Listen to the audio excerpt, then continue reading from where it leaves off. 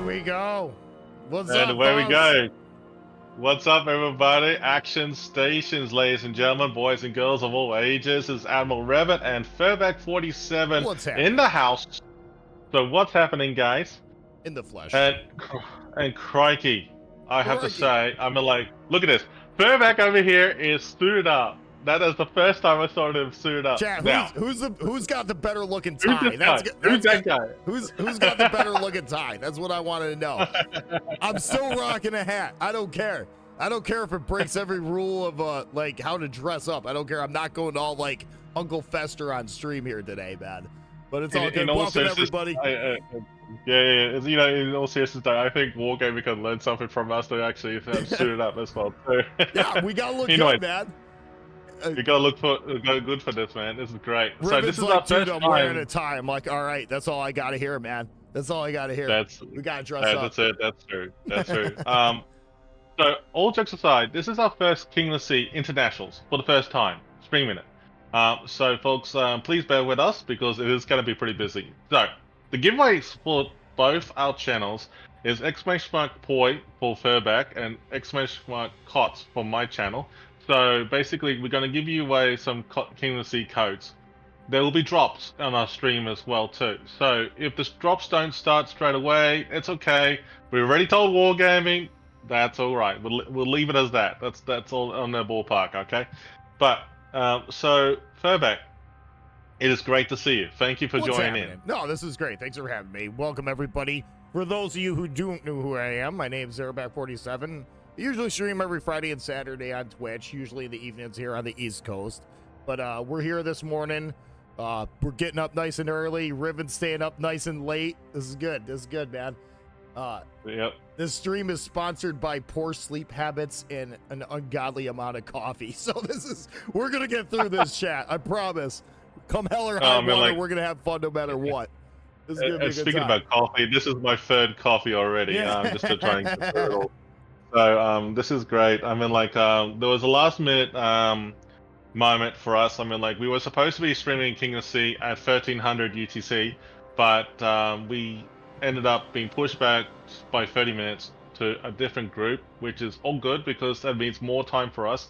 All these matches, ladies and gentlemen, just letting you know that they're all best of 3 matches. Okay, so basically, how it's going to work is that if we pull up the map pool, for example, let's go ahead and show the map pool. We got all these maps: Land of Fire, Shatter, North, Hotspot, Trap, Warrior's Path, Sleeping Giant, all great maps. You're all familiar with them all. The short version is that the teams have to go ahead and select it, and then, choose what to ban, what to keep, and so forth. The first match that we'll be catching up tonight, or morning, depending where you are around the world, is L7 versus KSM. Now, 2 very good clans. Basically, the bit of a background is that the L7 group is from China, and the KSM group is from North America. Yeah. America. All right. Know a lot of people from both clans that are both amazing players, so they got definitely both teams have some really good talent. So it's going to be a good match. Yeah. So it's going to be interesting how it's going to be panning out. So we're going to be in the middle of waiting for the ship bans and things like that. So folks, it is great to see you all. Thanks for the follows and also the support for both for my channel and also Furback 47. Please stick around and wait for the giveaways as we go through. We will announce when the giveaways are done so that you can claim it. We'll understand there is a 5-minute delay. We do apologize, but this is the prerequisite requirements of the King of the Sea tournament, so that you all understand. However, that means that we will give you an extra time for you to respond, and we will just keep calling you out. The mods will call you out as well too, and then hopefully within the 5-minute time frame after that, you'll get your prize. Now, make sure you jump in the giveaways. You have to be following our channels and just enjoy the show. Gotta be present to win. And you have to be present to win. There. Well, not president. Okay. So anyways, enjoy the show, folks. So what we're gonna do is that we're gonna be talking about how this works. We're gonna schedule and explain how this works. Okay. So the schedule is sort of like this at the moment. So basically, at the moment at 13:30 today, which is coming up real soon, we got the KSM versus L7, and then after that at 1500 we got we're not sure who the teams are for the next 3 matches afterward. Okay, so it's going to be on the fly. We're going to have to do it on the fly, let you know who they are, and we'll explain it as it is. At least you know what the schedule is looking like today. Furbeck and I will be doing the shot calling today for the first time in the King of Sea Nationals. I think Furbeck is just as excited as I am, aren't Oh, you? I'm having a blast, man. This is great. This is great. I get to, It's I get to great. talk uncontrollably. My day has been made. I must be Yeah, yeah, heard. This is yeah, gonna be a good yeah, time, yeah. folks. Seriously. Revan's been doing this for a while. I have quite a bit of experience in the game myself as well. So we'll do the best we can to kind of call things as we see it, and it should be some good games, guys. This first game, this first match, I'm really looking forward to it. This KSE is a very good clan. KSM's a very good clan. L7's a very good clan. So this gonna get nuts, dude. They're gonna be throwing elbows and stuff. I can't wait. It'll be a good time. That's true. That is true. That is true. So we're gonna have a great time, everybody. So, folks, we're gonna try and stay hydrated, keep ourselves in up to date and keeping ourselves awake. I mean, Furbeck, his job is very simple: keep me awake. That's not gonna be an So, issue here today. We're so gonna have fun, that's guys. right. So we're gonna have fun. So we're gonna sit back, relax, and enjoy the show, everybody. So what we're gonna do is that we're gonna keep an eye on the matches and everything. So we're gonna, go to the Be Right Back screen in a moment here, please. So we're gonna, you gonna clip Furback with a tie? Do it, do it, do I'm it. looking pretty dapper, man. We gotta do this. Who's got the better tie? Is it Riven or myself? Is it?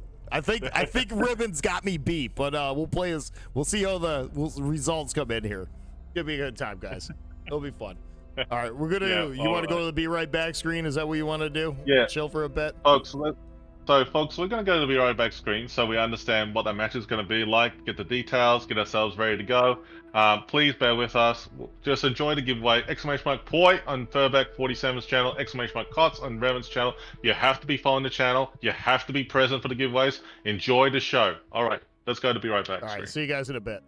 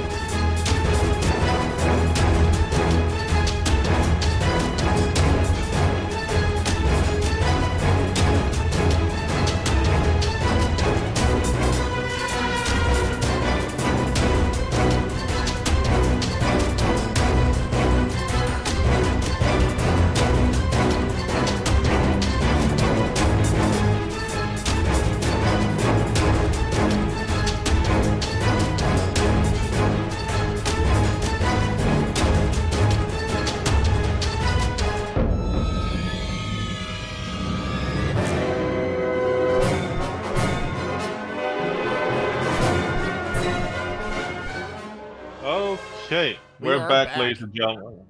So, Furbeck, run it through with us what we've just been told about the matches coming up for KSM versus L7. Okay, this one's going to be on Land of Fire, guys. cruiser's best dream, a DD's worst nightmare. There's a lot of, Yep. not really a whole lot of torp Best of angles. 3. Yep. Best of 3. So we're going to best of 3 map. So here we are, folks. This is going to be Land of Fire, Shatter, and Hotspot. We are just double checking on what the outcome was in terms of the bands. The band maps are actually Sleeping Giant. Just letting you know. So we're going to update this on the fly. It'll be Sleeping Giant, and also North. Okay, so there you go. Those are the band maps, correct? Yeah, exactly. Okay, good. Yeah, Land of Fire is, if you're in a cruiser, guys, Land of Fire is a map to have. The biggest issue that's always a problem on Land of Fire is spotting. If you're a DD, you have a very difficult job. You don't really have a whole lot of torp angles, and especially if you're on the eastern side of the map, you're really going to have a hard time keeping and maintaining line of sight with targets for your battleships and cruisers to shoot at. So that eastern side of the map is going to be really challenging. I think what we're going to see here is probably a good solid push on the A cap. That'll all depend on how things play out, but A cap is usually the side that's where it's a little bit more easier to maintain line of sight with targets. If you're a DD, cruisers have good opportunities to kind of stack up, protect their DDs and get shots. Battleships are probably going to play mid. It's going to be standard stuff. What do you think, Raven? Yeah, it's going to be interesting how they're going to play this match. I've actually just been advised, sorry, 1 second, guys. I've just been advised that we have a lot of ship bans involved here. Damn, I was not expecting this, but there's a lot of ships that have been banned just now. Ooh, okay. Oh, This will mix it up a little bit. Yeah, okay. So, Happily. ship bans. Actually, you surprisingly said it. Ship bans are Christoph Colombo, Libertad, Marseille, Napoli, Petropavlos, Gdansk, Brisbane, and Quebec. Both sides have gone out swinging, banning those ships very quickly. So that is actually very interesting. Yeah, dude. This is gonna be like 2018 style clan battle match here, man. With no Petro, no Venezia, or I'm sorry, Yeah. this is gonna be pretty wild, guys. Getting rid of a lot of 12-kilometer radar. You're still gonna see Musvas with the 12K radars and stuff like that. I don't think that's been banned, but a lot of these hard to kill ships like Petro, Napoli, these ships just don't want to die, guys. Vincent, with a super heal. So getting those guys out of the fight is really going to just turn things down to an old school slugfest. I'm looking forward to it. This is going to be really good. This is going to be awesome. This is going to be a awesome battle, actually. Yeah. I'm actually really looking forward to it. I mean, like, I have to say that for both teams, the way they have banned these ships, man, I have to say that both these clans, these groups, are not mucking around, and I can see that this is going to be a very interesting gameplay for both teams. Speaking about that, I mean, like, Christoph Colombo is definitely full on. I know that for a fact. I mean, like, I've seen that ship in action. If you play it well, it's actually pretty good. Libertad, I haven't really played the Libertad that much, but I have seen a lot of good things about that, and I heard a lot of good things about Me that either, ship. but it's incredibly strong. That's another battleship that has a really good rudder shift, and it's just a secondary monster. Another ship that's really hard to kill. But yeah, this is going to be interesting, guys. Getting the Colombo out of the fight is a very good thing because that sap just doesn't care. You already have overmatch on most of the cruisers in the game, and it sticks. Sap's, it still has some ricochet angles and things built into the mechanics, but it doesn't overpen. And you got 16 guns, dude. You know what I mean? And especially Ledge Mod Colombo right now is just completely busted. You're seeing a lot of them in randoms right now. A very, very powerful ship. So getting that ship out of the fight, it's going to bring things back to a mano-a-mano kind of style slugfest between your cruisers and the battleships, which are really going to be good. I wouldn't be surprised if we see a Montana going around, probably a Kremlin. You're probably going to see a Kremlin. People pricking that for a battleships, cruisers. Boy, you might come back to Salem's, Des Moines. I wouldn't be surprised if you see a Des Moines in the fight. This is going to be a good time, guys. This is going to be pretty cool because, considering they bet the Petro, there's a lot of other ships out there like the Salem, Des Moines, even Moskva, if you want to go that far. I mean, like, there's a lot of choices to choose from for both hydro and, of course, radar. So this is going to be interesting gameplay for how both teams are going to really play this out. So with that being said, everybody, this is going to be pretty much a very exciting match overall for both teams. And I have to say that, big shout out to hello to everyone in the channel community for both for Furback's channel as well as myself. And thank you for your undying support. It's greatly appreciated. So this is interesting. So Furback, with that being said, I'm like, well, let's go dive in and play that video for Land of Fire, hey? For the chat. Yeah, Let's do that. absolutely. Yep. Let's do that, guys. We'll be right back and we'll talk more shortly. Let's do it. Yep.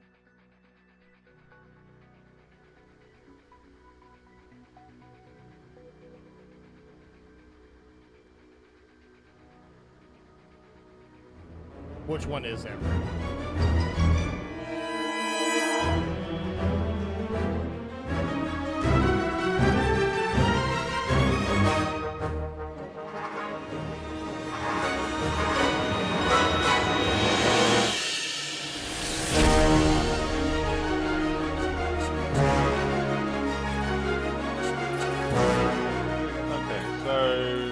Let's double check and make sure we got the video working properly. We just had to double check and make sure everything was set up in the back end. Sorry about this, guys. We're kind of learning the software on the fly. This is the first time I'm running OBS. Usually I run Streamlabs, and World of Warships actually did a really good job hooking us up with a really nice streamer pack, but it's incredibly complicated. So we're kind of the day one here. This first game is going to be a little bit of back and forth, just trying to get some of the scenes right, but we'll get it, guys. All right. Yeah, that's true. I mean, like, we're just double checking everything here because, like, we actually kind of like laughed hysterically that the video for Land of Fire did not play. We're like, wait a minute here, what's happening? What is this madness? madness? It was showing like the wrong video to play with. I mean, we can give it the ribbon there back 47. I mean, kind of like run down to what we think the map is. I played that map many times in both clan battles and in randoms, and honestly, between that map and Shatter, it's two of my least favorite maps. I'm a DD main, so I know the struggles, man. The hardest part about that map is just getting a target lit and keeping them permanent lit so your battleships and cruisers can shoot it. You know, there's just not a whole lot of torp angles, especially on that east side. I'm glad they put dual caps. Can we go back to, let's go back to map intro. Is that the one we were, or the map pool? Yeah, just go to map. Go to the next map pool. Yeah. Whatever it is. Yeah, because I can kind of give the rundown here. I'm glad they put on Land of Fire. I'm glad they put the dual caps on the one side, because that's the most challenging side to get a cap point. The fight on this map is going to be on the western side of the map. I think that's where the main focus of your fighting is going to be. I think you're going to see both teams try to get an early cap on that eastern side, the one that's closest to them, and I think they're both going to be fighting for that outside cap. That being said, we don't know where the push is going to come through. I mean, that might surprise us. They might do a play on that eastern side of the map and just try to do a hard push on that side. If they can cannibalize on that on either side, you're gonna see a team that's in a fire sack on that western side of the map. So this could go either way, guys. There's 101 different ways you could play this map, and either way, it's not going to be easy. It's really not going to be an easy as a DD player, man. So no, it's not. Definitely not. But yeah, it's actually pretty cool, though.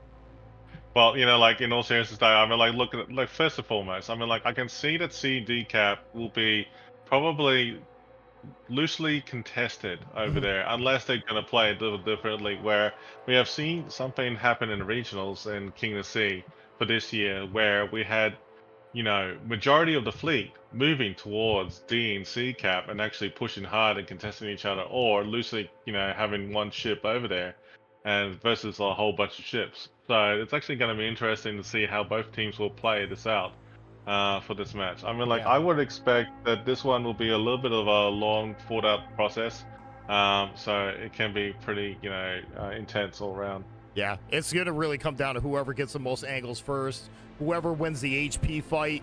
I mean, this is with the ship's ban list that they picked. I mean, this is just old school, man. It's going to be whoever can get an angle on the other guy first, DPM out a cruiser, and make a push. And we just don't know yet what side it's going to come from. I think you're going to see an early cap pick up on that eastern side of the map, and then it's just going to be a dogfight in the center on the western side of the map. I think that's what's going to happen. Yeah. But it's going to be drawn out. I mean, there's a lot of rocks here, guys. There's a lot of cover for cruisers. Your battleships are going to be looking for angles, and your DDs are going to be struggling to get targets spotted. So this is all well being contested by radar. You know what I'm saying? So this is gonna be a dogfight, man. I'm kind of looking forward to it. I think it's gonna be a lot of fun. Definitely gonna be a lot of fun. Oh, it's gonna be great. I mean, like, I'm actually very, very curious to see how this pans out for this match to begin with. So it looks like that the matches are gonna be interesting. So KSM is definitely on the alpha. Cap, we're double checking on making sure our stream helper is actually ready to go. Making sure. Looks like the map is coming together here, so we'll just have to wait for a second to refresh. It looks like there's a lot of things going on here, so folks, we're going to go to the Be Right Back screen. Wait a second here to get our matches up and running. So give us a second, please. All right, be right back. We are.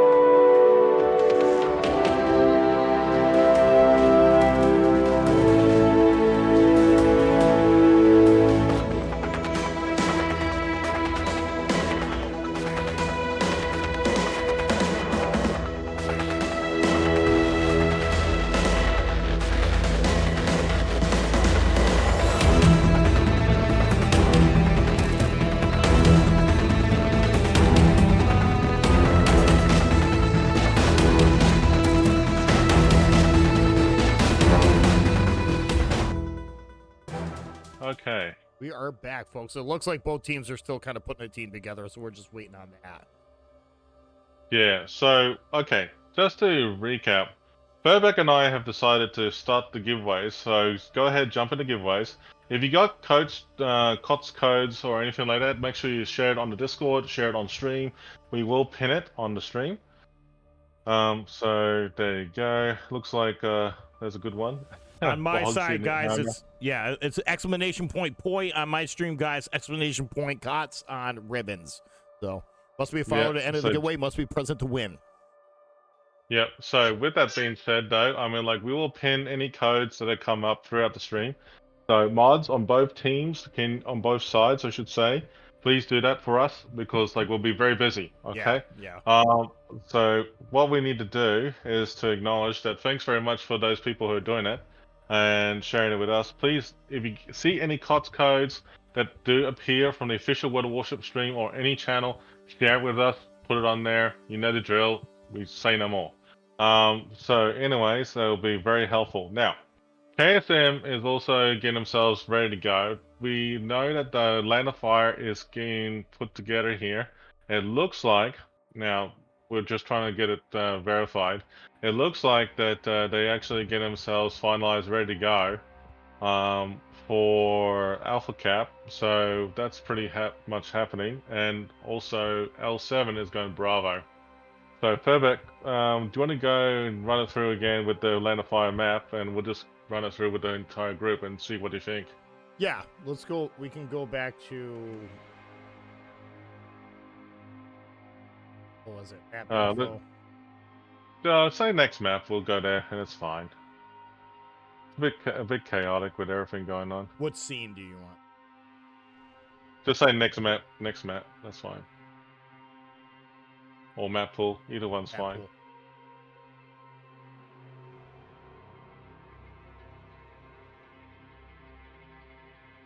Okay, here we go, guys. Yeah, we've been over this once, but we can go over it again. Land of Fire is a fun map, guys. It's just very challenging for DDs. Cruisers have a lot of places to stack up. There's a lot of rocks on both the eastern and western side of the map. This map is a DD's worst nightmare. Just trying to get torp angles, but it's not even about doing damage as a destroyer player. Your job during competitive play is to get targets lit for your battleships and cruisers to shoot at. And with the amount of rocks and overlaying cover that they have on this map at ground level, it's very challenging to keep targets lit for your battleships to shoot at them. So it's gonna. I think what this game's gonna come down to whoever makes the most mistakes first and gives the other team the upper hand. It's going to be challenging. The balance ships are probably going to be placing closer to mid, looking for a cross shot on a cruiser that backs up around a rock too far. I mean, those are the kind of plays that we're going to look for here. The DDs have a very, very, very challenging job. With the radar that's in the game on this map, not a lot of references in which you don't have a lot of line of sight. So, and the whole time you're playing with the other DDs on the other side of the team. So, as soon as the DD lit, I think you're just going to see all guns open up on that DD trying to get their eyes out of the fight. So yeah, it's a definitely a balance between getting targets spotted and not getting spotted yourself. It's challenging, guys. Go ahead, Revan. Oh yeah. All right, so we're gonna get ourselves ready for the official battle. Let's go to game screen and get ourselves ready to go for the first one that's coming up between KSM versus L7. So KSM is on Alpha team, and Bravo team is L7. They are waiting for one person to show up for KSM. We'll just wing it and just wait for them. But we're actually very excited to be here, folks. So we're actually they should be starting in a few minutes. Oh, there we go. Just speaking of the devil, the last minute player of KSM has showed up. So that's excellent. Yep. So we're off to a good start. Both teams are able to field a team. So that's a lot of times that's just the hardest part of clan battles, just getting a team together. Today it's King of the Season, it's internationals, so I don't think we're gonna have too much of a problem with like teams not being able to field teams. But it's I'm kind of curious to see what everybody's gonna pick. I mean, most of the go-to ships for clan battles are banned this round, so this is gonna be fun, guys. It's really good. I think this is gonna be a fun slugfest. yeah. So good luck to both teams. I mean, like, Yeah, I yeah. hope both teams will go well in this one because, like, it is actually going to be a very interesting match to see how both teams go. So with the codes and giveaways, I'm going to see how the first two matches go with this one for KSM versus L7. We might have a tiebreaker.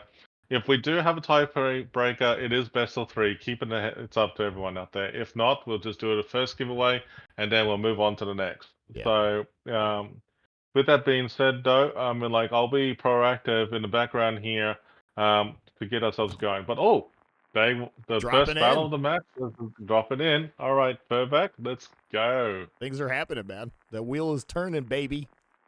Oh yeah, oh I'm yeah. kind of We're curious to excited see to be what they here. bring for DDs. You know, Yeah. Oh oh, wow. this is here we go. Here we go. Okay, Things are Furback, go getting ahead. spicy. Tell us, Furback, tell us on the Bravo team, and I'll go with the Alpha team for you.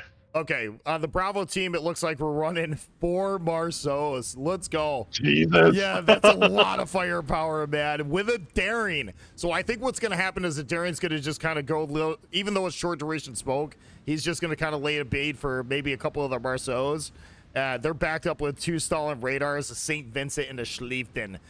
St. Vincent's running the 457s with a super heal, incredibly hard battleship to kill. Schlieften's just all about that DACA. I think we're going to see Daring paired up with a Stalingrad as a holding side of the flank, and I think we're going to see a massive push with the 4 Marceaus and the Schlieften down one side of the map. We'll see how this all pans out. That's my take on it.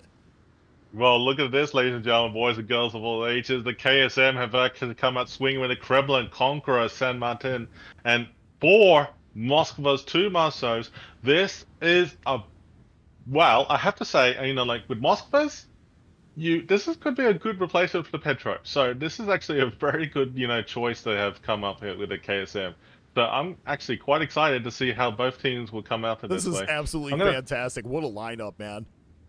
Yeah, this is a brilliant lineup. I have to say, I'm gonna glance over these tech tree builds on these lovely commander builds on these ships and the players here. They actually got some great unique modulars, and also they got some tanking builds, and wow, this is great. Yeah, I have to say, I'm very excited. we got 3 Marceaus going to the outside of A, along with, let's see, he's being followed with a Stalingrad and the St. Vincent. Okay, so I think, this is going to be kind of nuts, guys. 1 KSM Marceau on the other side, backed up by 2 Moskvas. 3 Moskvas and a Kremlin. So that's actually a good way of shutting down that push with the dual radar and everything else like that. But, man, if these Marceaus can get an angle on if they can isolate 1 or 2 of them Muskos, man, they can farm them out.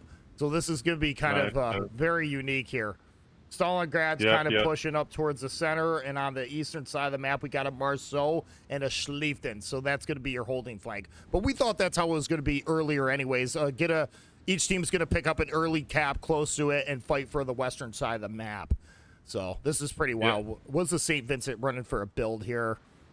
Yeah, standard tank build. Good. Stalingrad should be doing something very similar. Awesome.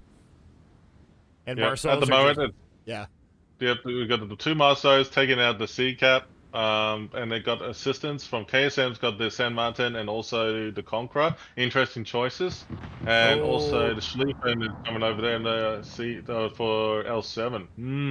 Gangster and the Marceau on the KSM just got caught. He ran head on into 3 Marceaus. I think these guys. I think that Marceau is gonna have a hard time. There's just too much DPM there.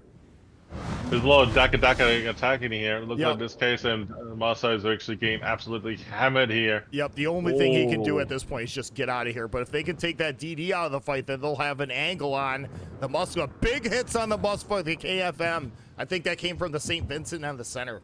Or that came from the Stalingrad. They came from the Stalingrad that had an angle. Oh, that Marceau and the KSM is gone. So that's interesting. We got a radar up here from the Musco. I'm sorry, Hydro up from the Musco here for KSM. Yeah. Looks like Bravo Cap, on the other hand, is actually a little bit of a stalemate. It's actually very quiet and neutral over there. Yeah, I figured that's what's going to happen. They did send the Conqueror over there, too. I think at this point, losing that DD on the A cap from is really going to put KSM at a very significant disadvantage over there. And Barth Mostros are dropped off, too. The other one got beat up pretty good, but it looks like they're dark. No, they're not. The one's still burning. They might go DD for DD here. They might go DD for DD here.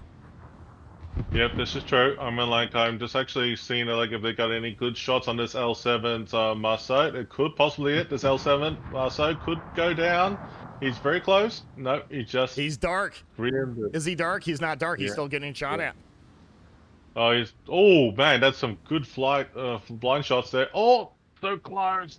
No, he's just still alive. Give he's still alive. 466 health. Ouch. 465 more HP than what he needs, man. But that was a good play though, getting the DD out of the fight, because they just lost their eyes on that flank, and right now their Kremlin's completely exposed. I don't think the Marceaus are really going to be able to do too much. They actually have a really good counter with the three Muscos on the one side of the flank. That pretty much shuts down that Marceau push. But yeah, I think if they can keep that low health Muscle maybe on the outside. But look at this, man. That Kremlin's just getting completely farmed out right now. St. Vincent's moving up here. This is going to be really interesting. Although their Stalingrad here from L7's getting worked over pretty good too, so he's in a tight spot. He did get smoked up though by the Darien, so that's going to help. That's really going to help. That was good play by the Darien. That's very good play at the moment right now. Oh, there's a lot of focus firing going on with the St. Vincent over here. Let's see how the St. Vincent or L7 is going to take the Kremlin, and also the three Moskvas, four Moskvas now. Yeah, their St. Vincent pushed up way too far. He can tank a little bit, but that was I think that was a bad move. Kremlin. Maybe two torps, three torps? No, two torps. There we go. Two torps on the Kremlin. Yep. Right now, Kremlin's really doing a good job though. Yeah, St. Vincent overextended pretty good too, so he's really. I think that was a tough play. If he stayed back behind that rock, he wouldn't have exposed himself to two Mazdas. Oh, Kremlin got absolutely obliterated by the Stalingrad. Both of the battleships got really aggressive this match. Just pushed. I don't agree with either of that play. I think if that St. Vincent, I think if that St. Vincent would have held it back just a little bit longer, they could have got that Kremlin dead and still maintained pretty much all the HP for the St. Vincent. I think that St. Vincent just pushed a little too far ahead. Right now, it's just a slugfest between the two cruisers. I have to say that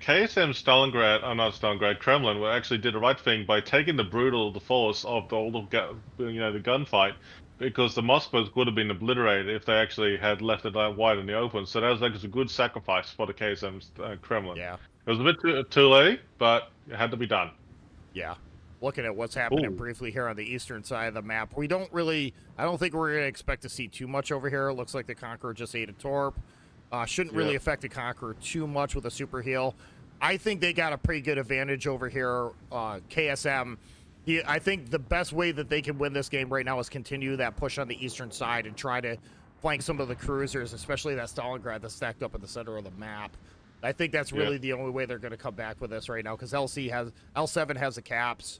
And right now they have the map control. Yep, at the moment right now, KSM is actually struggling with the health pool with the Conqueror. I think the Conqueror needs to reheal itself. I don't think it does have a heal available right now. No. So that's getting really focus fired on. It's going to get burnt down by the Marceau and the Siphon. Yep, I think KSM's going to lose two Muscas here very shortly too. I think they're going to lose. Yeah, they're going to lose one muscle here. These guys are just pushing too early. I think they're getting greedy. Each team's struggling to get an angle on the other team, and this is the problem with Land of Fire, guys. We talked about this earlier. The hardest part of this map is getting line of sight on another target, and it's going to come down to whoever makes the most mistakes first. The Kremlin pushed up a little bit too far, got farmed out, but so did the Vincent. But then both battleships pushed up because they had nothing to shoot at. So, interesting. Very interesting here, guys. I think L7's gonna... KSM is definitely winning the eastern side of the map. They're definitely winning the eastern side of the map, but I don't think it's gonna be enough to turn the tides here. Yeah, because they're just getting decimated. Yeah, they're getting decimated right now. It's like, the Moskvas are actually, like a standing ground. They're all good, but it's too much broadside at the moment. Yeah, with the Marceau showing it that's a broadside to the Moskva and the KSM. Yeah. Look at this. It's like, mission of HE AP shots. It's like KSM's getting single fired, one at a time, it's gonna eventually they're gonna have to fall back and regroup. But look at over the eastern side. Oh, there I goes think the L7's got Moscow. this one in the bag. I just don't see KSM recovering from this. I think they just Sam got too. Martin's down. Yeah, they just got way too aggressive, too fast, too early, and got caught. But even that last Musfa that went down, look where he went down, Chad. He's right in the middle here, wide open. Why did he push? You know what I mean? You're not gonna you're gonna push into a Stalingrad. You put yourself into a 3 versus 1 fight, and you got nothing to shoot at. You're not gonna win. Exactly. You're not gonna win that fight. Ah.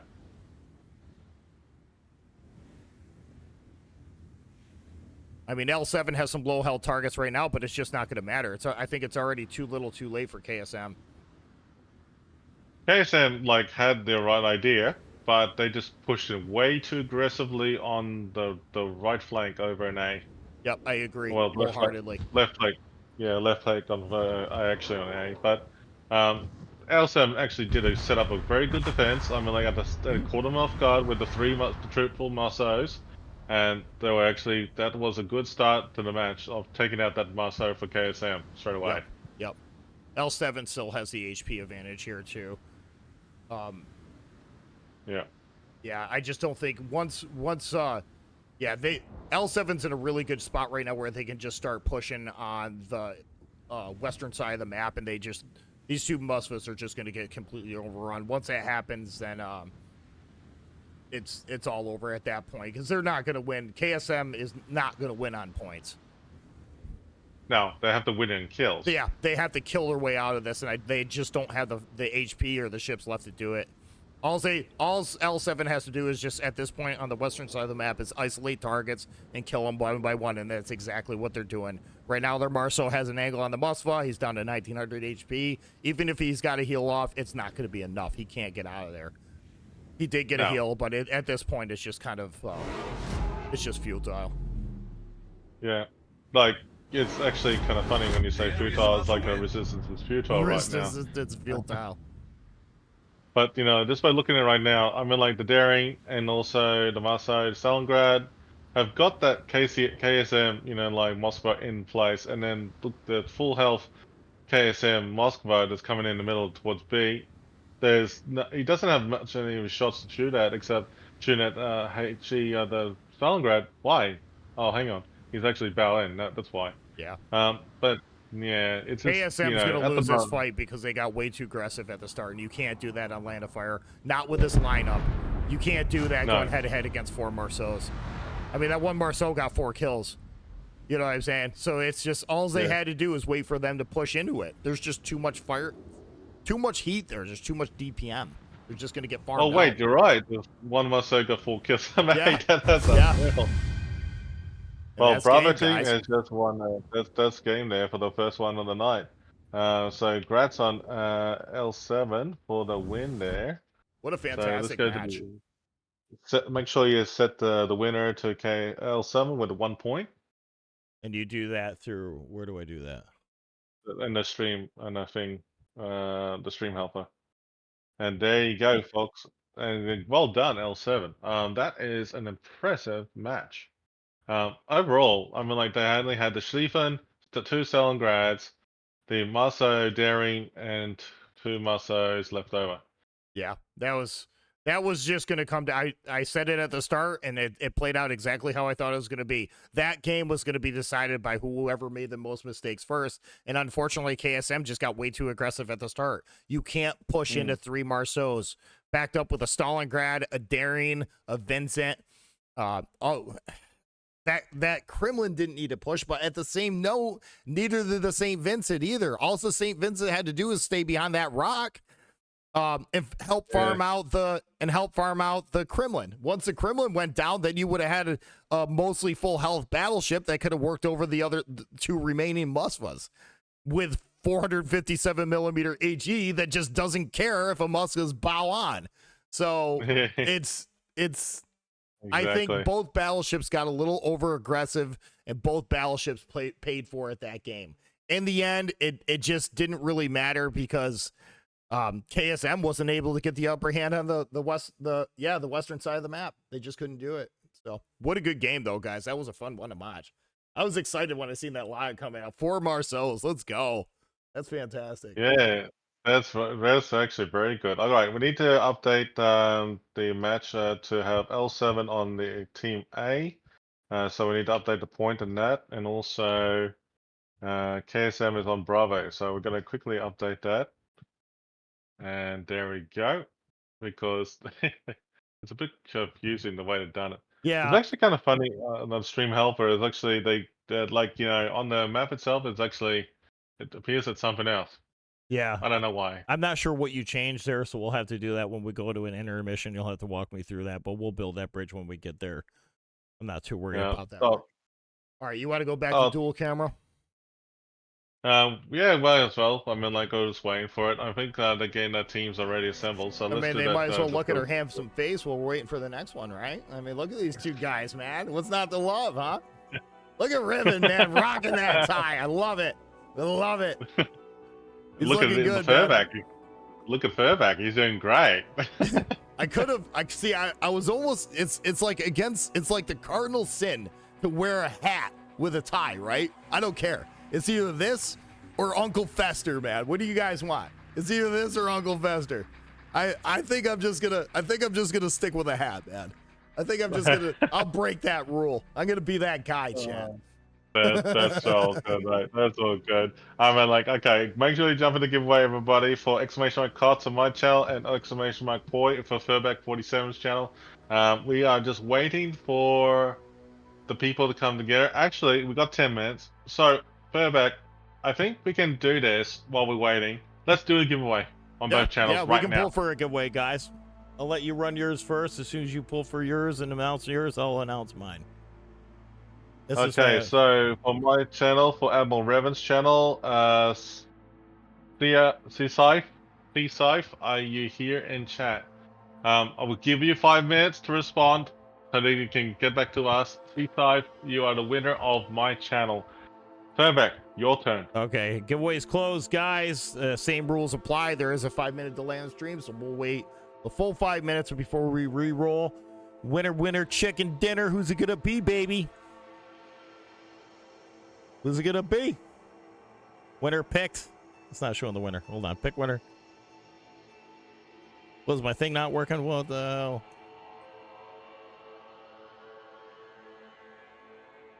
Oh no. Don't forget to message us on Twitch, folks. If you're having trouble with Twitch, message us on Discord. It's not showing who won the damn giveaway. Oh, this ain't gonna work. All right, let me try it one more time.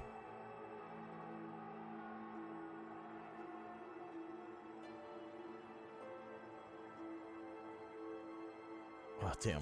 Too many buttons, guys. We'll get through this. All right, giveaways closed. Let's see if I can get mine to pick. For some reason, it doesn't want to roll. This is winner pick, but nobody's showing up. Man. Yeah, I know, right? Oh, damn. Okay. I'll have to figure out why this isn't working, guys. I only have a lever where I could put everybody like into a wheel of names or something like that. I might end up doing that. Just to keep the ball rolling. Wow, that software's not working. That's too bad. Yeah, I have to say that, folks, I mean, like, I think sort of those are just pointing out, like, you know, like, the way the teams are lined up, that sort of thing.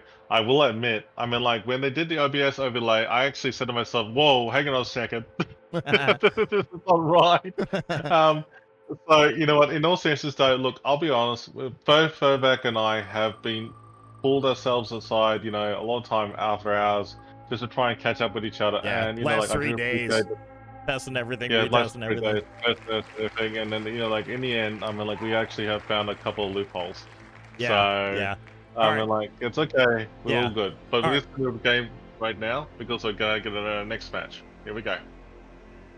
Okay, guys, for my giveaway on my end, unfortunately, the software is not working correctly. So what I did is I took all the entries, put it into a wheel of names through Google. I'll pick the giveaway that way, and unfortunately, that's just how we're going to have to do it. We'll have this worked out by tomorrow, guys, I promised. But in the meantime, we'll do what we can do.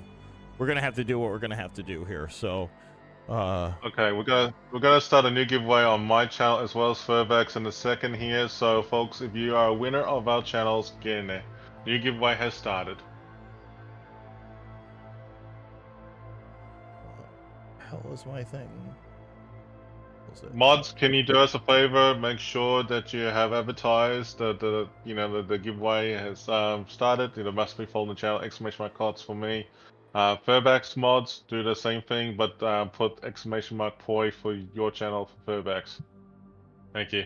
All right, Steven the Jeep, you won the giveaway. I'm just gonna have to do it this way, guys. We'll improvise. We're gonna make it happen. I apologize, but we'll get this squared away definitely by here tomorrow. So, in the meantime, we'll keep the game ball rolling here. Steven the Jeep, you won the giveaway. Send me a message in game, and I'll send you your code. Congratulations, Steven the Jeep. Okay. All right, what do you want to do, Riven? I'm good. You want to open another giveaway? Open on the giveaway, and then just let everyone know it's started. Okay, sounds good, man. We're about to start the batch now. It's round 2. Here we go. I think. Yes, we're dropping in. So it's a lot of fast pace in this battle. So we were told that in King of the Sea Internationals, it's actually fast paced. Madness, guys. Madness. Glorious madness. All right. Okay, so, Fairback, I'll go ahead and talk about our L7's lineup, and you do KSM, okay? Fantastic. Here we go. All right, Ohio, Schlieffen, Des Moines, Salem, Moskva, Haragumo, Z42, 2 Marceaus. This is actually a pretty interesting lineup for L7. I do see a lot of tanking attack attempts for Ohio and Schlieffen, but let's go ahead and talk about Fairback's group with KSM. Please go ahead. Yeah, no problem, man. Ragnar, Daring, Gearing. I think we're going to see a smoke comp, possibly trying to smoke up maybe the Gulen and or the Salem. Daring's a good farmer, and Ragnar is also a good farmer. At this point, Ragnar's a good cap contester, but I think for this style of gameplay, you're going to see him operating more as a light cruiser in the open. Gulen's always been very strong, especially with airdrops. Real good for digging out that stubborn cruiser that can't get spotted. So the very good cruiser, guys. Very, very short cooldown on the radar. Radar's up more than it's down, and a very, very strong cruiser. Salem is Salem, 8.5 kilometer radar, but is really tanky with a super heal. We got another Dutch cruiser, or I'm sorry, Pan American. All right, sorry, Pan. Oh my God, basically, yeah, the Pan EU cruiser. I'm sorry, that was a hard one, guys. Essentially a Plymouth copy, not a Plymouth. Whatever. Which are you talking about? Are you talking about the Sphere? Yeah, no. So it's Perth copy. Yeah, the Perth copy. Then you got a Prussian. You got a Prussian and an Ohio. Ohio has 457 millimeter guns, so it was a Prussian. So a lot of overmatched material. A lot of big things are happening, guys. Let's see what they do in the game here. I have to say though, in this battle already, I noticed a ship that I haven't seen really much of an action in, and it's this Sphere, which is a Swedish. I think it's Swedish. That ship. It's a cruiser. Is. Yeah. It's very nice. Smoke Actually, I have to radar. say, it's very good. Smoke and radar and wait, hang on. Smoke radar and what's that icon on the far right? Is that Intune, please? I don't think so. Let me see what he's running. Find him. Yeah. It's interesting. Anyway, it's a very interesting ship, though. Yeah, it's very good. It doesn't really have a whole lot of tanking potential, but it doesn't matter. That thing is a DD hunter killer through and through. And if he can stay outside of some of this other 12-kilometer radar, I mean, that ship can definitely do some work with some counter radar in himself, too. So it's very, very powerful ship, guys. But I like the gearing, daring combination. If he can work alongside maybe let's see, what is he doing? The gearing's working with... He's in tandem with the cruiser, so this is good. This is good. And both teams are going on the outside. Marceau outguns the Gearing 3-1, but at the same time, the Gearing outspots the Marceau by almost 1.5 kilometers. So if this Gearing finds himself inadvertently with a gunfight with a Marceau, things have gone horribly wrong. All right, he shouldn't have put himself in that spot in the first place. So if he just can keep him lit for this European cruiser, they might be able to get the leg up really good on the Marceau. Now the Harugumo over here for L7, if he's running ledge mod smoke, that smoke lasts for almost 4 minutes backed up with a radar Des Moines. So I think we're going to see a smoke radar play here with the Des Moines. The Harugumo is just going to lay smoke for the Des Moines and try to farm out whatever targets that he can find. Their Salem's kind of pushing mid. Z42 is doing the right thing, just staying back. Daring. Dorf's inbound onto the KSM for Daring. He might get caught. Daring's slow. I don't know if he can get out of the way. Yep, he did. He skated it. That's good. But that Z42 is a really good cap contester, too, with a 6-kilometer hydro, guys. Is another ship that's just a DD killing machine. Yep. This looks like very interesting there. Yeah. Yep. Oh, a lot of hydroacoustics going on inbound and over in the Bravo cap. This is actually pretty good to see a bit of a stalemate over here in the middle. I wonder what KSM and L7 is thinking. Are they filling it out, just wondering what's in there before they actually make the counterattack? This is going to be interesting. But remember, KSM has to win in order to stay in the next round. Absolutely. Looks like the Daring's got a pretty good angle on the Schlieffen. Schlieffen's going to stay spotted by the Salem's Hydro. See, man, this Schlieffen, I think, is getting a little overly aggressive here. And I don't think it's going to work for him. He's pointed the right way, but, yeah, too many cruisers are going to have an angle on him. Yeah, exactly. If he backs up any farther, even the Z42 is going to get a beat on him. And he just lost half his HP. He's going to probably eat a torp or two on the stern. I understand, yeah, 2 torps on the... Oh, it's Schlieffen. Yep. That Schlieffen's actually been absolutely obliterated too soon. Oh, mate, that's unreal. That is actually great focus fire and also, airstrike attack from the Galileo. Yep. Galileo is actually a great spot right there. Absolutely. And this Schlieffen is... Whoa, he's gone. He got too aggressive. Even though he was pointed the right way, he still put himself in a spot where he couldn't get out. Right now, the Z42 has a beat on their Daring. I don't think it's going to matter too much. The Daring does have a small token heal, and more importantly, he has a way out. So he's pretty much just going to single-handedly nerf the Z42's Hydro once he gets out of Hydro range, and it looks like he went dark, so he's fine. Shatter's another tough map, guys. It's one of those maps where there's not a lot of line of sight. There's plenty of spots for cruisers to stack up, and it's just going to be... whoever makes the most mistakes first. And a lot of your mistakes are going to be made at that B cap. And we've seen that very early on with the Schlieffen. There's actually some great crossfire action going on here between L7's Moskva, Marceau, Harugumo, Des Moines, and they're focusing fire on this gearing as well too, which is great crossfiring all around. Yeah. I have to say that it's pretty good gameplay going on here. Moscow is getting absolutely hammered here at the moment for L7. Looks like the gearing's gone dark, which is good. They need to have it dark at this moment. Looks like the Moscow is getting absolutely hammered. Looks like... I mean, the Prussians even melting pretty good with KSM. What I see happening here on the eastern side of the map is they just have so much firepower here. Again, they're stacked up good, and KSM just really doesn't have a whole lot to counter it. Once L7 figures out that there really isn't much to stop that push, we're going to see an aggressive push here. Once that Prussian goes down, once the gearing goes down, they can get the gearing dead at any time. Right now, the biggest... Thinking about aggressive push right now, so if I look at this in the middle over Bravo, the Ohio for KSM is actually tanking it and right behind with the Galileo and the Daring right behind supporting it. And look at that L7's Ohio purely broadside. Yep. They're going to get themselves killed over and over again against the center cap guys. Right now, the Ohio has an angle, but he's pushing himself into a spot where he can't shoot anything. Right now, the one thing that he is doing, though, is he is contesting B. They're probably going to get it, and right now, the only way L7's going to maintain possession of B cap is if he gets reset or they dig him out. But right now,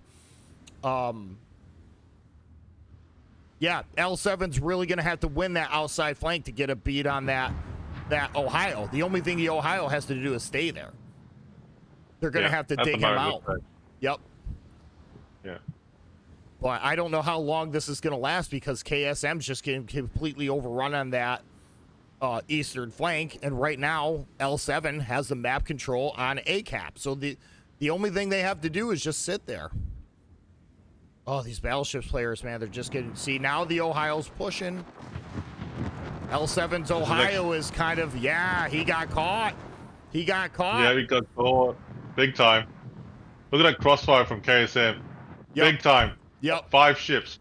Focus fire. He's going to be decimated right now. Watch his health pool go. KSM found really capitalized on that Ohio. That Ohio just did not have a play. That Ohio is definitely on his own. Yep. What a good play by KSM. That was smart. That was really smart. Get some 457mm guns out of the fight now. And look how much HP they have at the center here. Between the Gulen Lu and the Ohio. 2 very healthy ships right now. That's going to be... incoming torps at the moment. Yeah. I think KSM just got a pretty good upper hand on that. They might turn the sides here on that ACAP. But Ohio's going to take probably maybe 2, maybe 3. Gun Liam might take... Oh, no, he's fine. He's fine. Look, incoming torps again from the Z42. Yep. Looks like he might cop these torps from the Z42.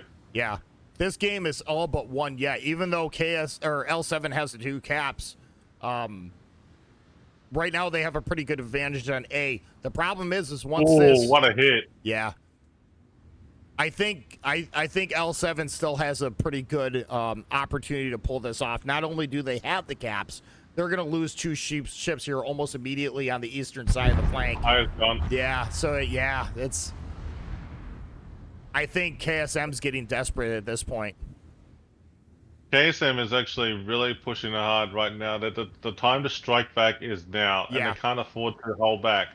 And they're actually doing it right now, focusing fire on the Z42. The Z42 is literally getting focus fired on, and he's got the Salem on his rear. He's going to gun layer. Oh, he's gone. There you go. That's way to go, Salem. Good shot. This is the only chance KSM has a chance to win this game is if they can finish off these lefts. Yeah, there's nothing to stop this push now on that Salem.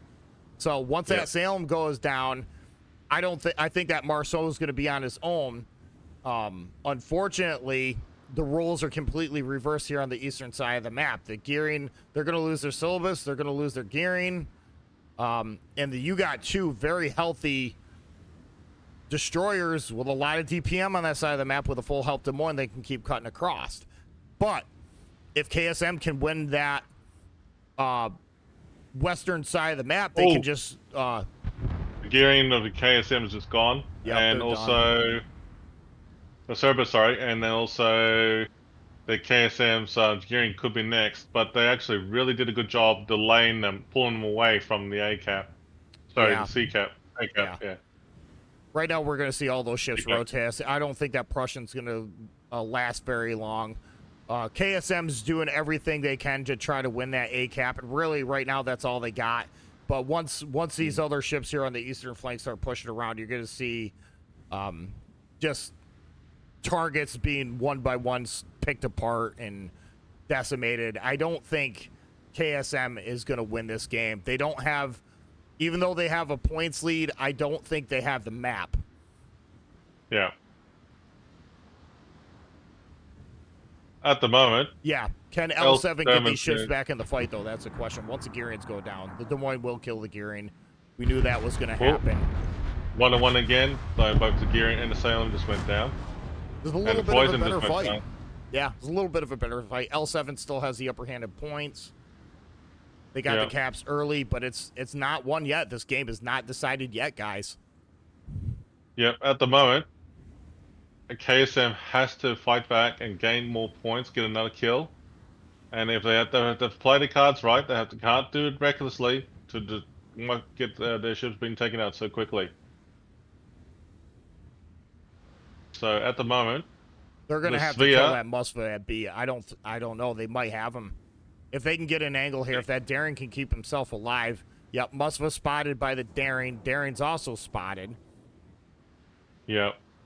I don't think that Musva can kill the Daring off fast enough, though. The Muscle has pretty good radar, 12K radar, but it doesn't last very long. Oh, is he gonna be beach himself just in time just to get away from that? Yeah.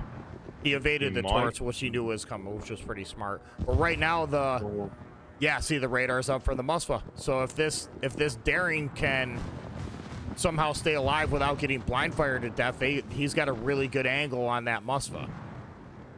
that Mothra is actually getting really absolutely hammered right now. But the thing is that I can see Yeah, that daring just he played it wrong. Darian's getting absolutely taken on. Yeah. He played it wrong. Yep. Well, he's that not was actually not a bad god though. No, he did all right. He played it wrong. He pushed Oh, out there he's back alone down. without the help of the Salem or the Ghoul. If he would have gotten eyes on the Musfa, and Mothra's down.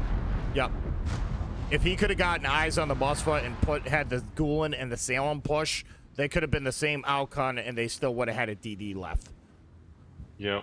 So it's a bit of a stalemate right now on both sides. Yep. Still got almost 6 minutes left in the game here. So if KSM doesn't lose another ship, they'll win here another 4 minutes. But I don't know. They did see each team won the flank on the opposite side. So right now it's just a dogfight in the center. Right now KSM has the 2 caps. So It could be an easy one's game right now with the if It is KSM doesn't if KSM doesn't then play this right, they could lose this match. But I have great faith that seeing what they've done so far in this match, they have turned the tide in this battle so far. yeah, they did a really good play early on against their L7's Ohio. So that was a very smart push, but they pushed together with the Ghoulin. Battle ends in 5 And There's the a lot of yeah. hope in here. Ooh. Can the Salem or the KSM hang in there? He's doing a good job. Nicely played. Yep. Nicely played. I agree.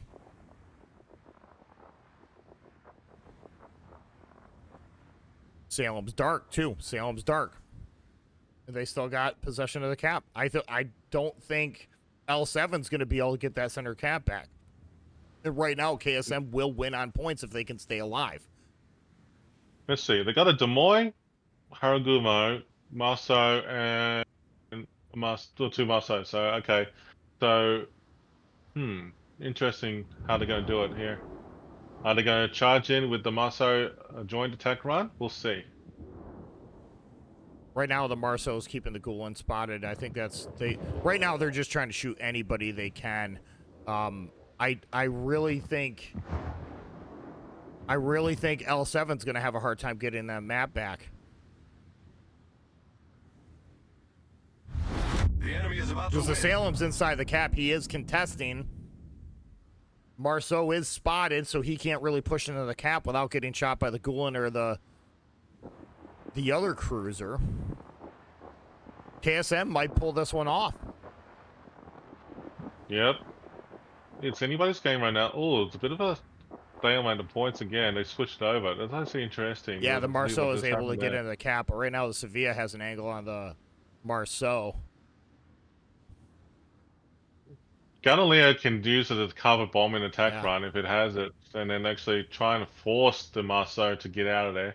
The Marceau is literally just hanging in there by a thread Yeah, in the corner. that's stopping the points long enough for L7 will win if he can just stay there and stay alive. So this is just this entire game was about map control.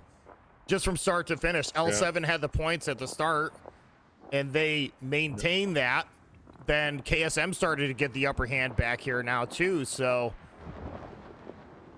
I don't really agree with what this Des Moines doing either, because Ooh, the Des Moines doesn't need actually a push. The Des Moines is actually hammering the sphere, and there's torps inbound on the Salem, but the Salem is in a good spot, pulling back behind it. Yeah, I think L7 messed up with pushing up to Des Moines that far. He didn't need to do that. They're going to win on points. All they have to do is sit there. Unless what they're doing is transferring.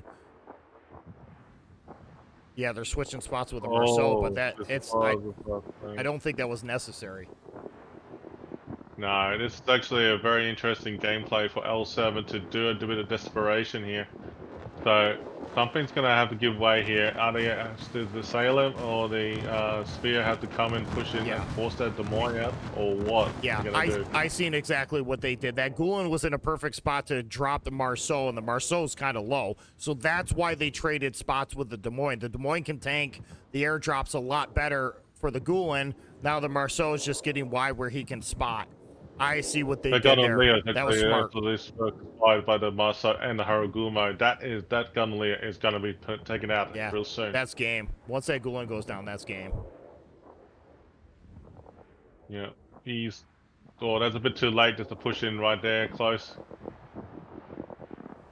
I thought it was an iffy play when that Des Moines moved up, but looking now at what they did, that was actually really smart because they know where, even though the Marceau wasn't spotted, they know that's the only spot he can be. So all that Gulen has to do is just sit there and drop that corner of the cap. Can they take out that Marceau? It is really close. It's very, very close. He's still I don't know. spotted.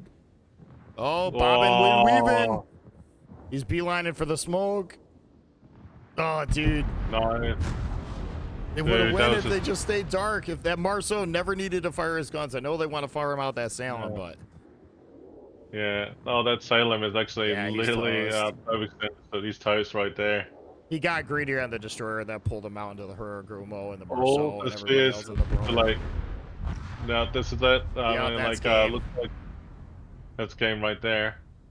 L7 has prevailed to hang in there. That was a lot of back and forth right there, man. It literally could have been any game, buddy's game. L7, I think it benefited them to get the caps right out of the gate. Yeah. Then all they had to do is hold it, but each team won the flank on the opposite side. So at that point, the fight's going to transfer to the middle of the map because it has to, right? So Yeah. L7 getting the early cap advantage put them in a points advantage. So where all they had to do is just hold the caps at the center of the game. But transferring out, Well, I thought that was a mistake when the Des Moines moved up, but I seen exactly what they did. They moved the Des Moines up so he could tank the drops of the Gulen. Then all the Marceau had to do is just go wide and spot the Gulen for everybody else of the brother to shoot at. So yeah, exactly. And that was actually a very impressive win for L7. So great job L7 for that win right yeah, there. yeah. Look And at the dual KSM cam is a now. hard team too, guys. Those guys know what they're doing. I mean, that game, we're Mhm. seeing a lot of talent here today. I'll go Yeah, back to it was dual actually camera. very well played. So it's actually very well good gameplay for both teams right Yep. there. We'll go back to dual camera. So I have to say that that was actually a very impressive gameplay and win for both teams for the way it's been done. So it looks like KSM is going to be in the losers bracket, and then looks like L7 has moved into the winning bracket, so they'll be moving in to the next group. We'll be waiting patiently for the next round, so we'll just wait anxiously to see what the next battle is going to be like. So we're going to be waiting for it for a moment here. So we're going to go back to the Be Right Back screen shortly. With that being said, everybody, go ahead, jump into giveaways for both our channels at the moment at this stage, and then we'll see you all both soon. That was a fun game.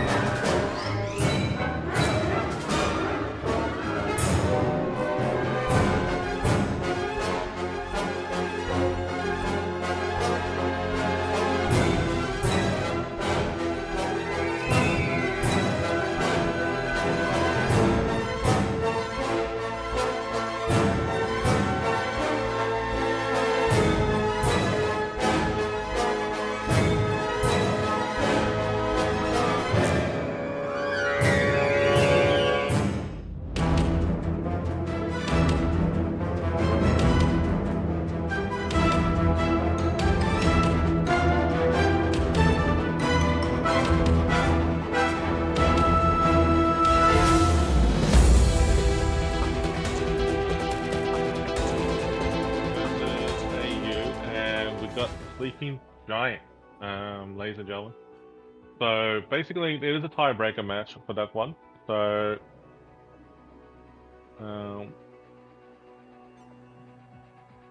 Let's see what the map layout is at. I'm gonna go to map pool. We'll talk through the map this way. Is the videos working out? I don't think they are.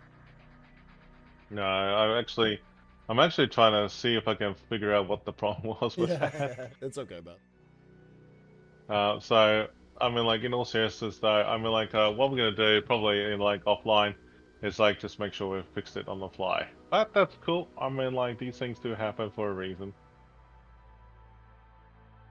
I don't see my name in the I'm there. observer. It's like no, we got 31 spectators, dude. Oh, you gotta scroll down. Holy crap. Okay, gotcha.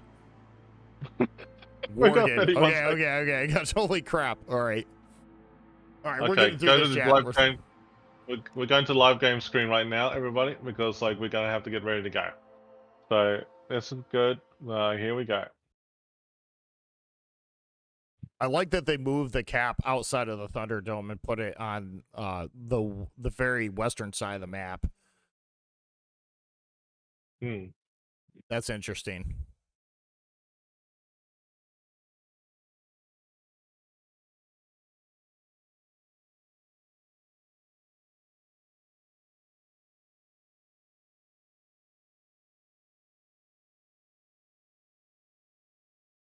All right, full teams on both sides. We do have a giveaway open, guys. Explanation point Poi get you in the giveaway on my chat. Explanation point Kots get you in the giveaway on Riven's channel. So make sure you throw your name in there, guys. And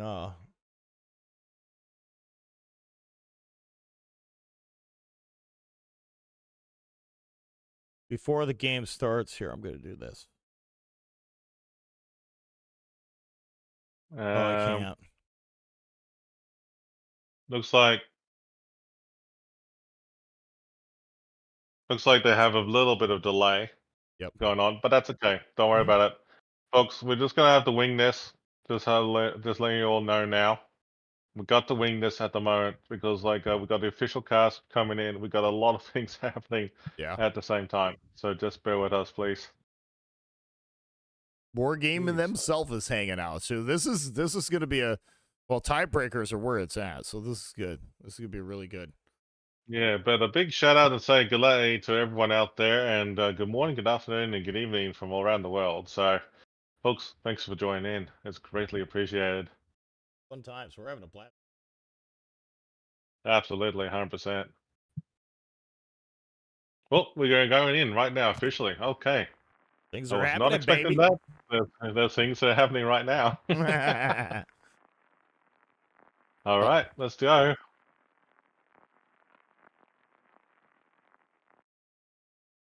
All right, so here we go, ladies and gentlemen. Okay, ladies and gentlemen, boys and girls of all ages, we got HSR coming out swinging with a Montana, Kremlin, 2 Brisbanes, Stalingrad, Haragumo, Gdansk, and Ragnar. Purbeck, take us in with the AU group, please. Over at Bravo, we got a Vermont, very heavy salvo, backed up with a Colombo sap that doesn't care. We talked about that earlier. Very good counters against the 2 Brisbanes. Also running 2 Brisbanes, a Stalingrad, Haragumo, Gearing, Downey, and Gdansk. So both teams have a pretty strong lineup here. We'll see how they implement their ships. Yeah, all right. So let's go have a see at AU's group. Like this is going to be very interesting. Got the Gearing, they're actually pretty well built. Also the Gdansk has got a good the radar detection group, so it's actually pretty nice. IFG. Oh, hang on, that's not IFG. It's actually what do you call it again? The radar. That or what ship? Yeah. Oh, Gdansk. I mean, like it's got Gdansk. like the yeah, it has 7.5 radar. It's not super long duration, but it's also running smoke too. So you have the smoke radar combination. Excellent cap contesters. Both teams appear to be running 2 farming style destroyers. The Delany is not really a cap contester. It's more of a long range. You could compare that similar to like a Kaba. Ragnar, you're going to play that the same way, but the Ragnar has a very high HP pool with a heal. Downey could be running a heal or smoke. We'll see what they decide here this game. Two Hirugumos, a Gearing, so they could be running a smoke pump. Brisbane also has smoke and radar. All right, doesn't have smoke, it has radar. So you're thinking of another ship that has that. Plymouth, yeah. Yeah. HSR has actually got an interesting tactic going on here. I noticed this. It's like they got the Brisbane, Haragumo, Gdansk, and the Kremlin moving over towards the Charlie Cap. But they actually, both teams are really pushing hard to Delta and Charlie. Yeah. I think an early fight at A would be a death sentence. I like the word, how you worded it there. The death sentence already at an A. It's like, wow, man, okay, fair enough. But they do have a stand a pretty good chance of picking up right now because the only radar they have is the Brisbane. I mean, that Ragnar or that Hirumo, for that matter, could just duck inside of A. I think I think AU's Vermont's going to be looking for cruisers to shoot over at C. Which way is his guns looking? That's where I would have my guns facing. Yeah, so he's looking to pick up cross shots. Oh, I'm sorry. He's turning his guns to the left-hand side of the flank. Okay. I don't think he's going to get over that rock on the Brisbane or the Stalingrad. That Vermont needs to be more towards the Sentinel, where he can be picking up shots here over that C. A lot of these cross-moving cruisers. Bergamo did get spotted early. It's actually interesting to see how they're doing it. There's a lot of top jostling as actually going on for both sides right now. And it's got actually a good call for the Delny actually going out wide over in the 910 line over here for the AU group. Yeah, I like what AAU did here. They decided to send the Gdansk to the B cap to try to get an early cap, which he's probably going to be able to pick it up because he's completely uncontested. But even if a destroyer did decide to go to B earlier on from HSR, the Gdansk is a very good destroyer to be dealing with that DD. So they might be able to get an early cap here. Yeah. And look at this. There's a lot of torps going towards, the Brisbane and Haragumo, but it's actually short-lived, though. But, I'm actually got my eye on the C cap. Oh, hang on. We're missing out on the action already. Gdansk is actually getting actually hammered over here by HSR. Yep, he's on the eastern side of the flank. Away. Oh, I missed out all the action when I was actually hammering there at the moment. Yeah, the Gdansk doesn't have a heal either, so whatever HP he has is what he has. And getting yourself down to a third HP this early in the game is can be a problem, especially when it comes to fighting other destroyers late game. Gdansk is able to pick up B. I think they're gonna rotate their Gdansk if I was AU over towards A and see if they can win that push. Right now, the Heroes just gonna keep targets lit for the Brisbane, who's smoked up. But they already have the cap. They don't need a push. They don't need a push. The only thing they need to do is hold that cap. Right now, if AU wants a cap back, they're going to have to go get it. So to go get it, they're going to have to run into a Stalingrad, a Ragnar, a Brisbane, and a Rugamo. So I just don't think they have the ships there to do it. They just don't have the ability. Right now, I think most of the fight's going to start transferring over here to the eastern side of the map because that's all they got. Mm-hmm. The Gdansk didn't go to A. They AU's transferring or rotating their Gdansk over the other side of the map. So okay, cool, right on. There's actually some interesting tactics being played here. HSR has actually got the Haragumo going to narrowly dodge those torps in the middle here, but at the moment, at this stage, it could be anyone's guess. Oh, there's a lot of torp jolting attack on the Haragumo and AU, and also the Brisbane. Will they dodge it? Looks like they're okay. Yep, they're fine. HSR is doing a fantastic job of rotating their Stalingrad and Ragnar over to B too because they already have A. Both teams know where all the ships are. AU really doesn't have any way of getting A cap back, so if the Stalingrad could back up the Ragnar, they could potentially get B and maybe kill the Gdansk. But I think AU's very shortly here going to lose C cap in the center. Mind you, though, I have to agree with you. At the same time, look at this points at the moment for both teams, neck to neck right now. Neck. It's only someone has to give way at this at some point. Someone has to give way. Even though the Stalingrad's there, I think that we'll see what that Ragnar does. I think that Ragnar is going to make a play for B. Yep, he's probably going to back into the cap, so he has a way to kite, and he's backed up right now with a Stalingrad. So AU's going to lose that center cap. They don't really, again, AU just doesn't really have a means of getting these caps back. And HSR is doing a fantastic job of not pushing when you don't have to, because they're going to have a 3-to-1 cap advantage here, and AU just doesn't have a means of getting a cap back. Yep, at the moment right now, yep, looks like that HSR is doing a great job of, taunting at the B cap right now. There is radar being spawned at the moment from the Stalingrad of AU, and actually they can see the Ragnar. The Ragnar's starting to move. He's got shots incoming. Yeah, Ragnar can tank it though. Stalingrad radar doesn't last very long at all. Oh, Vermont is actually having to go at him. Oh. Yep, little chunk out of the Ragnar. Remember, though, the Ragnar does have a really good heal, and that Stalingrad doesn't... Yeah, see, Ragnar's already dark. The Stalingrad radar doesn't last very long. Yeah. So, again, the Ragnar's just going to back into the cap, and he should be able to get it while the Stalingrad's radar's down. So, HSR's doing a fantastic job of just completely managing the map. The Delaney's taking a pretty good risk here by pushing into C-cap. That's really the only play he's bad, but he's not going to get it because of the cadences right on him. So, HSR is just doing a fantastic job of controlling the map. I love to see this. Well, I used Delaney. Actually got spotted and actually got hammered right now. So a few seconds here. Yep. He's getting actually focus fired on by the advanced Kremlin and the Montana. Yep, he got that is a big no-no. Yep. He tried to go for it, but he couldn't do it. He just couldn't do it. Let's have a look and see if they actually have made any progress over this side, over in A-cap. Looks like a bit of a stalemate here, but there's a lot of action going on here. Ooh, Haraguma is kind of away from Ragnar the Brisbane and the Haraguma. Yeah, Ragnar, even if Ragnar doesn't get B outright, he's still keeping the coins contested. He's trading a little HP, but it's not enough to really matter. He can tank it, and he still has another heal available. Right now, the Harugumo's getting kind of clocked over here on the western side of the map. Yeah. Yeah, they had to make a play over here at A. That's the only way AU is going to really make anything happen here. Yeah, exactly. And looks like at the moment right now, I can see the Haragumo is actually doing a great job contesting A. And it looks like that AU could bounce back, but we'll see.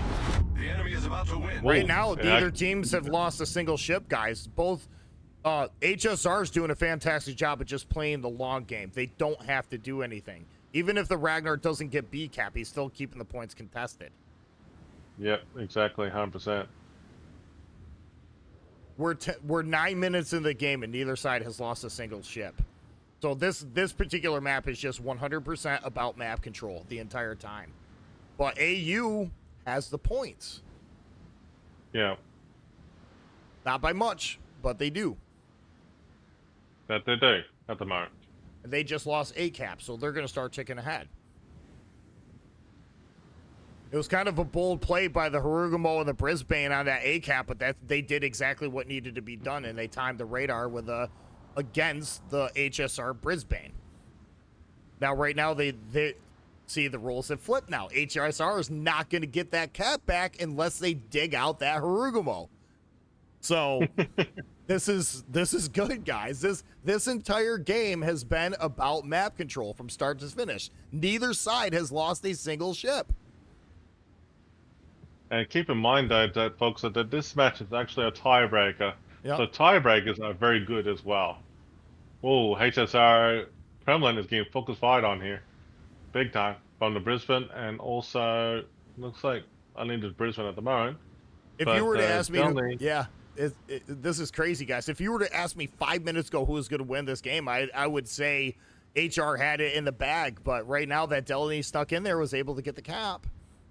And now the roles are completely flipped. Yeah, actually, the funny thing is, I actually was thinking of making a prediction about like who was going to win.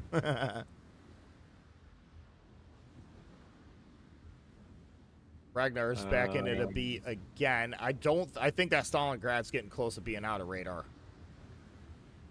Unless he's running superintendent, I think that Stalingrad burned 3 radars. Yeah. Ragnar's all right, so we got a Yeah, go ahead. No, that's fine. I'm just saying the Ragnar got radar briefly by the Cadence, so he's just not going to get that cap. He's just not going to get that cap. Yeah. HSR is making a push at A because they have to if they want to win. And it might actually win out for him here. Once that Brisbane, if that Brisbane can get an angle on that Harugumo, right now the Stalingrad's shooting him too, they could kill that destroyer, get A cap back. I still think HSR is going to have a hard time winning the points. Ooh, Vermont shells fell short. Yep. Hopes are going in on this Harugumo and HSR. I think this HSR, Harugumo is going to be fine. Oh, wow. DD for DD. He may not be. Good torp very beat. close. Good torp beat right there. Very close. Points didn't change. Points didn't change. It went DD for DD. So this Cadence is just getting hammered at B too. That's game. That's game right there. That's game. They can't. I don't think they're gonna recover it. No, I really don't. IU's got them. Yep. Wow, what a game, guys. This game was nothing about everything about map control and nothing else. This game was won or lost by map control. And it was quite the dogfight. Both teams, I thought, did a pretty good job of laying out their ships. But transferring the Stalingrad off of A over to B, I still think that was the right thing to do with HSR. So it was, that was interesting match, guys. All about map control, that game. Well, great job to AU there. Well done. Yep. I mean, that's a great win over there overall. Well done for both teams there. That was actually, just by looking at it real quick, I'll just quickly jump back into the in-game part. That it was actually phenomenal to see how they actually, did that. It was actually very well played for the end result of that match. That was actually so well done that I actually thought it was actually well played for both teams to have that X amount of ships left over. Absolutely. I mean, we were almost 18 minutes into the game before each team lost a ship, and they traded. Yeah. You know what I mean? So it was just kind of whoever could just kind of get positioned, whoever could get the caps, and whoever could keep them. Bravo, AU. Good job. Yeah, exactly. All right, folks, we're going to go to the Be Right Back screen right now and get ourselves sorted out for the next matches shortly. So we're going to, definitely, see what that. And congratulations to those who actually predicted the AU. So we're going to wait for the 5 minutes to, delay the finish, and then we'll give you the rewards there. All right, be right back, everybody. That was a good game.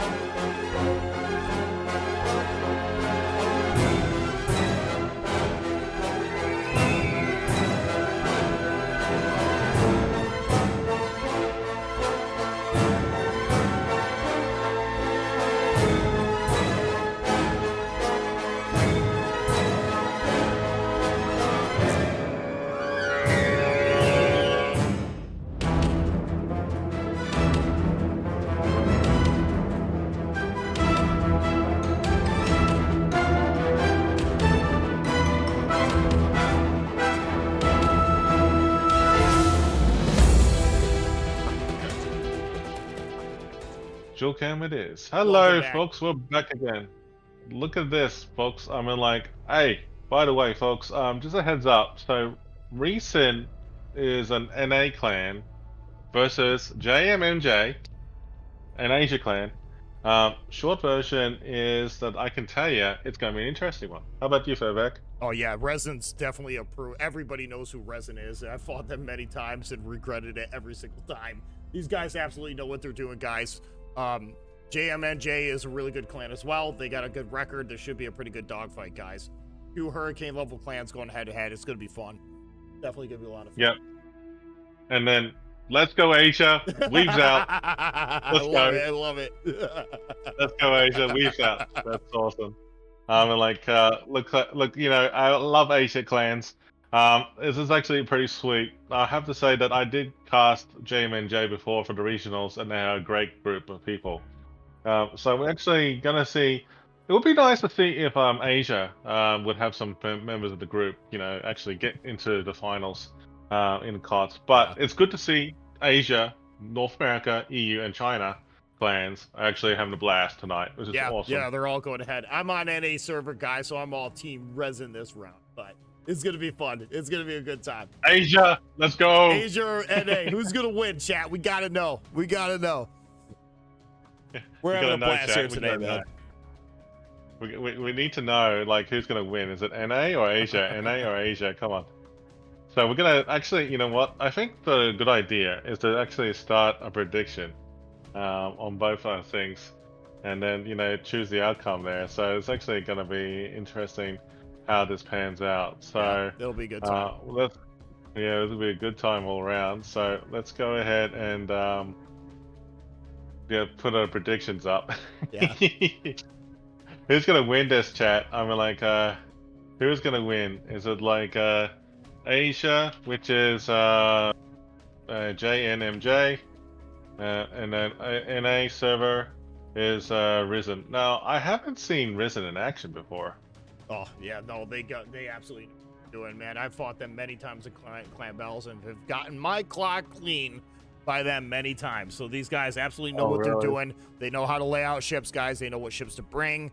And they got some amazing callers, too. These guys are just legit. And they're good dudes, too, man. They're really good sports about it.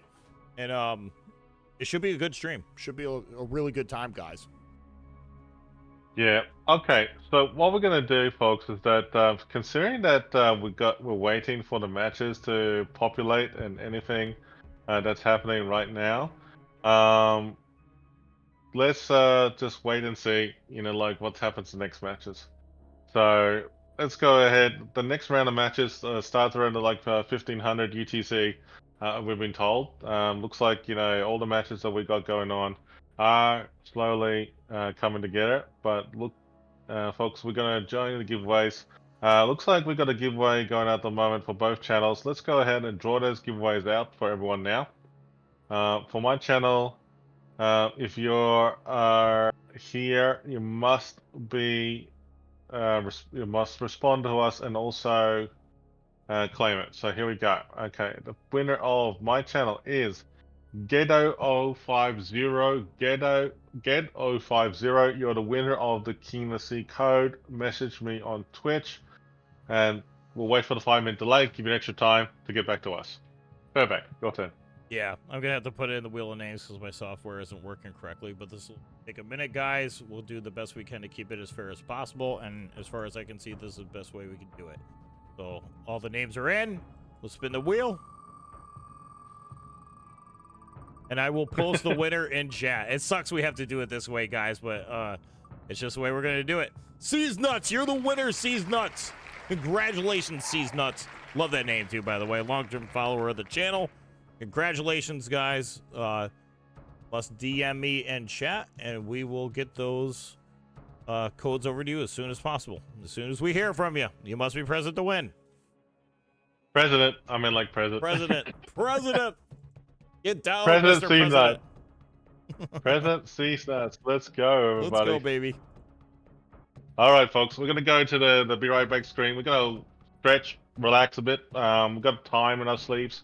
Look, there's no games available at the moment right now that's happening, but let's just enjoy the show, enjoy the drops, Hope you're loving it so far, folks. Thanks for the follows for both channels. We love your support. All right, we'll be right back, everybody.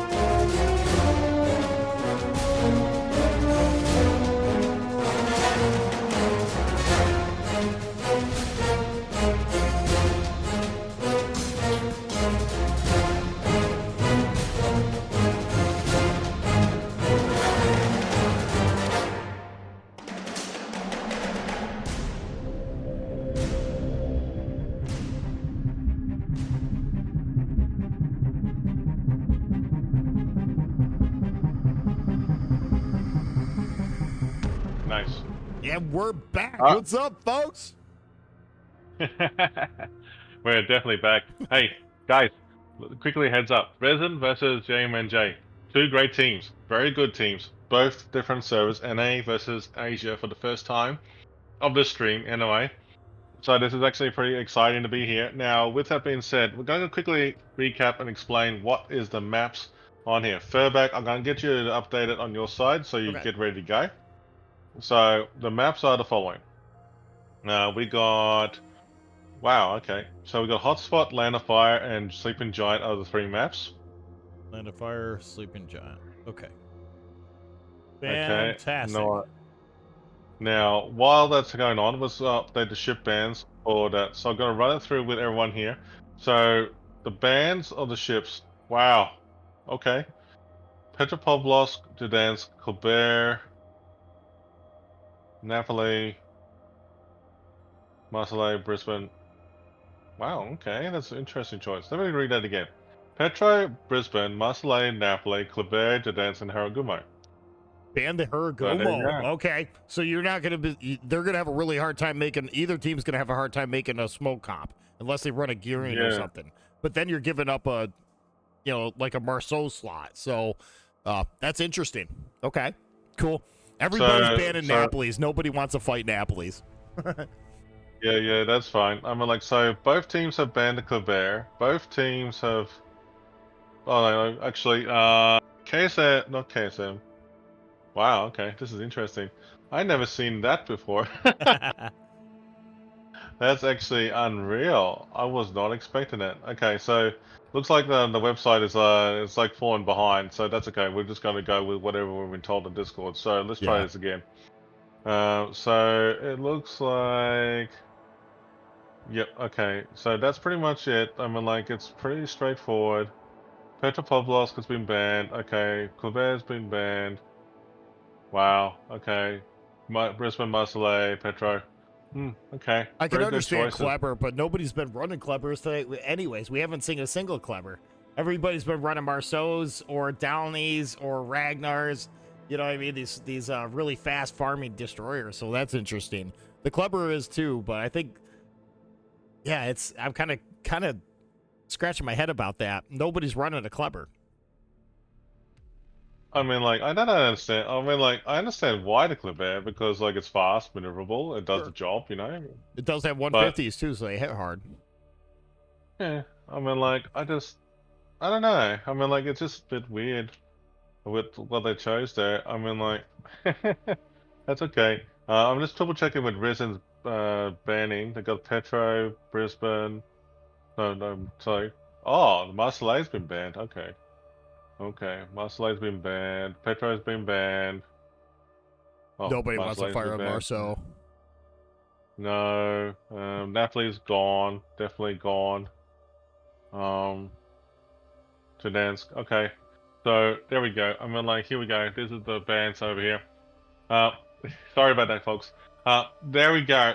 So basically, this is what it's looking like on both sides. So basically, Resin's actually banned Marseille, Napoli, Gdansk, and Petro. JM&J turned around it. Brisbane, Petro, Colbert, Haragumo. Very interesting choices. Yeah, for sure. We've been seeing But quite a they few have, Brisbanes today too, so that's obviously a popular pick. It's a strong cruiser. yeah, It's a strong cruiser, 12K radar. It's essentially a radar Minotaur. You know what I mean? yeah. And you know, the funny thing is, actually, when I look at this, I actually banned both Shatter. They banned the map Shatter. I'm shattered okay. already. Come on. Yeah. I'm shattered already. Shattered and Land of Fire are two of the hardest, most frustrating maps to play. So I can definitely understand that. Yeah. We're still in the process of looks like both teams are still in the process of fielding a team, guys, so we're almost there. We're just waiting for them to ready up, and we'll kick this thing off. Yep. I think, well, the same thing we're going to say is that we're going to make sure that we're just going to, make sure we got the cross the I's and T's in this one. It looks like that we got the teams coming together right now, which is good to see. So I think in the next 5-10 minutes, thereabouts, I think we're going to have a match starting real soon.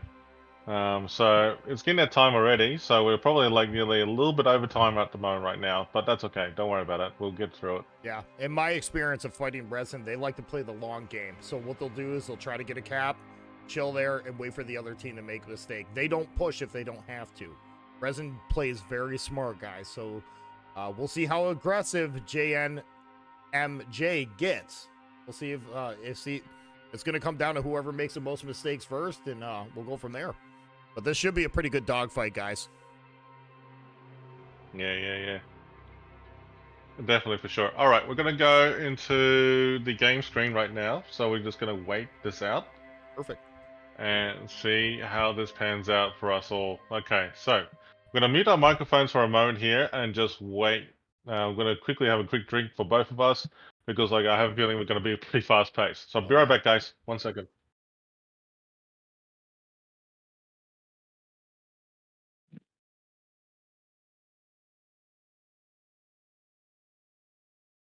Yeah, you're good. Hang on 1 second. I think we got to. Let's go to. Be right back, screen, guys. Let's go.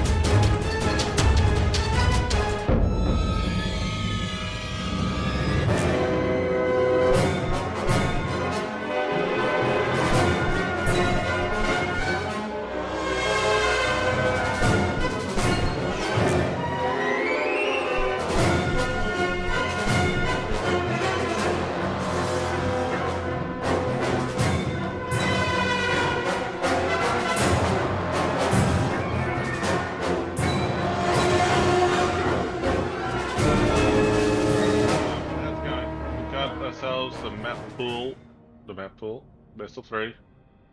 There we go. Hotspot, Lane of Fire, Sleeping Giant. That's what's going on.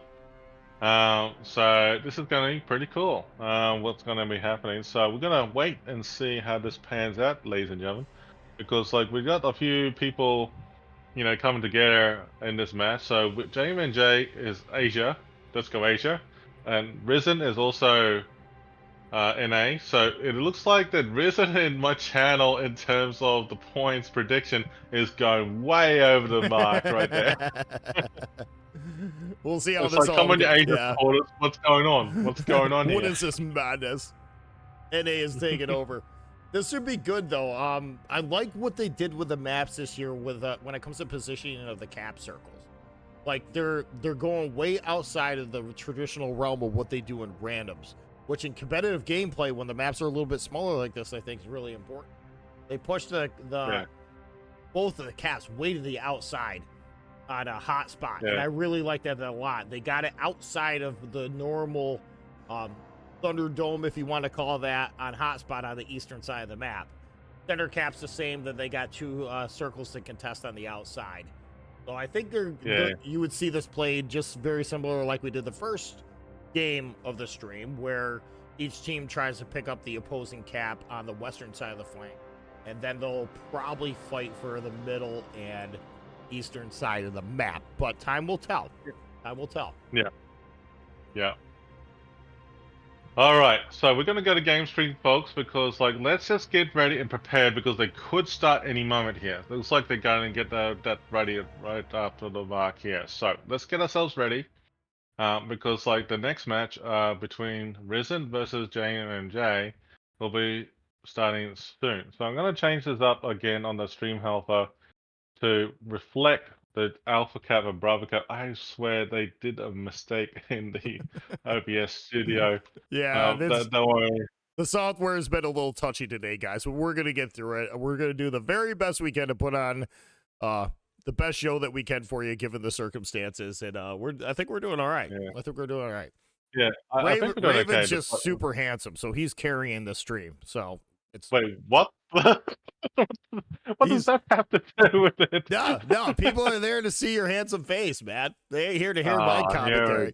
Here we go. Oh, that's all good, man. We're having a blast here, guys, today. Regardless, come hell or high water, we're having a fun time. So hope you guys are having half the amount of fun that Riven and myself are. And I think you're going to see a lot more of this in the future, too. So we're clicking pretty well, and I think everything's going good. Hope you guys Yeah, enjoy I the think show. that in all seriousness, though, what we have seen tonight so far, or even early in the morning, it is actually pretty much like we gotta keep on top of it. There's actually a lot of things happening in this tournament, so there's a lot of things yet to come. We've still got plenty of giveaways going on, folks. Make sure you jump in it and got exclamation mark KOTS from Revan's channel and exclamation 4 in Furback 47's channel.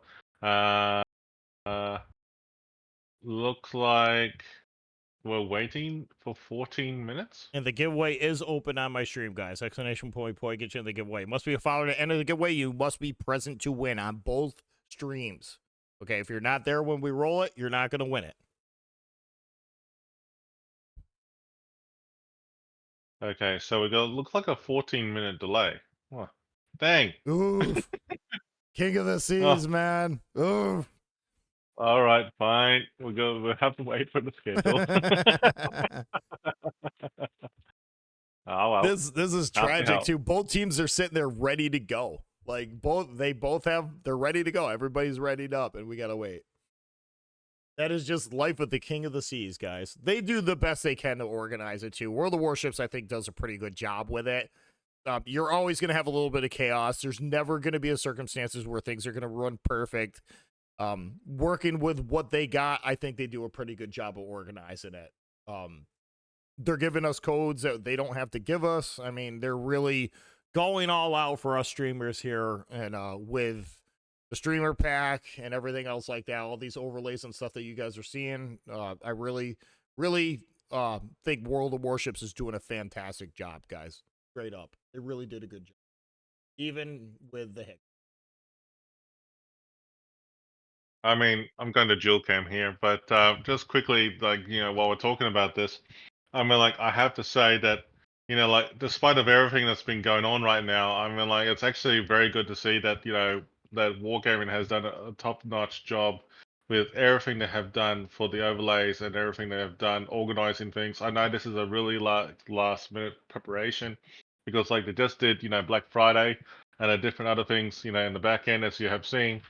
There's so many things that's going on, and especially just around the corner, not too far away, is Christmas. Yeah. We're This is a massive undertaking. so this is like probably one of the best I've seen so far. Like we're actually going back into the game screen right now. But yeah, it's actually pretty much all good so far. We're ready to go. Yeah, they've really done a good job organizing this too, guys. A lot of people are working behind the scenes too. A lot of no names that we haven't heard of. Yes, Gaishu, Bogsy, Ascons, those guys are always involved in anything, but there's a lot of names on the Discord and whatnot of people working their butts off trying to get this thing going, guys, and they really did a good job. Oh, we're dropping in, baby. Dropping in. They actually gone ahead of schedule, so this is actually a good opportunity. So let's just see if we're going to get 3 games out of it or 2. All right, JMNJ. Oof, Ohio, Crystal Colombo, Des Moines, Moscow, Venecia. Oh, that's an interesting choice. Gearing, Daring, Marso, and Ragnar. Interesting lineup. Recent, go for it, Furback. Both teams are running a heavy destroyer lineup too. 2 Deerings with 2 Ragnar, so I can predict a smoke comp pair possibly backed up by 3 Musvas. The Perth copy. the Cerebus and a Libertar. Libertar is incredibly strong too, guys. Can it beat the Ohio? That's a question. And moreover, the 16 guns of sap that the Colombo spits out, guys, is that sap just does not care. It just does not care. Just by looking at a JMNJ's lineup right now, I mean, I have to say this is quite incredible right now to see how this is panning out. That they actually got 2 heavy battleships with very strong tanking builds. Yeah. So that's actually going to be interesting going forward. But I am actually curious how Reesin is actually going to go out here. Ragnar's not bad. I mean, I have to say Moscow I'm curious about. Yeah, the Libertar here obviously is running a full secondary build as he should. But that's another battleship, guys, a newer battleship to enter in the game that just got released out of early access, a patch ago. And this patch, actually, and that ship has been incredibly strong. That whole line right from the start. It's been really fun to play.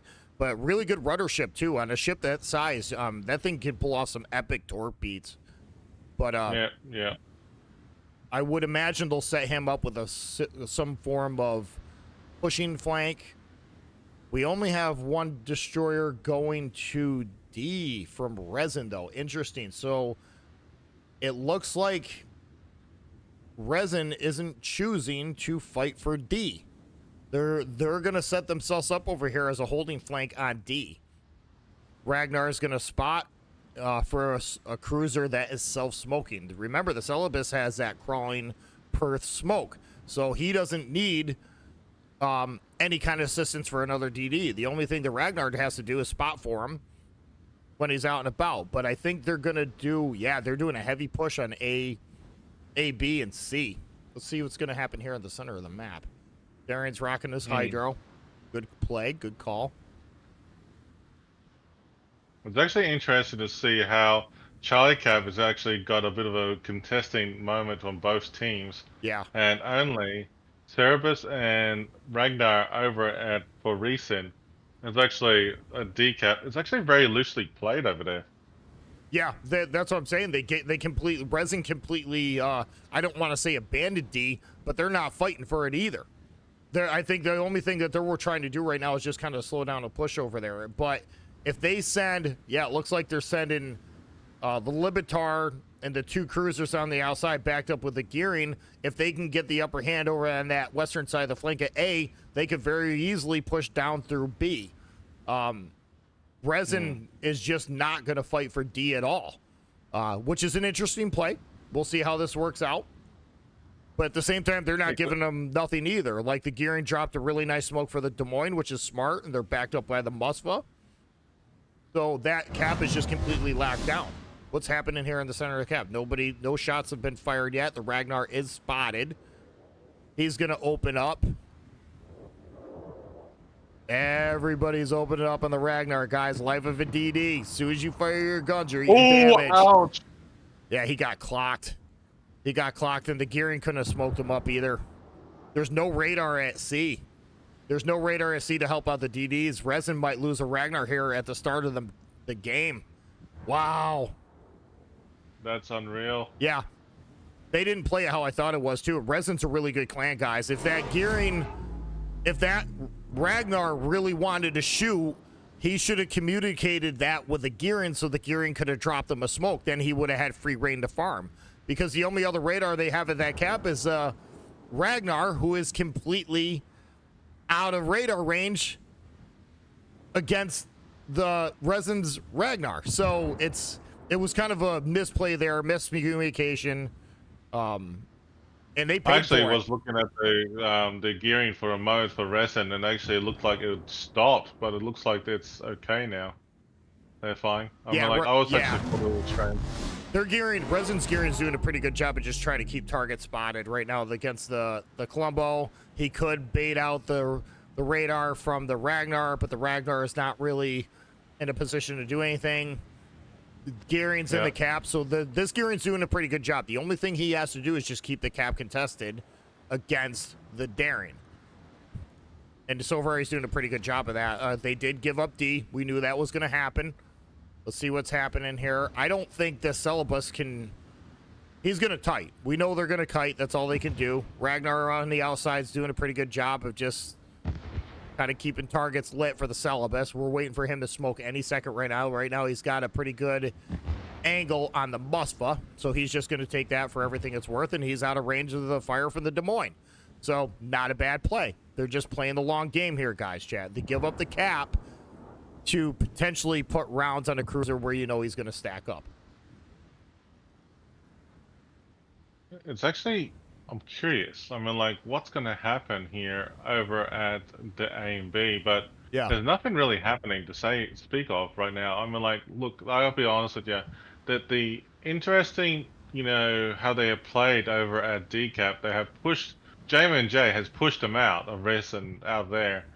So it's actually going to be interesting. Are they going to actually reconsolidate their ships and focus on C now? I don't know. This is going to be an interesting choice. Yeah. There's a lot of talk going on here. Yeah. I think they gave up D with the hopes of putting the two muscles on the inside with potentially killing a DD at the start. And honestly, it just didn't work.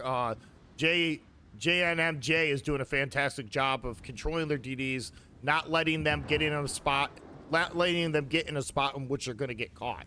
But right now they're driving the Ohio up the middle too, so he's going to be looking for cross shots on these cruisers like the Musfa. Yeah, exactly, 100%. And ooh, he might have it too. Look at this, J gearing is actually really pushing up, and we've got a Des Moines behind it. And wait a minute, they can get away with it because there's nothing to stop them. Ragnar radar is up, and he's actually detected the gearing just on the edge of it. Glorious. So the gearing's going to take a lot of damage here with very little cost. Very low cost to the HP pools of the Ragnar and the Celebus. These two players, even though they're by themselves, they're doing a really good job of managing their HP. The Ragnar's doing a fantastic job of keeping targets lit. They gave it up at the start. They knew it with the hopes. It's a gamble, guys. It's definitely a gamble. We'll see if they can push through B. There's a lot of gambling over in Siege Cap as well, too. Yeah. So there's actually a lot of interesting gambling attacks here. Yep, and the points later are pretty even, guys. Right now, Resin has a slight lead in points, but it's pretty insignificant once they start losing ships. They are continuing... Go ahead. No. I just realized that it's actually interesting to see how JMNJ is focusing on that Resin's Mox in the middle there. And like, as you said, the points are neck to neck, but it could go anyways further right now. Yeah, they're doing a really good job of pushing up the Ohio because they can. He's going to be looking for cross shots on the Resin who's stacked up close to A, as well as the Musfa that's essentially right in his face. Over here at C. Ooh, yeah. So if he can get an angle on either one of these two cruisers, he'll be looking at a broadside. And the reason why he can push like that is because Resin gave up D. That left that flank a little bit more open. So they're just Chad walking their battleship right up the center of the map. And there's nothing to stop him. He's getting away with it. Yeah. But all due respect, this Ragnar and Celebus player up here on this cap is doing a fantastic job of doing what they're supposed to be doing. Keeping themselves alive and just doing what they can to isolate a push. Which is exactly what they need right now. And they got the Mospa, actually got the radar on the both sides. So JMJ and also Resin's Mospas have done it. and they're actually keeping themselves lit. And at the moment, the Ohio for JMJ is only getting like hammered here and there, but not that bad in comparison to before. Yeah. So it looks like right now it's just like a bit of a stalemate. Look, oh, hang on, JMJ is taking a gamble. They're pushing in and pushing hard to get C cap. Yep. This They're could gonna be a break. Yep, this very well could be a break, and they did pick it up. They did pick it up. The The Marcel enemy's about pushed to with the win. gearing, and they were able to do it because they caught the Musvas, both Musvas out of radar. So neither one of those two destroyers could get reset. And right now they're forcing the Musva to back up, and if he backs up any further, he's gonna back right into an Ohio. Yep, Broadside. and that's actually a very good gameplay. Broadside, and that's exactly what you don't need right now. Yeah. So that's actually like this Risen Moskva is in rocking the hard place, like legitimately rocking the hard place. Yeah, Risen's And really he gonna can't have get to. anyway. Yeah, they're really gonna have to drive through B hard. But I don't know if they can do it. I don't know if they have what they need to do it, because you got a Venezia, Ragnar that are will completely blister a shots to DD. And I Those don't. shots are looking good on the Moskva. Yeah. No. I don't think that Libertar is going to ever get close enough to the Colombo to bring the strength of his ship to bear, which is his secondaries. All they have to do is kite. But again, we're in a game. Take note of this, chat. Neither side has lost a ship. Both teams are playing the long game. Right now, JNMJ has the points, so they don't need a push. Yeah.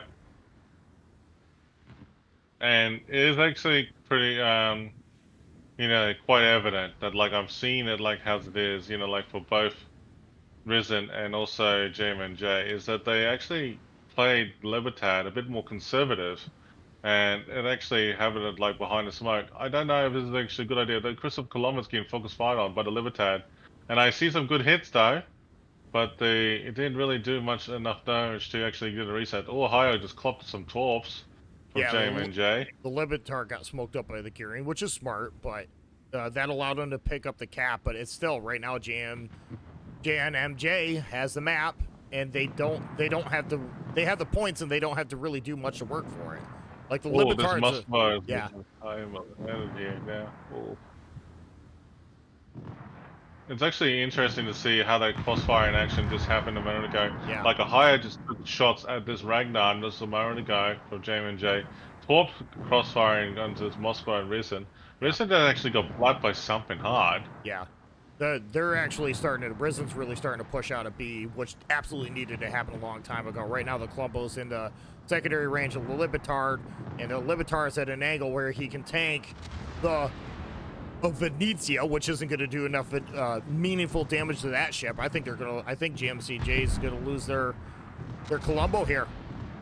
I think they're going to lose. And then Risen, Moscow's going to be really lost as well too. So that's actually a very interesting exchange here for battleship and cruiser. Yep. Once the Colombo was down, there it is. Now there's really not much to stop that push all the way into C.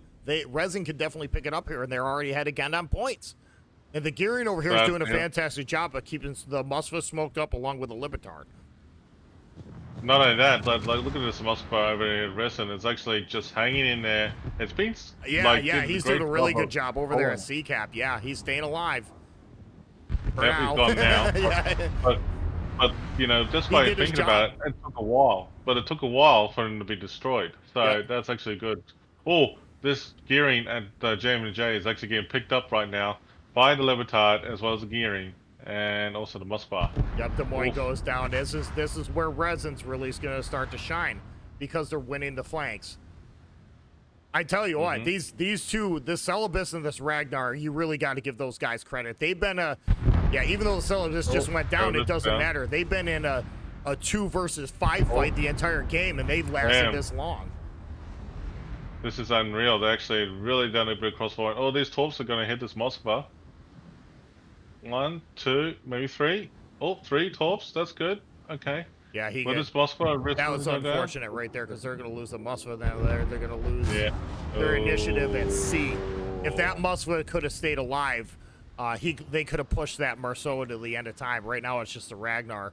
So It was a good play. It was a good plan. They just got that Musva just got incredibly unlucky, unfortunately. Yeah.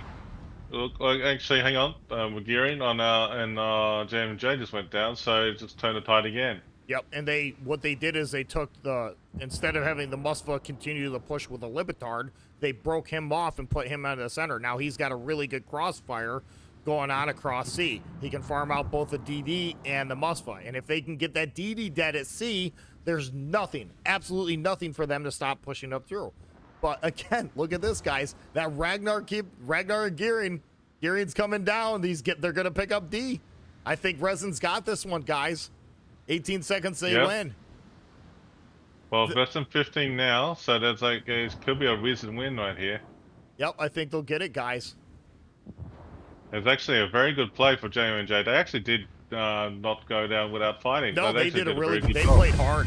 They absolutely played hard. Yep, they just couldn't contain the push job. at B, and their Columbo couldn't have got out of there fast enough. I think if they picked up on the Libitard closing down on the Columbo a little bit faster, and that Columbo could have got out of that secondary range, they could eventually have farmed out that Libitard. But because they caught that Columbo slacking, that was a free kill. That was a dead battleship. Columbo's got some really good guns, but it's also a little squishy. And with that Libitard, man, he could it pens him at every angle. So it's just a HP stealing monster. But good game, guys. Good game. Good game. We're at a dual camera now. I have to say that was actually a very good match for both teams right there.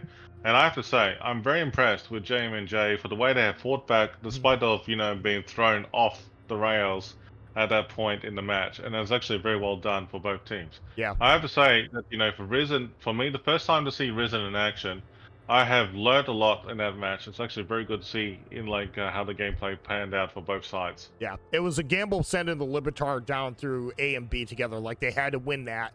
And at the same time, they had to hold D with only 2 ships. And it worked, exactly. So that was really impressive to see. Really impressive to see. Good match, guys. Good gameplay.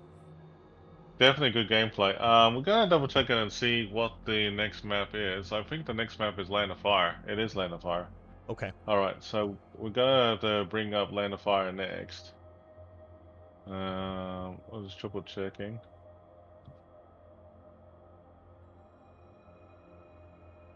All right, so Land of Fire is next. Okay, we're gonna go to the Be Right Back screen, folks, because I'm gonna give the teams about a couple of minutes to assemble.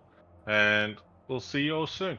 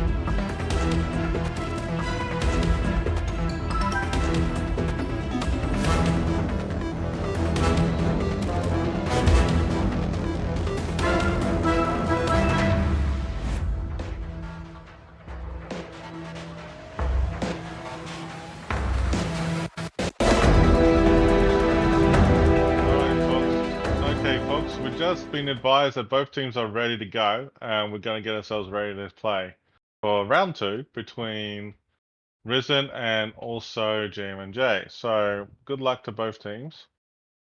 Speaking about that, good job with the prediction, folks, for the Risen. Yeah, that was a good match too. That could have gone either way. They just in the last 5 minutes of that game got the upper hand. That's the only reason why they won it. All right, so we're gonna do it again for everyone in chat. Good luck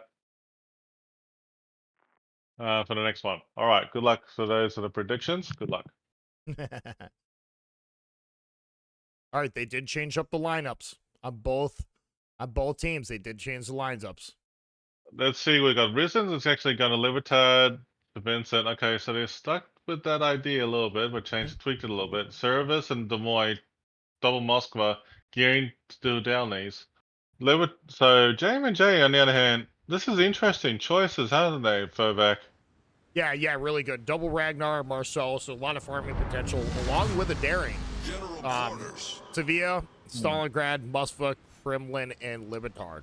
Kremlins are very strong, but so far today, the handful of Kremlins that we've seen haven't been very effective. And I think it's because they're short range. They are a tanky battleship, but if they get a little too close, too fast, they get farmed out pretty quick. So, see what happens here. Let's see if Resin runs a similar strat of potentially giving up one cap. I don't think that's going to work for him this game on this map, but we'll see what happens here. I'm kind of surprised in a way that they traded out the Ragnars for the 2 Downies. So we'll see. We'll see how this all pans out. Downies aren't too bad. I mean, like, they're actually... No, they're good. Pretty good. They're very good.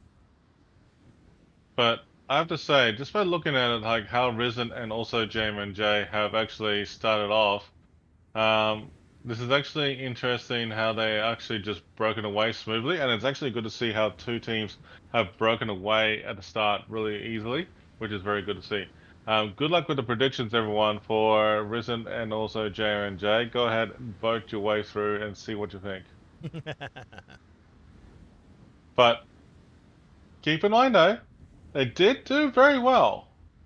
Oh, yeah. No, JNMJ did a fantastic job last game. They lost it in the end when the Colombo got caught. That's the only reason why they lost that game. This could go either way, folks. This is not a guarantee. Risen is not a guaranteed win. We'll have to see what happens.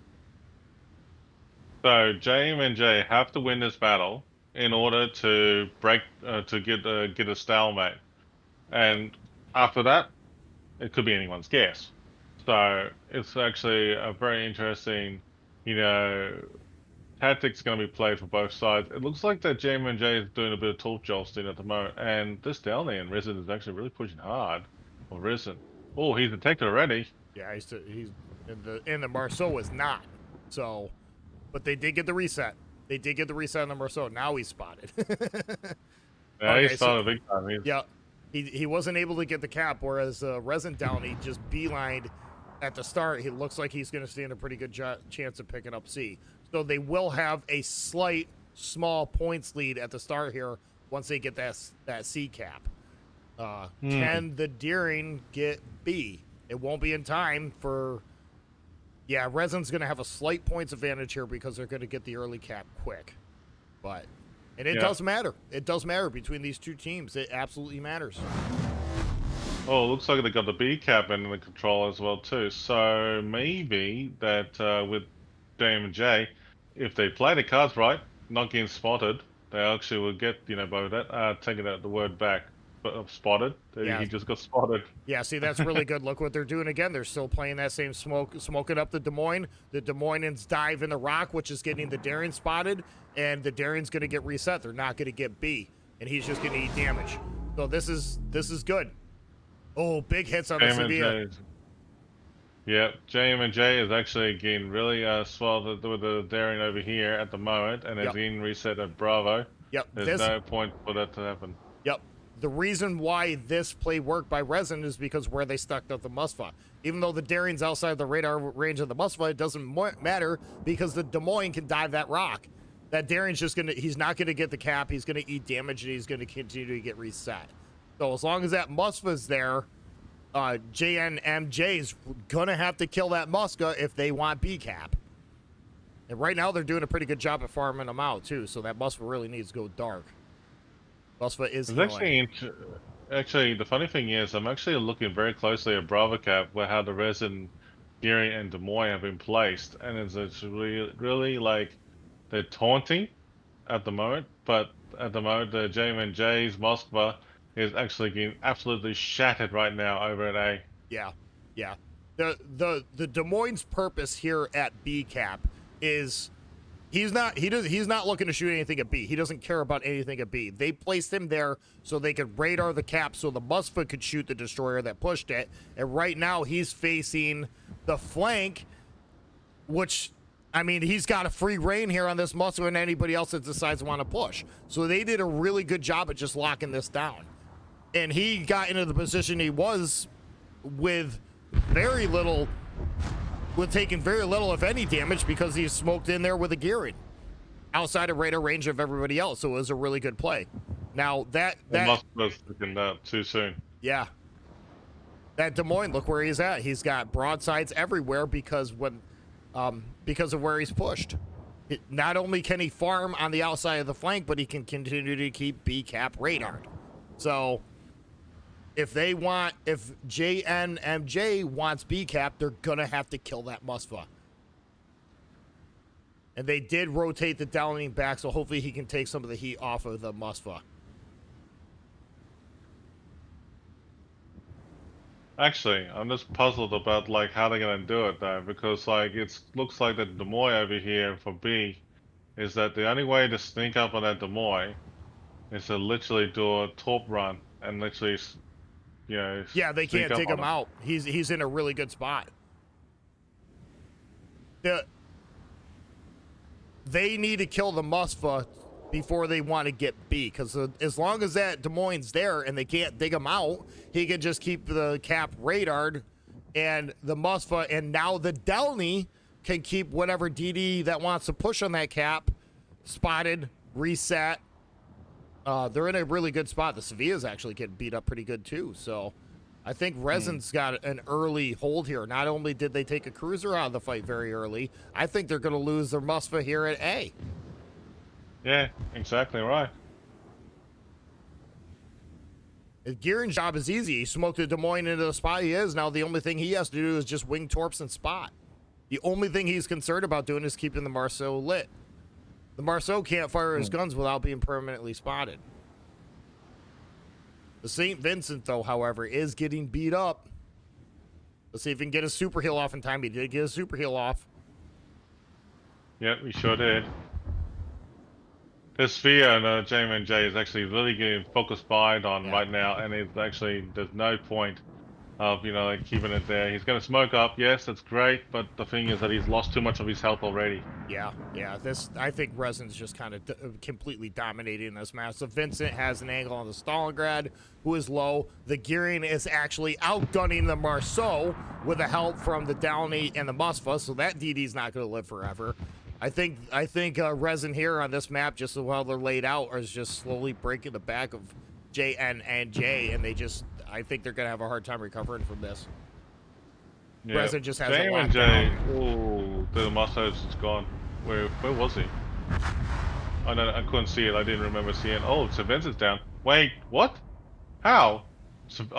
Clement took him out. Yeah. From JM and J. Okay. That's interesting. A battleship's been taken out very quickly. Yeah, but at the same time, there's really not much to say. He did it with the intentions of he helped get the cruiser dead at B. Now B's wide open. So yeah. And the Musva, even though the Kremlin has 4.57s, can still bow tank the Kremlin. And the Ragnar's out of range. They just don't. Yeah, they can't kill this Musva off fast enough.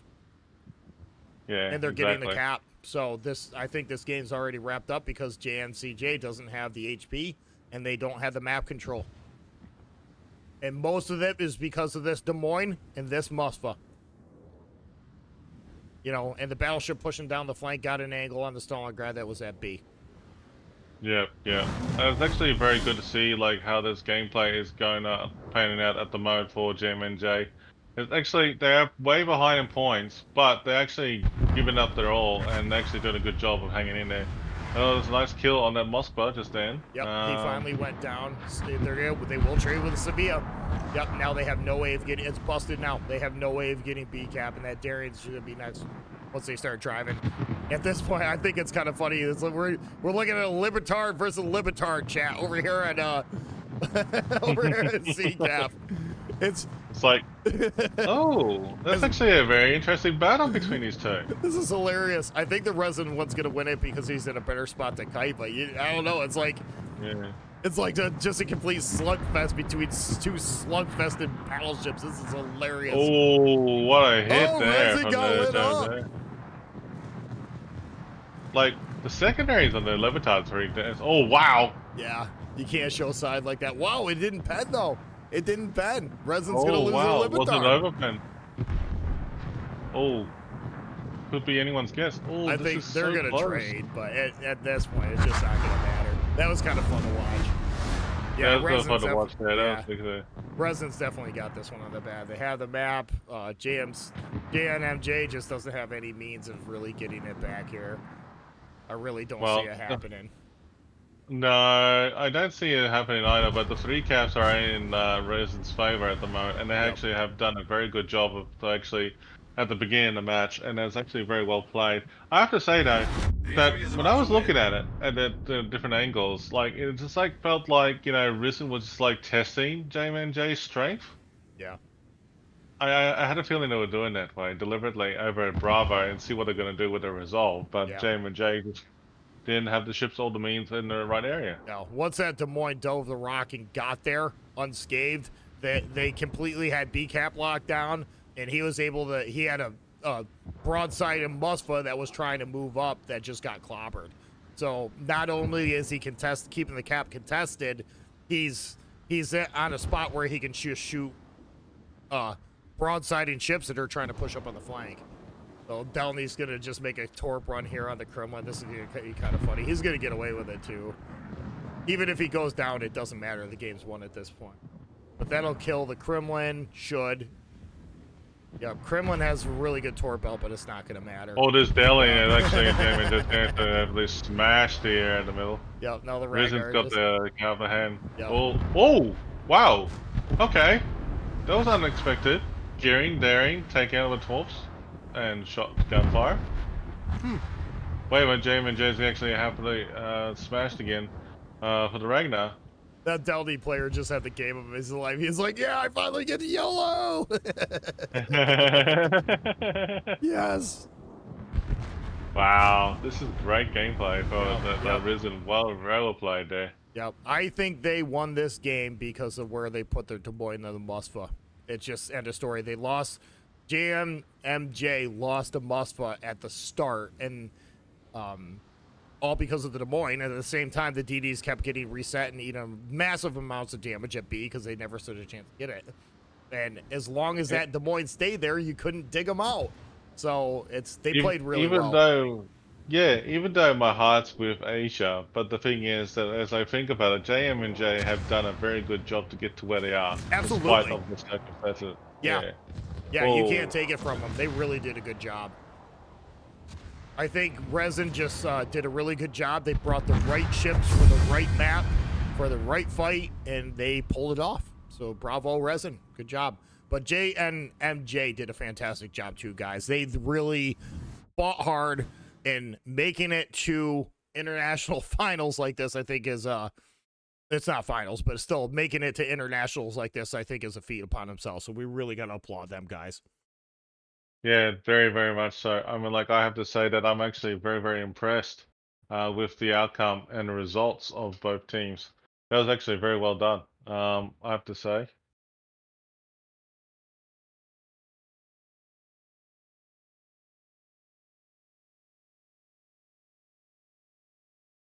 Thank you, Excellent, for sharing that. And also, thank you for the subscribes, guys. That's awesome. Very, very much. So Yeah, that was actually Excellent has been a really good mod, doing a fantastic job here today. Big thank you to all the mods too on both streams, guys.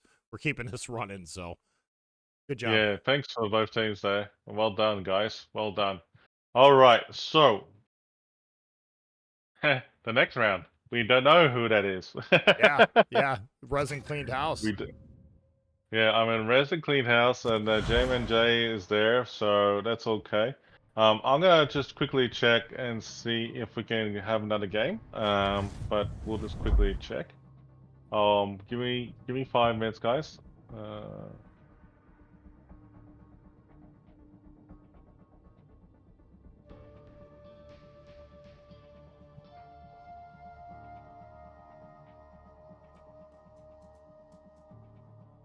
Yep, that was two very good teams going head to head, guys.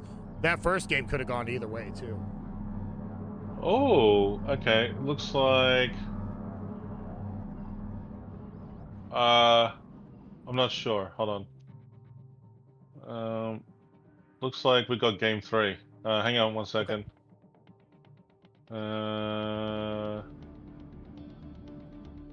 If I'm not mistaken, I know who this one is. Okay, there, perfect. Go that one room now. All right, folks, we're just going to another room right now. We just got a game 3 tiebreaker right now. That is happening. Give us 2 minutes. We'll quickly get this assembled real quick. This match is basically heads up, Furback. It is I'm trying. I'm getting there. KSM versus NFG, sorry. KSM. Yeah, I almost stuffed it up. All right, we're dropping in, Okay. guys. NFG. Good. They're still readying Okay. up. Fantastic. Okay, we're in a good spot. Okay, we're in a good spot now, so that's perfect. They're doing Warriors Path right now. We're just gonna quickly go next map. Warriors Path. KSM versus NFG. They both got a tiebreaker. We're gonna go to the main screen right now, the game screen right now. So we'll quickly get in there. Furback, I'm gonna quickly find out what the bans were for those guys. Okay, no problem. I'm But updating the stream helper as well. Them, we seen them play earlier today. So to give you an idea, I'm going to read it out for the folks out here. Libertad, Brisbane. Kleber, Des Moines. Marceau, Minotaur. Ooh. Napoli and Worcester. Interesting choices. Yeah, for sure. Okay. Okay. Okay. Okay. Warriors Path is a good map too. I actually like fighting on this one quite a bit.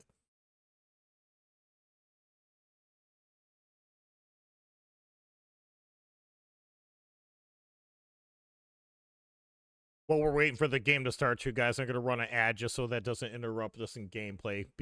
Bear with us. We'll get that out of the way, and we'll be back as soon as possible. I hate having ads right in the middle of a game.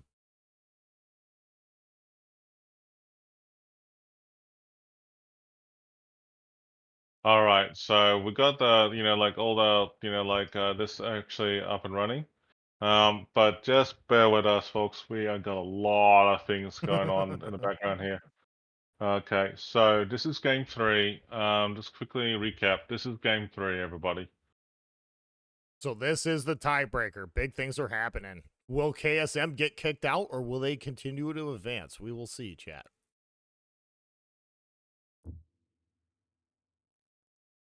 It's actually good to see, like some tiebreakers. Like just a moment ago, I'll just give you a bit of a recap for everyone here. Let's go to dual cam real quick, and I'll just talk about it real quick. So the short version is that as we are getting closer to it, just now, there is not 1, not 2, not 3, but 4 tiebreakers right now. Wow. Big things are 4. happening, guys. Big things are happening in this one. So let's go ahead and get ourselves in the main screen. But yeah, jump into giveaways, and then we'll get the next giveaway join out after this one. So stick around and make sure you get in exclamation mark KOTS in my channel, exclamation mark boy in Furback's channel. We'll be right back. into the game screen right now. So that's good. Over to game stream. Both teams are kind of getting readied up, chat. So right now, KSM still trying to field a team.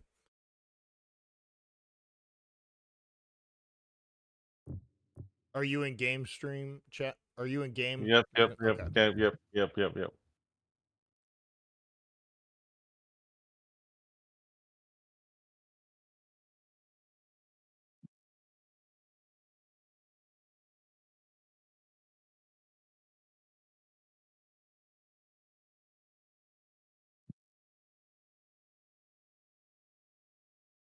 So we got the ad out of the way. This should be starting pretty soon, guys. Yeah, I know, right? This is like unreal, man.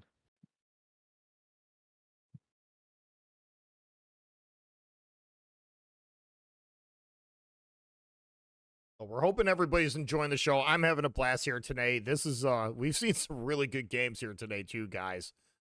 So this is really, really fun. Hope everybody's enjoying the show. Well, we will be doing this again in the future. I can see it. Definitely, we can see this happening in the future for sure. I mean, like this battle is actually very intense. Overall, I mean, like for what we've seen so far, I think that like just overall so far, I mean, like I've seen that Aris, a very well-known clan on Asia, has really progressed quite well. Aris, by the way, is a very good, strong group of people, very similar to a clan named Vor, and I can see that happening. But anyway, game three, this is it. I'm getting that in right at the swing and mix of it. Here we go. Both teams are readied up. Yep, dropping in. Make it happen. Here we go. Be sure to get into the giveaway too, guys. We'll be pulling after this game. Yeah, let's go. All right, let's see what's happening. Uh, wow. Okay. A lot to take NFG. in here. Okay, so NFG and KSM. So NFG is Asia, and the KSM is coming to swing of it. Okay, so I'll read Asia's group: two Crystal Columbos, Cerebus, San Martin, Petros, Dugirin, Delhi, and Gdansk. Take us in, back with the KSM group. KSM is rocking a Kremlin, a Conqueror that doesn't want to die, Musva and Petro with two really good radars, backed up with a Venezia, DD Hunter Killer, two Shimikazes, and a Daring. Okay, this is an interesting lineup. Looking at it just from the start, I want to say that NFG has the better lineup, but we'll see how they get employed here, chat. Action stations. Anything, it could be anyone's game here. Yep. So okay, I'm gonna have to fix up this prediction at the same time here. Okay, so well done to Risen there for that one, and then now we're gonna do another prediction. Perfect. Go ahead and tell the folks what you've seen so far. Okay, NFG is just kind of still getting deployed. Looks like they're kind of doing a 50-50 split here.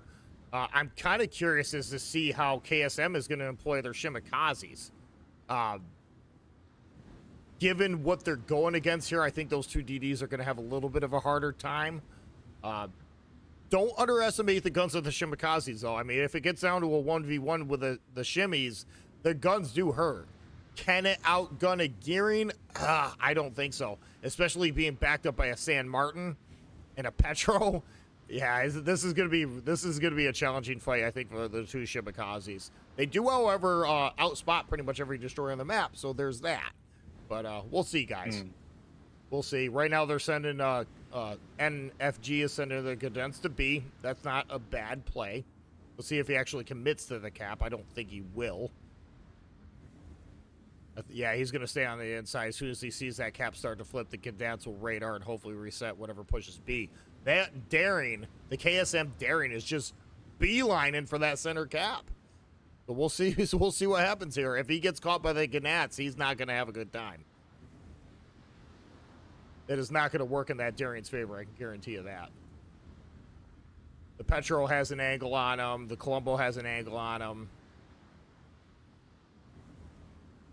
The Cadence right now is just foaming at the mouth, ready to pop whatever.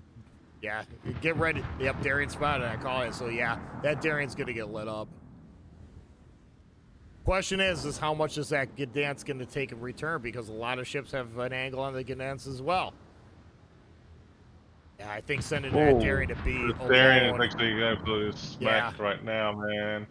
I think sending that Darien to B this early in the map was just.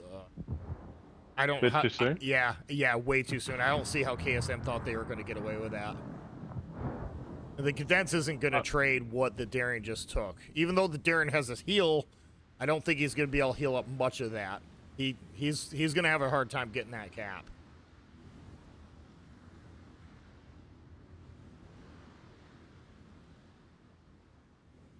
Let's see, is the Petro within radar range of the Darien? That is a question. No, he's not. No, he's not.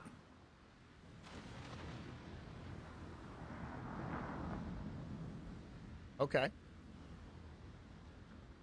I have to admit, just by looking at it right now, there's a lot of torps going in on this San Martin right now.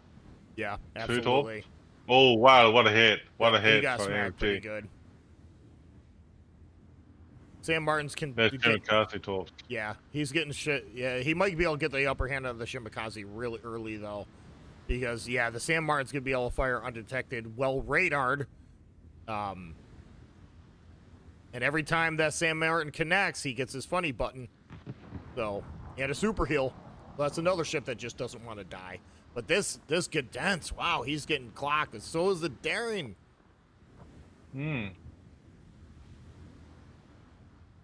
They might stand a pretty good chance of killing this Gdansk. KSM might be able to kill this Gdansk. If they can kill that Gdansk, then B's wide open. There's not much going to stop that Darien. That's B's wide open. They can get that cap now. Because he's NFG's outside of Gdansk is gone. Yeah. Darien's outside of Petro radar, so as soon as he 180s around, he'll get that cap. Yeah. I'm not going to lie, chat. That did not go how I thought it was going to do. I thought that Gdansk was going to completely own that Darien. But he got caught. He mistimed it and misplayed it.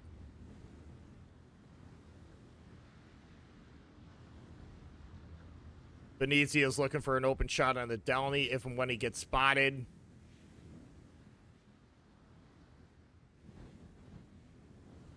Can this Gearing pick up A? That is the question.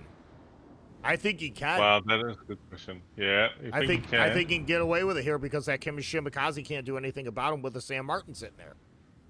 So until that Sam Martin dies, that Shimakaze just is not going to be able to get that cap. Just by looking at it right now, the way how it's going in this battle right now, it's just like they really got C-Cap under control. KSM is just like defending. Yep, they do. AFG is trying to push, but they can't succeed in doing so. Bravo Cap is to KSM right now. Alpha Cap is to AFG.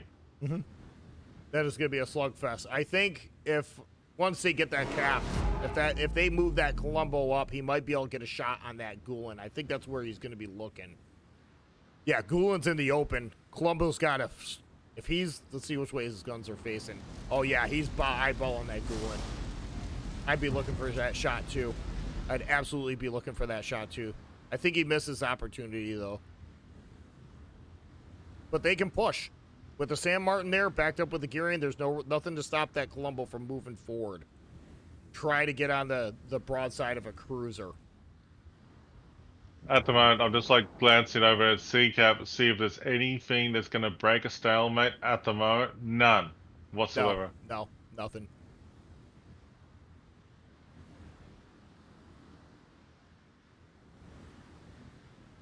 Petro already burned the KSM Petro already burned his radar, so that Downey stands a pretty good chance of getting it. Although the Kremlin is sneaking up. The Kremlin's coming up. If he can remain undetected by the Gearing, yeah, they're just not going to go for it. They don't. Yeah, he's radar. They don't want to. They don't want to risk the DD. The Delny actually got hammered just a second ago. Okay, hang on. The NFG is just kind away. Wait a minute. Looks like the Kremlin and KSM is actually pushing in. Is that a smart move? That's a good question. I think he can get away with it because nobody else has an angle on him, and he's going to have that Celovus broadside. And the Petro, as long as that Kremlin can nose onto the Petro, I don't think he's going to kill him off fast enough. Yeah, he got in the cap. He got in the cap. So the only way to get C cap, if you're NFG, is to dig out the Kremlin, and you're just not going to do it fast enough. So they won C. They did a good job taking out the Crystal Colombo with the Shimikaze, Yep. which is I just missed that opportunity though. But it's actually very good to see that there's a bit of a trade-off here going on here. Yep, absolutely. San Martin is trying to sneak up and get that Shimikaze, and also the Gearing is trying to help out as well too. There's some good shots incoming, but they lost the battleship. They did. That's they the did. thing. And right now their Petro's completely out of the fight too. NFG's, he's just really out of position. So they're going to have to find a spot to push him. And right now NFG's battleship is kind of getting pummeled. And their KSM's Kremlin is still really good healthy. hit. Ouch, that looks like it really hurt there for a moment there. Well, hang on. Urine is actually... Okay, it's fine. San Martin is fine. This is intense. It is very intense. Seeing everything going on. Let's have a look and see what's going on at Charlie. Yep, if NFG loses that Colombo, they're going to be battleship less. So, yeah, Delaney goes down. Well, I think Delaney's gone then. Yep. Yeah, yep. I think KSM is slowly getting the upper hand here. Yep, and this is looking good. Yep, they absolutely won C cap. KSM is actually doing a good job. They're playing it conservatively, and they don't want to take the risk too far. Yeah. But they got a Coastal Colombo at the rear, and as well as the Petro that could be flanked at the same time too. Yeah. But they have decided to focus the Colombo. Yep. Colombo's looking for an angle of the Petro, but he's not going to get it fast enough, and he's pushing essentially into 5 ships. So eventually, once people figure it out, I don't think that Colombo's going to live forever. I really don't. Darren's going to smoke up because he's spotted by the Gulen. Ooh, they might lose Darren! Oh, dude, that rocked. Yep, he couldn't drop off fast enough. That 16 guns of sap, man, it hurts. It hurts. It sure does. It bloody well does. I mean, like, I have to say that, like, when I see the sap shells like that, I'm gonna run. Yeah, absolutely. Is it really gonna matter though that the Daring went down? I don't think so, because this Colombo's not gonna make it. So they're essentially throwing away the last remaining battleship that they have for a play that's going to have absolutely no significance whatsoever. So this Petro Ram. Wait, what? Oh, he did get the ram off. No way. Okay. Okay, and he took out the Kremlin, and Crystal Colombo's taken out as well. I don't know if that was worth it though. I don't think it was. I don't think it was worth it at all. I don't think it was worth it at all, because they gave up the last battleship, and KSM still has a Conqueror. So they're about ready to lose their gearing. I don't get it. No, I don't understand at all why they pushed the Kremlin through C. That made absolutely no sense. He didn't have an angle where he could have done anything. If they wanted to send the Kremlin to sea, they should have put him on the outside. Oh, double-destroyer destruction there. Yep. And also San Martin and Gearing. Oh, man. Yep, NFG. Gary's. Oh, dang. I thought, looking at what they had tier 2, I thought NFG had the better lineup of ships, but, you know, these Shimikaze players have been doing a fantastic job. I mean, this below average gentleman got 2 kills. One of them was a San Martin. So that's impressive. Mind you, though, the San Martin, if you play your cards right, can actually tank a lot of ships and kite and keep it busy at the same time. So, you know, it's all depending on how you play the San Martin. But yeah. Yeah. The Shimikaze killed the San Martin, which was like insane. It's just mop up at this point. KSM wins this game. I really think NFJ made some really bad mistakes here. Pushing that Kremlin through C, through the backside of C, made absolutely no sense whatsoever. And they did the same thing with the Colombo. So I'm kind of racking my brain here. You're not the only one, mate. You're not the only one. Yeah. But well done to KSM. They played well.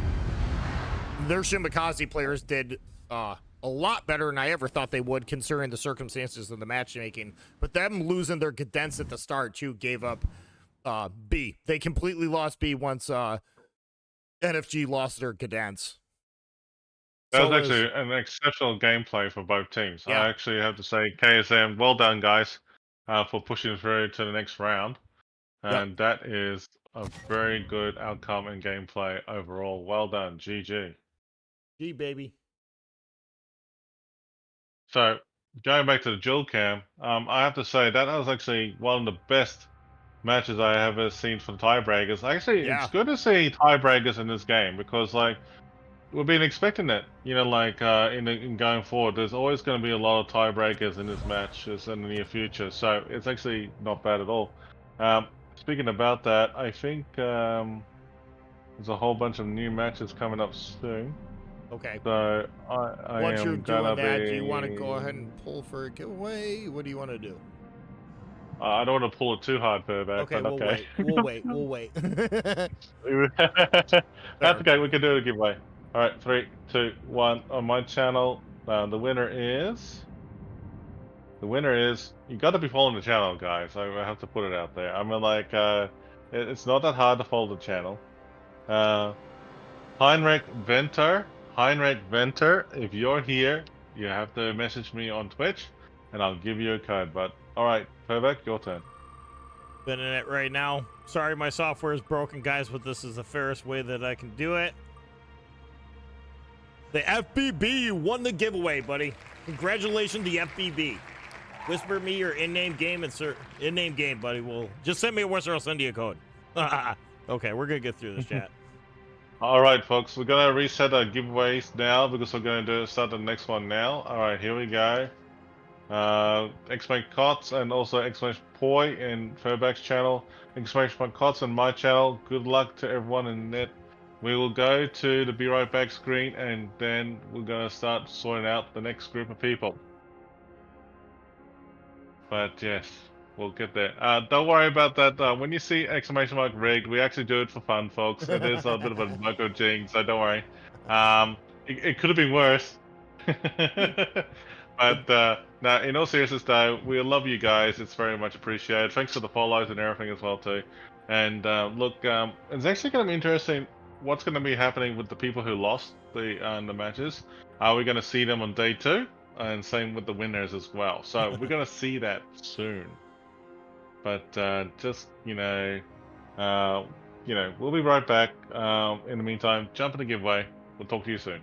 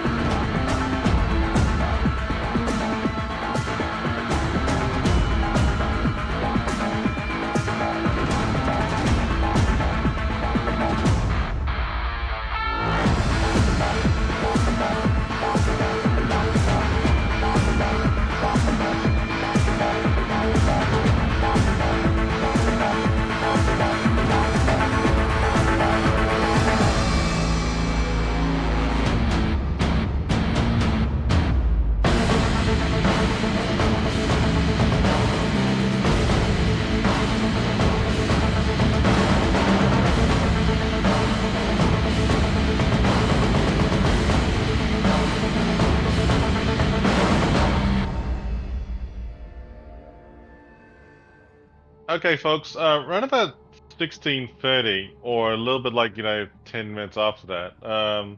We're just gonna be in a heads up that there is gonna be an interesting battle between HSR versus JM. No, not JM and J. HSR versus KSM. Let me clarify this. Furback, we know we have seen both teams already. Yeah. What's your thoughts? I don't know. I think it's going to be a dogfight. KSM, we've seen them play really well and also make some mistakes too. So I think it's like always, it's just going to come down to whoever makes the most mistakes first, and we'll go from there. It's going to be interesting to see what both teams bring to the fight. Yeah, 100%. I'm trying to pull up the room right now too as we. Yeah, there's a lot of information here. Like, I'm just trying to wing it as we go here. There's a lot of information that we're both trying our best to keep up with it. So just bear with us, folks. The short version is that it is going to be a very quick match between both of them. I have a feeling, and this is my hunch, that we have seen enough KSM gameplay as it is, and at the same time that from a HSSR. I can't think of a couple possibilities that we're going to have a tiebreaker here. A possible. Yeah, it is a tiebreaker is definitely possible. That's absolutely, given with the way that both teams have been playing today, it's definitely possible. Yeah. So what we're going to do is that the voting is in the middle of progress right now. So I'm going to say this question to your chat, and this is a prediction.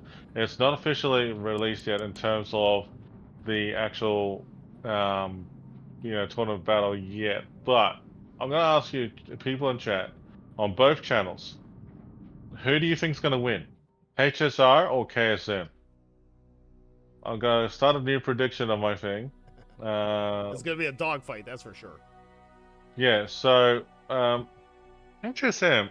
I'm not HSR. I don't know who HSR is. Is that a Chinese group? I'm not sure. I've never heard of him either. I'm really I not sure.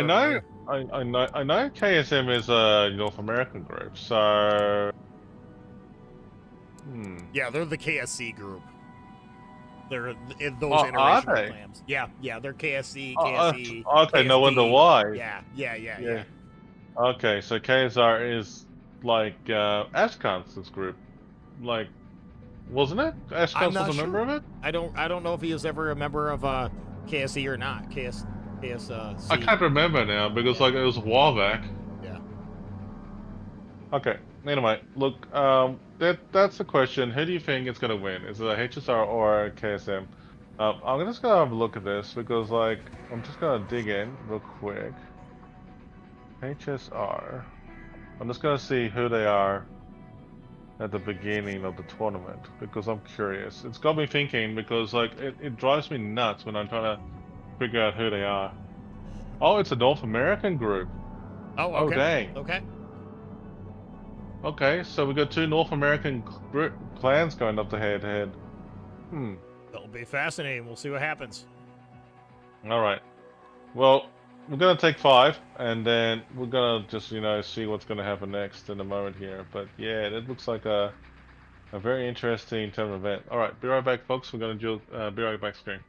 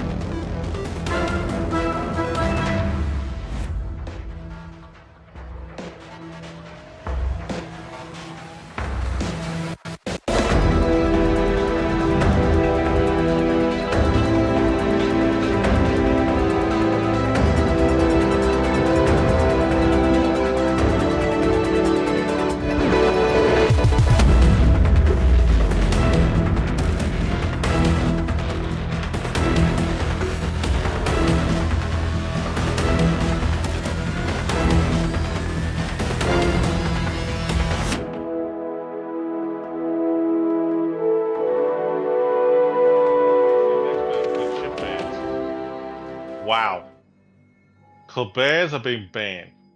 Marceau Wait, and Marseille has been banned. Gdansk has been banned. The Libertads have been banned. And the Napoli's been banned. Actually, that all makes sense about the Libertad. yeah. They've been pretty strong. The handful of them that we've seen here today just been decimating the map. I mean, yeah, I can understand why people just don't want anything to do with the thing. yeah. Everybody's been getting rid of Napoli's too, because they're just the one ship that doesn't die. You know, it's just such a strong ship for competitive. A lot of people are just opting out of it. Right now, we're just waiting for the training room to come up, guys. Yeah, it's actually very impressive to see like how this is going out with this match. You know, like just by looking at it, it's actually funny and not funny at the same time that they banned the fast-paced warships in terms of destroyers so far in this game. Like, I think throughout the whole matches we've played, we've been casting tonight, everyone seems to be banning the fastest ships or the hard-hitting ones. Yeah. That's what I've been noticing. Petro's another one we've been seeing getting the axe lately too. I mean, I'm kind of surprised because the Petro has been a really good ship for competitive, but it's something everybody could use. So it's like I don't know. I guess you could argue that for any ship, but usually the Petro is the one ship to go to for land battles. But I think maybe everybody's just trying to throw the other team off. Who knows? We'll see.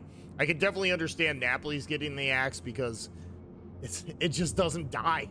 I mean, it's the one ship that just does not die. It can tank and tank and tank and tank. The prize pool is actually pretty good. So whoever wins first place gets $40,000 worth, as well as second place is $20,000 worth. The $12,500 worth for third place. Fourth place 7,500. 58th place is 5K. Wow, that's a lot of money, man. Yeah, I mean, like, it's like, hey, Wargaming, send it to us. It'll be fine. Thanks, mate. Trust me to dish it out. Just trust me. Trust me with 14K. Yeah, exactly. But so much fun. All these maps that are, you know, like in here, that this is like a whole bunch of you know, like matches are, you know, like with the map pool of Land of Fire, Shattered, North, Hotspot, Trap, Warriors Path, and Sleeping Giant are the choices they chose from. So right now, that the map and the ship bans are in play right now, I am waiting anxiously for. We're I both love just it. sitting here. You guys can't see what we're dealing with here, like behind the camera. But man, it's been a challenging today, very challenging today, just to keep this thing up and going, man. Right now, we're waiting for them to create the ready room so we can get over to the game. In the meantime, we're trying to entertain. I mean, it's not hard. Riven's just, you know, a really good dude and super handsome. So, you know, why wouldn't you want to hang out with Riven? He's keeping this stream alive, man. I'm just here running my mouth. Here I am trying to figure out, like, what are you trying to tell me? And it's like, oh no, I'm taking Riven. You got nothing to worry about. Same with me. Same with me. I'm fine. But it was good, mate. All good. You got me puzzled for a second, there, man. That's hilarious. Oh man, that's funny. Madness. Nah, it's all good. All good. I mean, like, we're actually, you know, just triple checking about what's going on now. I'm not 100% sure. Wait a minute. Hang on. They haven't got the room created yet. Awesome. Okay. I think Bob is actually thinking about it for a moment. I Like think Bob is Bob. AFK or something. He's that's who they got on the list as the creator. But man, I keep typing in, nothing showing up. So Yeah, no, it looks like it's an interesting prediction at the moment to see like who's gonna win. It looks like HSR is the favorite, and KSM is like, you know, up there as well too. So interesting prediction for both teams. Yep. So let's just gonna wait and see what happens next. So we're gonna go into the be right back screen, folks. Taking 5, waiting for something to happen. Hurry up and And wait. then That's we'll be King right of the back. Seas, man. You know? All Well, right, guys, we can't hurry this. Yeah. We'll see you in a bit.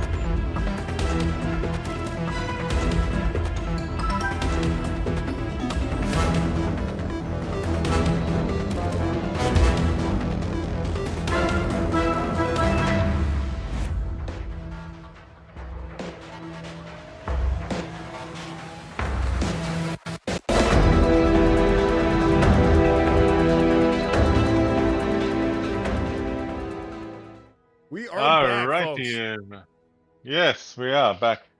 So we just been informed that the room is up and now available, and we're just waiting very anxiously for the match for KSM and also HSR. Now Shatter, wow, Yeah, we're getting again, this shattered map. already. Yep. I think we watched HSR play Shatter earlier today too. Yeah. This is yeah, there's two maps in this game that are my that I just don't like the most. And one of them Shatter, the other one's Land of Fire. And so far tonight that's like all we've been seeing, you know what I mean? So somebody likes this map. You know what I'm saying? But they've Well, been playing it well. actually, like when I think about the Shatter thing, it's like like it's actually quite interesting to see. And so in Furbeck's channel, Excellent says KSM is the favorite to win.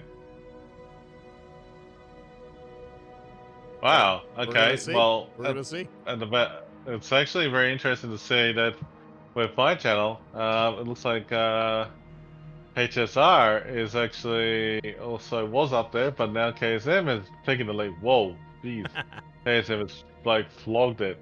Okay, so it's quite evident, folks, that you have chosen KSM in this. So that's great. I mean, like, well done with that there. So it's actually I think they very got a pretty interesting good choice. chance of winning it. They played really good last round, so we'll see. You know? Yeah, I think so too. I mean, like, look, I'm gonna start off the prediction now for everybody that we're gonna get the battle set up here in a second. But before we do that, we'll just wait until the group is actually ready to go. They're still put All right. both teams are still putting it together, guys. It's Yeah. hurry up and wait is the name of the king of the seas. But when things happen, they happen fast, so you gotta be on it. I think we're doing a pretty good job here this morning, noon, or night, depending on where you are in the world. Yep. So basically,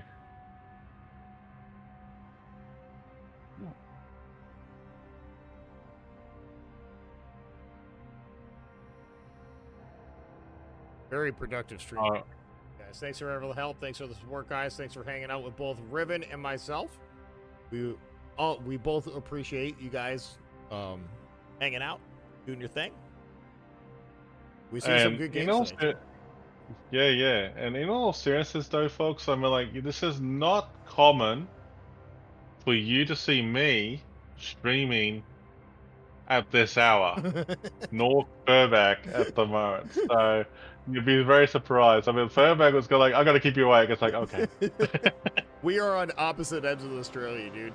Guys, like Riven's toilet flushes the wrong way from where I live. Okay, that's how far apart we are. All right, it's never trust a man whose toilet flushes the wrong way. I'm just saying. And it's just like, like we talk about, like, never trust a person over there. It actually drinks the beer upside up. It's like we're drinking the beer upside down. It's like hilarious. Like, it's actually kind of funny in a way. It's like, one of my friends, we went to the bar one day, and he goes like, "Nah, Australia's on top." I was like, "What?" It's like Australia's on top. He's like drinking upside down. He's like, "Yeah, drinking the bottle." There It's you like, go. "Oh, There you go, man. and he goes like, "Australia's on top," and I'm like, Good times, man. Good times. But yeah, Riven, this is very late in the evening for you, and I got up this morning, guys, at 4:00 in the morning so I could come do this. And Riven and I did the flight of the Bumblebee, just doing some last minute preparations to kind of make sure everything goes working all right. For the most part, I think things went off without a hitch. We're always gonna have like certain things that aren't gonna work right. We'll just work through them like we always do. But it's been a fun day, guys. We've been watching some really good games too. What's your favorite game of the day so far today, chat? Mine was that last Resin game, or the first Resin game. The first Resin game to me was the most fun. I think Resin versus J-Man-J was actually a breathtaking experience. That to was a tell you good the truth. match. Yep, both games Yeah, they played very well. Both teams, you know. Yeah, so far so good. I mean, like, I have to say that, like, all things considered, like how we got all the teams together, it's actually transitioning quite well. It is actually very nicely done. It's actually good to see that there's no issues happening along the way. With everything like that. It looks like 30 minutes after BP's battle. What the hell? Oh, okay. I was reading that in the game on the actual battle. I was like, what the? Okay, so I was gonna say a 30-minute delay. No Yeah. way. But Um, big props to World of Warships too, guys. They've really been there's a lot of behind the scenes things going on, and they have just committed an entire team of people to this. And with all the little minor hiccups here and there and stuff, honestly, that's just a drop in the bucket for the amount of stuff that has gone right. And they have really done a fantastic job just getting this thing organized. Because this is a massive undertaking, guys. These are internationals. This is a big deal. So props to Wargaming, guys. You did a phenomenal job.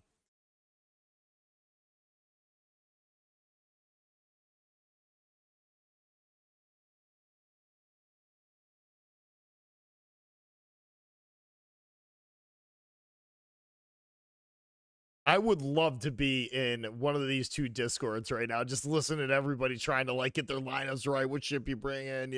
Why don't we take this instead of that? There's always that going on pre-game, and when that battle button hits go, it's like, no plan survives first contact. You know what I mean? So your game plan, your strategy is usually the first casualty of any kind of battle, and it's good to have an idea, but anything can change, and your ability to adapt to things that are changing in game on the fly is what makes a Hurricane team and what don't. So, that's both of these teams here today have been playing very well. So this should be a really good lineup, guys. I think this is going to be a good game. Yeah, thanks for the bonus codes as well too, folks, for sharing that. Yeah, Make sure you share absolutely. the Discord with everyone in other communities as well. I actually like admiring the people in chat in the actual stream as well as in game.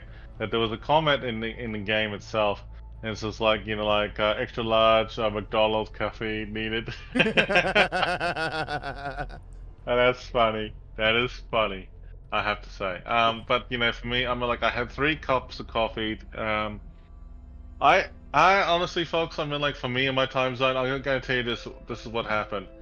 All I remembered was that on Friday night, I had to get last minute things still to be sorted out, and then I finally reached out to Furback and I said okay, let's just make sure we're all good to go. And then basically between both of us, I slept like 4 hours in the afternoon, woke up and going man, I felt like absolute crap.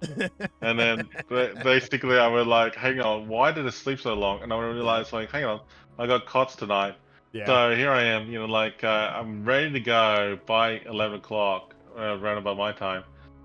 Furback is going oh, we're running late. And it's like, nah. I delayed it by 30 minutes. I knew this was going to happen. Yeah, I'm so I kind of glad deliberately they did delayed delay it for it 30 though, minutes. because that gave us so much more time, just a little bit of last minute prep to get everything Oh. done. It actually worked out in our favor big time. I'm running on like 4 hours of sleep today, guys. Riven, he's off his sleep schedule, so this whole stream between both of us have been just it's being run off of like messed up sleep schedules and nothing but caffeine, so we're getting it done. But I'm having the time of my life here, and Riven lives. Live.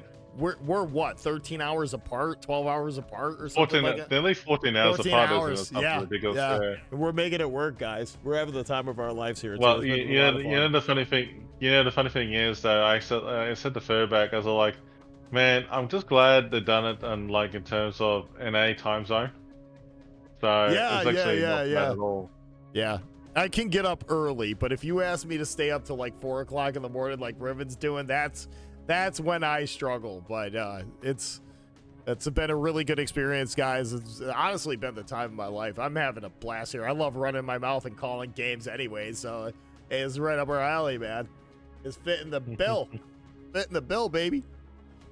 Yeah, Riven does a fantastic job by himself too. This is not Riven's first rodeo, and he's done a really good job of helping me out with the software end of things too. So big props to everybody involved, and it's all for you guys, chat. It's all for you. Yeah. Let's go to game screen because it looks like we're about to start off the next round. So So this is the best of 3 between HSR versus KSM. It looks like that we can start the new predictions now. So go ahead, everybody, do your predictions of it's KSM versus HSR, and let us know what your thoughts are. Good luck, everyone. We got the codes in progress. Good luck. We're gonna draw out the next giveaway after these 2 games, and then we start the next one afterwards. So good luck, everyone. So good luck.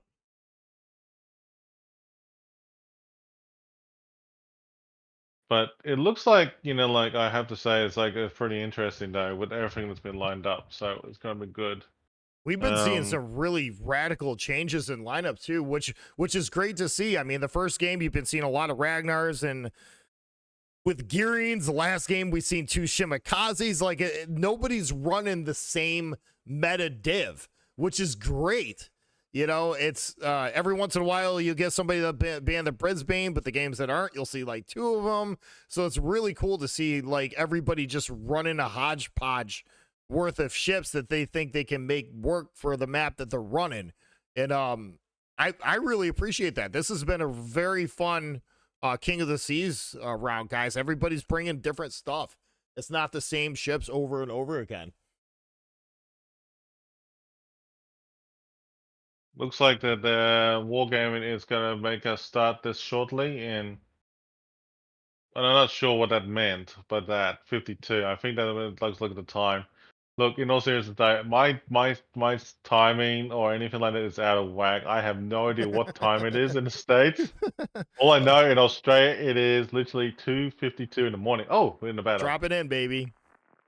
2:52 in the morning. Wow. Wow. I'm on the East Coast of the United States, and we're coming up on 12 o'clock. But I stayed up late, got up early. It's how we roll. All right, what do we bring to the table, Riven? Bringing you. Wait, hang on. That's not right. Let's try it again further back. Okay, here we go. It's just like, let's see. HSR is going out with the Ohio, Schlieffen, Brisbane, Des Moines, Worcester, Harrogumos, Daring, and Ragnar. And looks like KSM's bringing out the Ohio, Colombo, Brisbane, San Martin, Petro. Okay, cool. What was it? The Shimakaze, Harugumo, Daring, and Ragnar. Yep, Interesting HSR choices. yeah, very interesting choices. HSR is just screaming smoke cop. 2 Hurugumos probably running Ledgemont Hurugumos to smoke up the other ships and whatnot, all their cruisers, but 3 cruisers per side, 2 battleships. Yeah, this is good. This is good. We'll see what This is a happens. good smooth transition at the moment for HSR right now. It's actually very good to see that they're actually doing very well. Yeah. Looks like they got some impressive builds that got put together. It doesn't seem like they have done anything quite unique. But KSM, and this is what I was actually really curious about with KSM. KSM's got the Ragnar, oh, and then also Daring. Ohio's running a San Martin. secondary build. Interesting. They Yeah, I ignored a noticed that. tank build. They ignored the tank build and went full secondary build on the Ohio. Okay, that's neat. We'll see where Just he checking stacks up. of Colombo is a tank build, okay. The Ohio you can run Okay. either way, which is fantastic. For clan battles and competitive play, I honestly, at least with the Ohio and ships like the Montana, but Ohio, I would prefer running it as a tank build. I would always build into survivability this kind of game mode. The only time your secondaries are really going to come in to play on that ship is late game when you're driving a flank. But even though the Ohio has really good secondaries, it's not a Libetard. It's not a Schlieffen. They can't pen 32 millimeters. So, interesting choice by the Ohio. Not a bad choice. Not my preferred choice, but interesting choice to say the least. What do you think's going to happen with Yeah, this Darien, definitely. Revan? Honestly, it's very hard to dare not to be dead into this battle right now, into the Bravo Cap, but we'll see.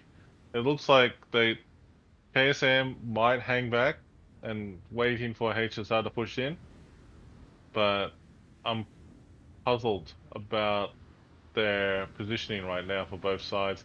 It looks like everyone's really pushing so hard over at the way they're doing that is like, KSM is really saying like, look, we're gonna push hard on C. Yeah. Yeah, they're Whereas, definitely committing a lot of ships over there, along with the Petro. yeah, HSR is like saying, no, we're gonna do it A. So like, it's a bit of a clockwork, Yeah. like a mirrored image here. So we're gonna see. ASM Daring did the smart play, I think, here without trying to contest the cap. Because if he goes in there, he gets radared by the Wooster. Both Darings here, I think B cap's just completely locked down. The Petro's going to be stacked up on the rock. He'll have an angle on the HSR Daring. If the Daring pushes the cap, he'll get radared by the Wooster. So that right now, that B cap's is just a death sentence if you go there. Until Petro's got the radar right now on the. Oh yeah, he's all over the. Wooster. Yeah, he's shooting the Wooster. Shots the out for Daring. the Colombo on the Daring. Okay. Exchange of fire going on here, big time. Yep. KSM's Petro's in a really good spot. They didn't like a tick. So he's moving up to the next rock.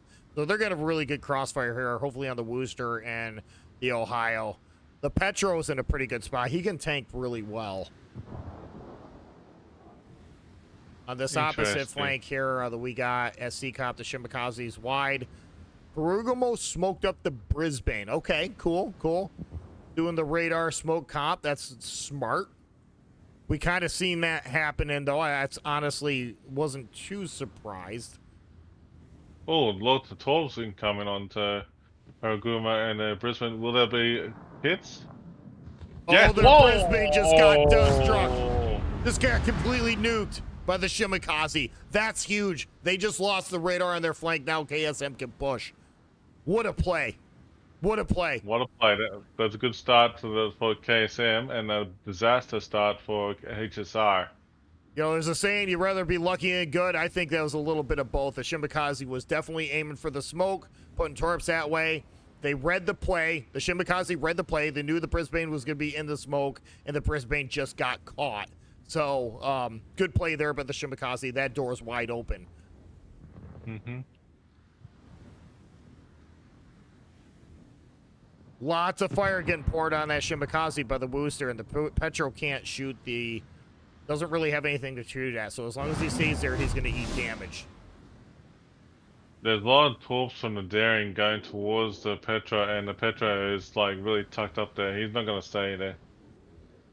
Yeah. He's definitely pulling back, and I can tell that the Daring has actually done the right idea by preempting torps, but yeah, it's like nothing's gonna happen there. Yeah. However, I just noticed that the Christoph Colombo is pushing behind the Schlieffen. Yes, he is. Yes, he is. I'm also looking here at A flank too. Right now it's a 2 versus 1 at A flank. I think that Des Moines can get the upper hand on that San Martin with the 3 of them there, because that Ragnar is not going to kill 3 ships off fast enough. We'll see if they chase that San Martin or rotate in towards middle. Right now, I think HSR has the upper hand. Even though they're down a ship, they have the map. So this game could go either way, guys. It's not won yet. HSR absolutely won the A flank. So once they push through there, they can rotate those guys towards the men and start working over ships like the Ohio. Maybe get range on the Petro, burn him to the ground finally. Like, I think, even though they're down a ship, I think HSR has a better positioning here. It's still early game. This can go either way. Right now, KSM has the points. Schlieften's in a bad spot, though. Schlieften's in a really bad spot. It's actually, whoa. That Daring for KSM is actually getting absolutely hammered there. Oh, he's gonna ram his teammate. Not good, not good. I think HSR is gonna lose their Schlieften here. I don't think he can get out of there fast enough. And he's getting pushed by the Colombo. Yeah. Yep, and the Schlieften's just gonna run head on into a Daring and a secondary build Ohio. So I think that Schlieften's just in a bad spot. He had it. The only way he could get away from the Colombo and the 2 cruisers that were farming him is to push around the center of the rock. And unfortunately, the Ohio and the Daring is just there waiting for him. So that Schlieften went down pretty quick. Now, that means Yeah, Daring can't get the cap either. He's got to get out of there.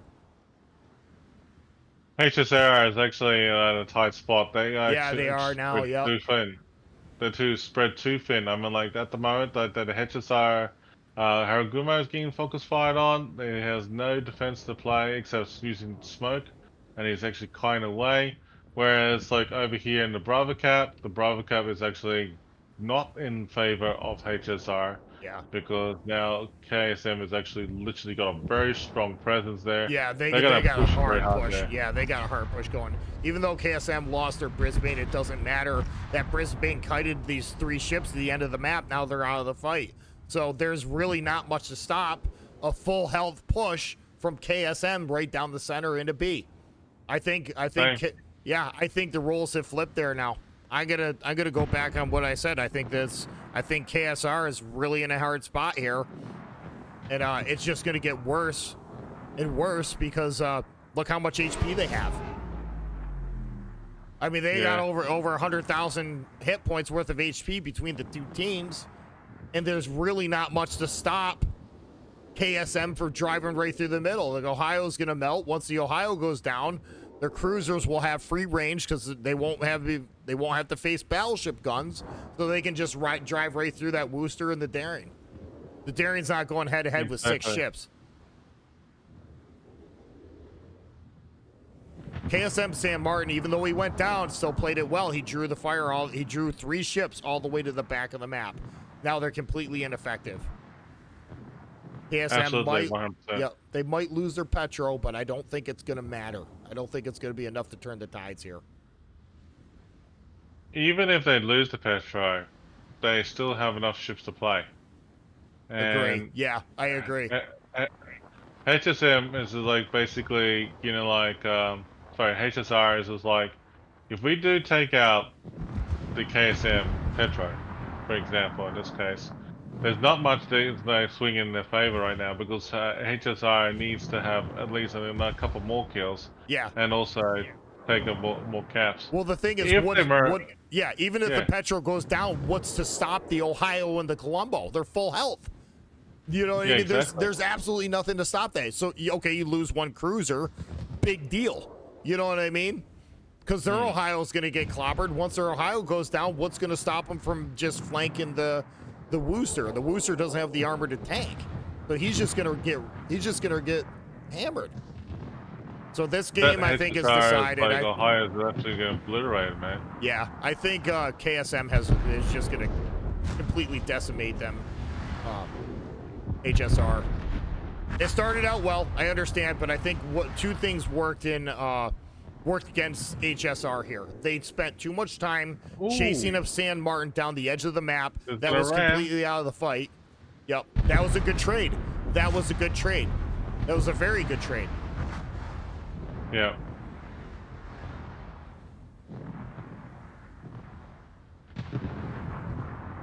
And Ohio overmatches the Des Moines at every angle, so that Des Moines just gonna melt. Yep, that's a dead cruiser. They don't have nothing left. They don't have the map. Even if the cruiser picks up C, the Harugo picks up C, it's not gonna matter. It's too little, too late for HSR. Yeah, look at that drive, chat. Look at that push. HSR spread themselves way too thin. Yep. They spent too much time chasing 1 ship down the 1 line all the way into I. So that pulled 3 sets of guns out of the fight, and that just left the door wide open for 2 battleships and 3 cruisers to push right straight through B. Even if the Harugumo gets C, it doesn't matter. The Daring's still going to pick up A. So they just completely own this fight. Bravo, KSM. Good job. Well played. HSR is actually, stalling it at the moment. Yeah. But, in all seriousness, I think that HSR did start off with, a good opening, but there's too many reckless mistakes being made at the beginning. Yep, they're sleeved in, pushed on the outside, which is fine, but the problem is he found himself alone where he was getting farmed out by 3 ships. The only play he could do is to drive to get out of that that amount of DPM was to drive head on into a full health Daring in Ohio. So it was only a matter of time before he was going to get clobbered, you know? So it just in very short time, KSM was able to break their back in a pretty quick fashion here. Yeah, exactly. I just think that the way it's been planned out in this battle so far, it has worked out very well into everyone's advantage right now. It looks like that, you know, just by watching this happening unfold, I mean, like, it could have been played out in any way that if KSM actually just, like, you know, played aggressive at the start, they would have, you know, like, finished the match in less than 15 minutes. But in all seriousness, though, that the way we saw it, like, HSR, like, look, Brisbane got taken out too soon. Right off the bat. Very unlucky. You're gonna smoke and take my talks. Yeah, I agree wholeheartedly. HSR just spent way too much. They should have let the San Martin go, and it's real tempting when you got a cruiser that's kind of low to try to get him dead. But when he's pulling 3 ships away from where the fight actually is, who cares? It's not worth the cost of the ship when you got a massive push coming through the center like that. And there's Schliefton. I'm not totally against putting a Schliefton down the center like that, but the problem is he needs help. He needs help, and you can't leave him hanging. And once he found him in a spot where he couldn't get out of, he just couldn't get out of it. So, I mean, that's just 2 major mistakes right there, I think, played out that game that worked in KSM's favor. And they did good. They capitalized on it. So, bravo. Yeah, exactly. Now, looks like that the next map is Hotspot, so we're gonna wait and see what Hotspot is all about. We're gonna let the map, you know, like, gonna wait for the match to start, so let the team assemble. So we're gonna go and quickly take a short couple of minutes stretch. We'll be right back. Right back, folks.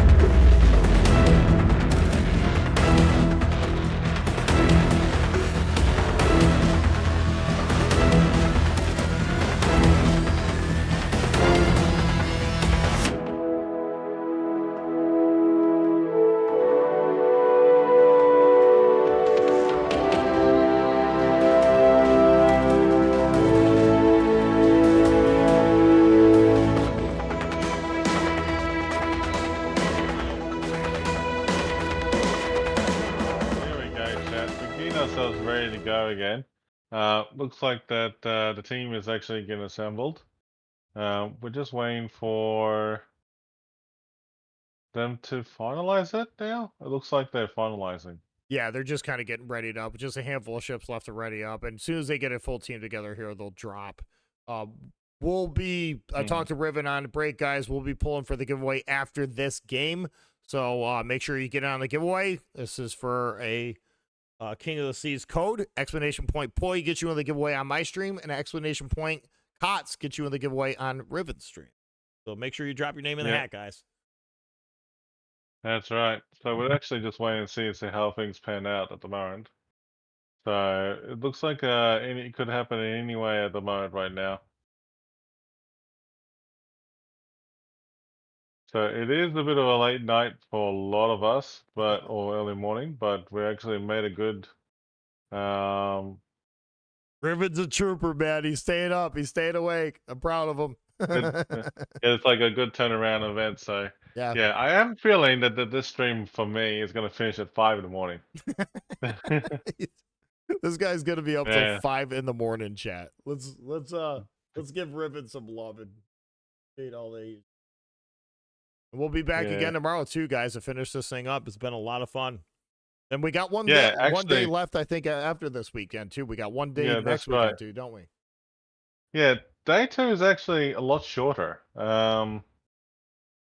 It is a lot shorter actually. Day 2 is a lot shorter. It's like about 3 hours, or 3 to 4 hours, I think. Oh, that's not bad. I think today was a bit more intense because like they have to break down so many teams to get to where we are. So it's like unreal, man. Let me just see how we go with the results. It looks like, a couple clans on Asia have actually done well.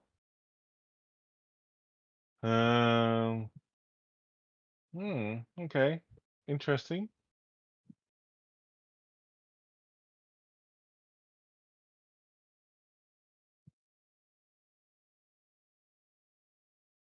Okay, so HSR and KSM are ready to go. It looks like we're gonna drop any second here, chat.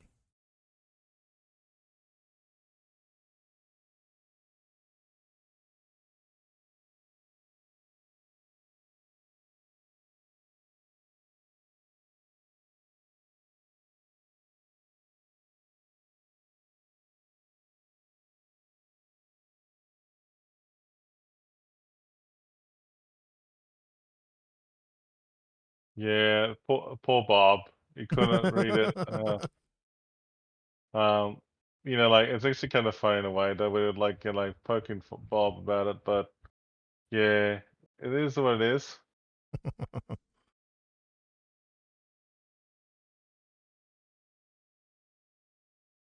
All right, game 2. This is going to be a bit of a tiebreaker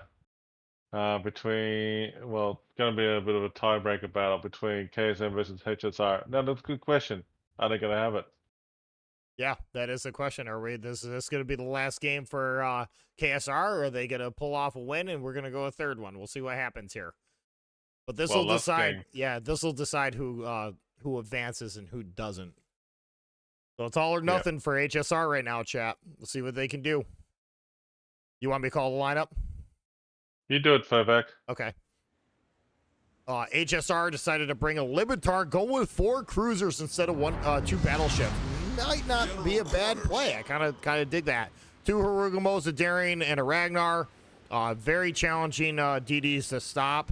KSM brought 2 battleships. They went with the 4 cruiser strat and 3 DDs. 2 Brisbanes, a San Martin, a Petro. Okay. Harugamo, Gearing, and Daring. All right, let's see how they employ them. Both teams are pretty strong. HSR, I think, threw their hands in their hands up with the run of the 2 battleship strat and going with a 4 cruiser. So, 3 Petros, guys, 3 Petros. That's a lot of HP. That's a lot of armor. That's a lot of tanking. So, I don't disagree with it. I don't disagree with it at all. Well, we got a new prediction going on, Ryan, right now with KSM will win or HSR. So go ahead, put the prediction there, folks. All right, so it looks like that with the lineup they got from both teams, my prediction in this battle is that we could see a tie. Yeah, it's definitely possible. It's definitely possible. I think HSR was not. I think bringing 3 Petrels to the fight was not a bad choice at all. Honestly, I think that's going to work out pretty good for them because the Brisbanes, even though they're good, they're very lightly armored. They're very lightly armored cruisers. Sam Martin can, even though it's a light cruisers, it can still tank. Yeah. I think they're going all HSR is pretty much just going in with a straight cruiser strat. The Libertar, even though it's a battleship, he's going to be full secondary. So it's interesting. It's interesting. We'll see what happens here. KSM's committing one San Martin over to D, but it doesn't look like they backed him up with a destroyer. So that's absolutely going to be a holding flank for KSM. Mm-hmm. But at the same time, HSR just committed, didn't really commit very heavy on that flank either. So the fight's going to be transition, I think, in the middle and over to A and B. Let's see what happens here, though. KSM's getting very aggressive at the center cap. Oh, this is like a lot of tossing coming over here to HSR Daring right now. But they can't afford to lose anything too soon, right in the beginning of the match. Yeah, Daring should be okay here. Harugumo's going to smoke up the Petrol, which is smart. Well, Harugumo is actually getting the hammered right now. Did he open fire or something? He opened fire, He yeah. did. He did. He's slamming on the brakes, though. He's juking pretty good. Ooh. He still ate too much damage for that. Yeah, losing half your health in the opening minutes, guys, isn't worth it. He should have waited. He should have DC. He can't DCP right now either. No, he's cooking. He's got 2 fires on him. That's going to burn. So that'll take him down to about a quarter HP in the first 15 minutes of the game. You can't afford to have that right now. Nope, you can't. Nope, you can't. Not much happening over at D cap, but Charlie is like where the action has really started, and it could have been disastrous for HSR. Yeah, I agree. For the Harugumo. Even though they're going to take the cap, but at what cost? Exactly. The San Martin can't really get decapped either. It's still really early, guys. KSM, if they want that back, they're going to have to win the fight at C and push through A and B. And it looks like so far they're doing it. It looks like they stand a pretty good chance of getting C. Yeah. Because the Petro already burned his radar, and right now there's 2 DDs and a Brisbane parked right in that C cap. So we're close enough to it. Those tops are looking pretty good, and the Daring was very, very close. Just by looking at it over and towards A and B, that they got a good choice of the Brisbane and Harugumo. They can work together quite well. Mm-hmm. Yep, and you got 2 Petros over there too. Yeah, I'm well, sorry, Petro actually, and a Petro and a Loria. Loria. Oh wait, are you talking about the KSM? Yeah, KSM. Yeah, KSM. Yeah, KSM. Yeah, they're in a really good. Yeah, Petro. they're in a good spot to counter any kind of push at B. And right now, the Columbo's in a good spot because he's looking for angles on any cruiser he can. Right now, he's shooting the Petro, which is not a bad idea. Even if he's bow on, that sap doesn't care. It's going to stick. If you put 16 guns worth of sap on a cruiser at any angle, most of it's going to stick. HSR does have the map, though. Oh, those tools are looking. Wow. Okay, they actually there's blew past the Petro. Could have been bad. Yeah.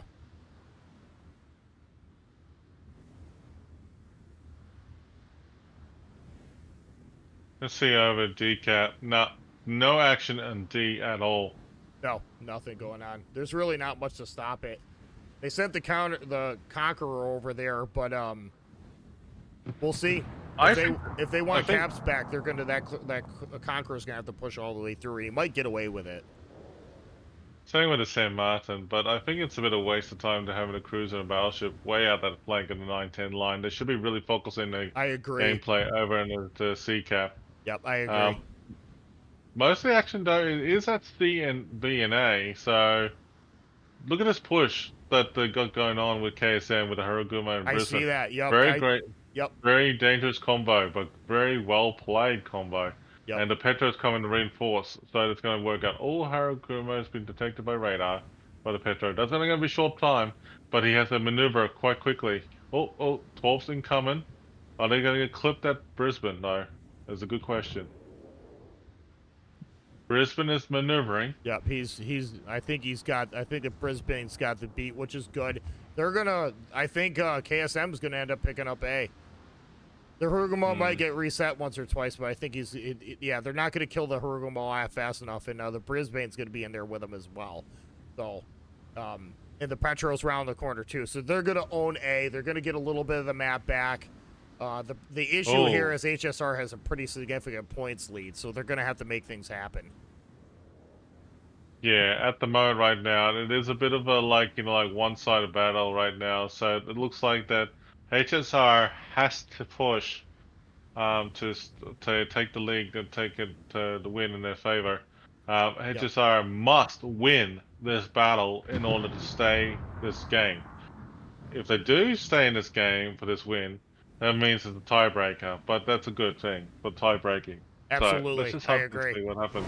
I think KSM is in a pretty good chance. They're gonna eventually start getting the upper hand, even though they didn't have the map right away. It took them a little bit longer to get into position here, but these 3 ships at A are gonna be quite the deciding factor here coming late game too. And KSM still has quite a bit of HP, so if they can somehow farm out that Petro, they're going to lose the radar on their flank, and their gearing's going to be able to get C.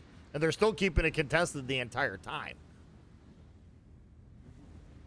The Conqueror is going to push right through D because there's not really much that can stop the battleship. Even if he needs to, he doesn't have to worry about any kind of torp threat because the Ragnar doesn't have torps.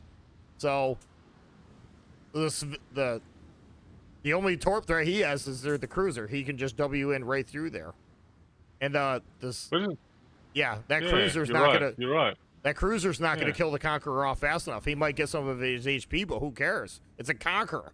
He'll just super heal through it. Just looking at the Haruguma and the Petro here for HSR near the 6-7 line, they are very weak at the moment. But they can't do much. Oh, that Ragnar on HSR actually took a bit of a beating then. Yeah. I don't know why the Ragnar is opening fire right in the open without protection. Yeah.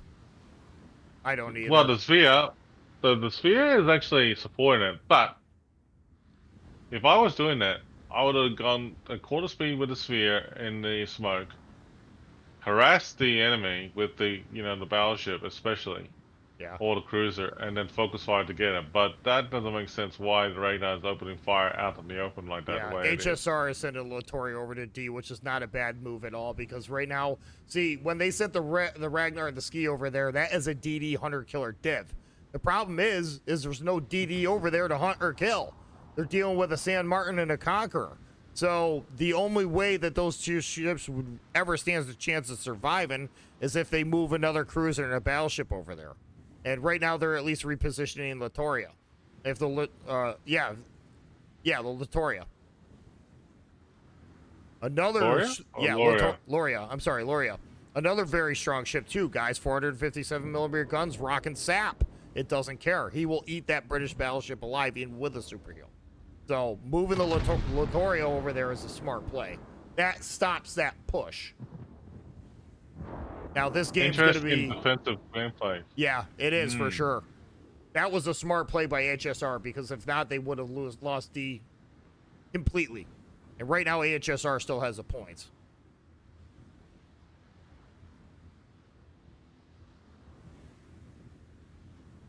Yep, repositioning that battleship just saved D 100%. Yep, exactly.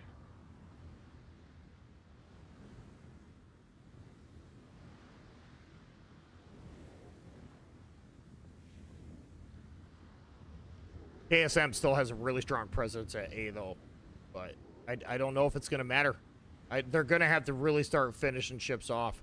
If KSM loses their daring and or the gearing, and they're trading a lot of HP over that C cap. There's a lot of torps incoming over the smoke where the Haragumo and the Petro is. If they stay where they are, like way in the open like they are, it could have been worse. Those torps are going skimming right past right now. Yeah. But with that being said, it could go either way. Oh, that was very, very close. Okay. Yeah, I don't think this game's won yet, but HSR just has a little bit of advantage right now because they got the map early and they held it. But it's not won. It's not won. If HSR loses a couple ships, that's not much to turn it around. But right now, KSM has their work cut out for them because they got 2 low health destroyers. They're not going to get C back without killing off 2 radar cruisers. The Harugumo and Brisbane are doing that smoke hop, and that's fine, but they're still chasing 1 Petro to the end of the map. They really should be rotating towards the center so they can get a grip on C, because they're going to have to kill their way out of it at this point. Right now, HSR will win in 2 minutes if they don't get a ship dead. It could go either way. It looks like, Yep, it can. ooh, wow, here they can. They're going to it. Yep. But, you know, this is impressive to see how fast-paced is it for HSR. HSR is actually trying to focus on the Colombo, for example, and they did a good job of doing it, but look at it. Look at the Colombo at the moment, the way it's angled. It is taking a lot of hits, but it's still hanging in there. Yep. I think that Colombo's going to go down eventually. Once that Colombo goes down, then, you know, yeah, HSR already has a massive point lead. No, they don't. They don't. It's actually pretty close. No. It's actually really close. It's Never mind. I take that back. If they do kill the Colombo, yes, they will. But at the moment, I mean, like, HSR is like holding a thread at the moment because they got so many ships to kill, and they could kill anything. Yep. KSM once they. Yeah, this is kind of nuts. Like KSM could, you know, like lose this battleship. Yeah, and if they do, yeah, they're gonna lose a Colombo. Okay, so they lose a Colombo, but here's the thing: even though it's in points ahead or in their favor, they got to lose another. They got to kill another ship to actually secure the lead. But they just lost one. Yeah. Eventually, the Petro is gonna go Petro. down. Yep. Yeah. Yeah. So the Petro's gone. KSM's DDs have been doing a pretty good job of keeping themselves alive. They've been in there at sea, keeping that hap contested the entire game. And, you know, even though they're low, this fact that they've, like, stayed along this long is pretty There you go. There you go. itself. There's the points have been reset. So there you go. Now, this could go either way. Now, the thing is I think the gearing messed up. Or is it? I don't know. We'll see. Can he grab the cap? I think he's okay. I think the gearing's fine. The Daring's going to get in there as well. Yeah, Daring's going to get him. Well, they just lost C-Cap. San Martin is actually getting focus fired on by the Sevilla and also Ragnar. So that's actually a very interesting push by KSM right now. Desperation to try and hold that point lead. And they're actually doing a good job by doing so. And they only need 38 seconds, and this is good. Yeah, that San Martin never needed to push. He never should have pushed. Actually, I don't think he's going to stay alive for 30 seconds. 5 minutes. Well, if he can hang in there, he is doing a good job by doing so. But oof. Yeah, I don't think he can get a super heal off in time. They had the points lead. They should have just left it. You're right. There you go. Oh, that's 47 seconds. Like HSR is definitely desperately trying to hold in there. Yeah, at the end of the day, is it really going to matter? Probably not, because KSM has both 2 caps, and they've done a really good job of just driving through what they had. So even though the San Martin went down, and it did kind of pull things back a little bit, I don't think HSR is going to get an upper hand in time to win. They need to kill 2 ships they need to kill 1 ship to stay in the fight, and they need to kill 2 ships to get a points lead, and they're just not going to have it. Game's over in 10 seconds. That's right. But I have to say, it's actually very well done there. Yeah, they played well. Absolutely. And well done to KSM. Yep, KSM takes it. KSM takes it. They move forward. That knocks out HSR. And they played good. They only lost one ship that game. They just didn't have the map control and couldn't get it back. So they had it at one point. Good Yeah, game. KSM has done a fantastic job there. Well done. Well played. Yep. I have to say that, like just by looking at that, it was actually a very well, thought out game play for both teams there. Absolutely. You want to go to dual camel? Yeah, sure, man. I'm on there right now for you. Okay, fantastic. I'm gonna pull for, if you want to pull for your giveaway, I'll get set up with mine, and then because it takes me a little bit longer to do mine. Okay, the winner of my channel is Master Ane. Master Ane, you here in chat, you're gonna message me on Twitch to get your code, buddy. Congratulations, mate. Well done. All right. Please no comment delay. It's all good. Yeah. Paste. All right, I gotta roll mine. As I said before, chat, for those of you new coming in, my software is not working correctly, so I have to use a Google wheel of names to spin the giveaway, and that's how I'm gonna work it here today. Cry Less, congratulations, you won the giveaway. Cry Less, send me a message, and I'll send you over your KOTS code. Congratulations, guys.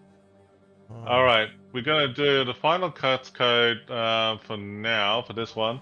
We're gonna do another KOTS code. I don't think there's the final one, so we got like an opportunity to find another game in the meantime. So let me just find if we can find one for us. Double checking. Oh, okay. We got one here further back. Okay. Where are we going? What are we doing? Big things are happening. All right, so it looks like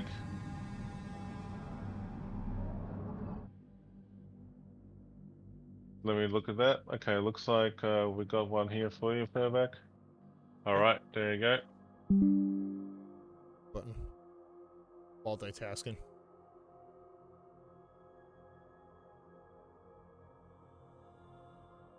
Okay, that's a long.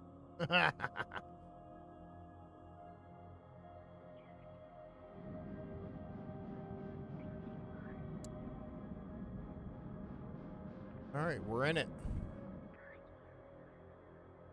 All right, let me hand out this code real quick, then move on.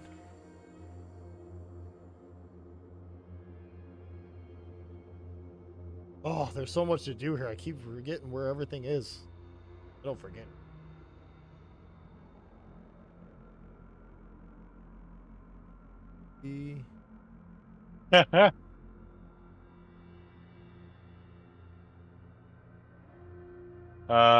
Let me just find.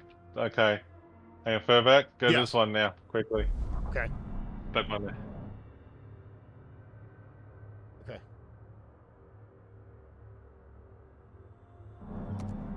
Make this happen. Oh, this is so much work. This is fun though. I'm having a blast. All right, Oh, we're man. in it. Bonko versus your boy. Yo Awesome. boy. I Yo love boy. it. Your boy and Bonko. Okay, Bonko.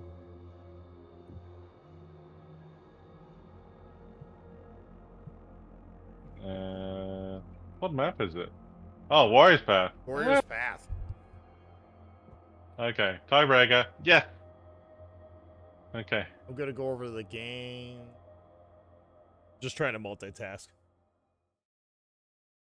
And I'm gonna open the giveaway for my last code for the day.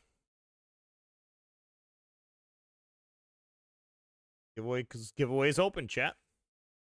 This is for the last KOTS code for the day.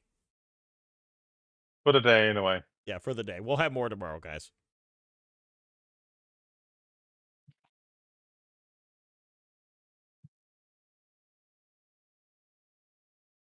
Okay, so we're gonna go into the Yeah, that's funny as hell though. Okay, so basically, we got to show it's like actually 1-1 between your boy and Bonko. Warriors Path. Bravo team is your boy. Alpha team is Bonko. Both teams are not yet ready yet, but they're almost ready. They're waiting for us to come in, so we're gonna jump to the game stream right now. Ready to go. Yep, I'm already in. So we're gonna wait and see. I think we got a few casters and everybody coming in. So A lot of big names are we, watching this game, guys. This is gonna be a big one, guys. yeah, so this is gonna be a pretty big match between a lot of people on there.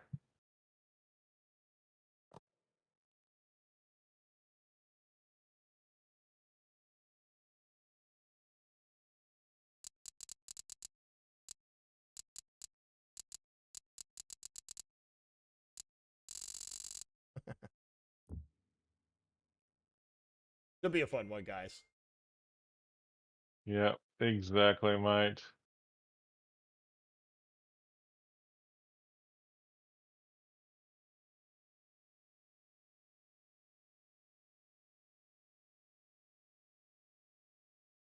Okay, so folks, we're gonna do a bit of a prediction. Bonko versus your boy. I have to say, that's interesting.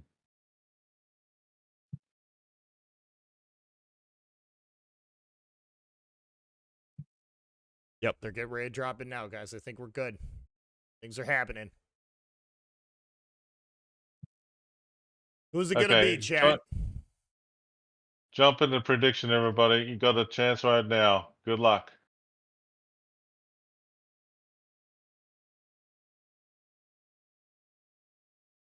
Okay, 3, 2, 1. Leroy Jenkins.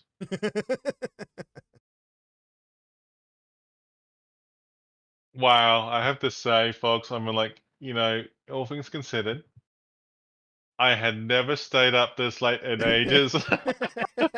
You're doing great, man. Oh my gosh, man. I'm glad I slept. Oh my gosh. You're doing great. You're such a trooper, man. We're almost there. Yeah. Thanks for that, excellent. Cheers. Make sure you redeem those wargaming codes as soon as possible, folks, because they are not like, long time, period of time. Furbat, go ahead, take us in with the lineup, please. Okay, sounds good. For both Broncos teams. running 2 Libitars, a Wooster, 3 Musfas, a Napoli. First Napoli we've seen today, guys. Gearin and Marceau. That's actually a really strong div. Yo boys running Libitar combo div battleships.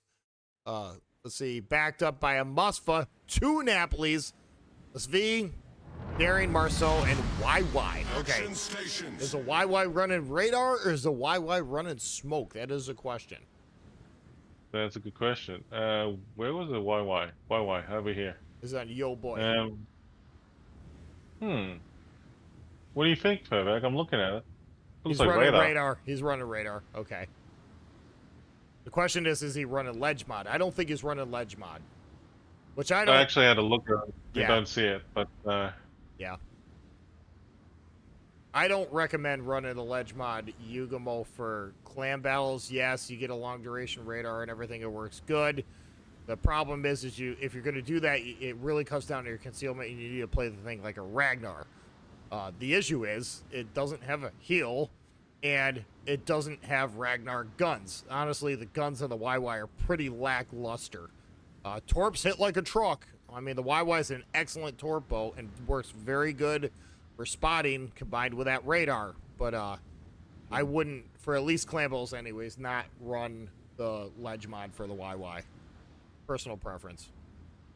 But 2 Napolis going on the outside with a Marceau and Colombo. That's a strong div. They don't have any radar backing them up, though. just by looking at the lineup for both teams, man, that is one hell of an interesting lineup for both teams. Absolutely. I have to say that, like, just by looking at like having the Libertad and also the YY going to Charlie, it's actually not bad. Look at Maso on Bonko, really charging with engine boost towards C cap. I can see that they're actually really going to get that cap real quick. but it will be contested. Oh, he's detected by radar already. Wow, all right. Yeah, That's Marceau's interesting. radar, but I don't think it's really gonna matter. He might eat a little bit of damage, but it's not gonna. Ooh, Yeah, nice shots and maneuvering right there. the Marceau is definitely Yeah, gonna pick up C, and honestly, if the YY wants to pick a fight with a Marceau, it's not gonna end well for him. So sending definitely. the Marceau through the inside like that this early, that's a ship that can do it. It's absolutely a ship that can do it, and I don't think it's a bad play. Oh, he's actually beached himself. That's not good. Oh, Oh, hang on. that He's isn't just in the good. cab as well. Oh, he's actually just Yeah, inside he of the made the cab. cap. He made the cap. Wow, that's close. Yep, he made the cap. If he can just stay there until he gets it, then eventually he does. The YY hasn't been spotted yet, so this Marceau player has no idea what's on the outside. So for him to just kind of chill where he's at while he's getting the cap is not a bad play. Once he figures out that the YY's there, he might be able to gun him. But with a Libertar pushing up, that Marceau will have a bad day. Hmm. Gearing a Marceau. There isn't really anybody that can reset the Marceau, but the gearing can contest it because he outspots a Marceau. There's no radar on the flank. Yep, and the Marceau skated to the cap. Good. So the gearing should be all back in there, and there's no radar to dig out the gearing. So the gearing is most likely going to give the cap because he outspots a Marceau. What's happened here in the center? Bit of a stalemate at the moment. Yeah. Because like there's nothing really happening. But Bonko is really like I noticed that a couple things about Bonko. They actually got their ships huddled up with a good like lineup of the two Levitards working together. Yeah, The that's Moskvas I working love to see together in it. the corner right there. And it's great to see like the way they position themselves. So they're really focusing fire on the same target together. Yep. I'm And not they're against this literally at all. hammering it. Let's see if that Musfit gets caught, though. He turned on the inside. He's flat broadside to the other Libitard. Libitard missed. Okay. Your Throwing point on those the two other way. ships, yeah, throwing those two ships far up the away. middle was not a bad play at all because they're going to get on the flank of the Musfa eventually. Marceau is just going to kind of continue around. And Bonko's Musfa is in a position where he can lock down B. So Bonko's in a really good spot here. Bonko's in a really good spot. Unfortunately, their gearing got caught. Definitely, that's the Marceau ate a torp, though. Yeah, so it's a bit of a interesting trade-off just happened there, but Yeah. I have to admit though that the gearing, if it was taken out just early in the game, it could have been a different start. Like for Yeah, them. absolutely. Right now, their Marceau's spotted, and this Musfa should have an angle on it. I really wish their gearing didn't, Bonko's gearing didn't fire his guns. I mean, that's kind of sketchy, especially when you're low health. When you're getting run down by a Napoli and a Marceau, you want to go dark. That is a very heavy push on the outside. But again, Bonko's doing a really heavy pushing on the inside, too, over here at C. Can they pull it off, though? Can they maintain the push?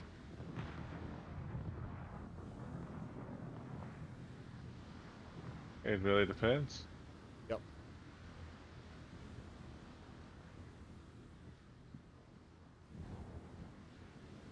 Yo Boy's Libertar's getting clobbered pretty good, but so is Bonk, so I don't know. I think we might go battleship for battleship here at some point. Depends on this Libertar can get his heel off or not.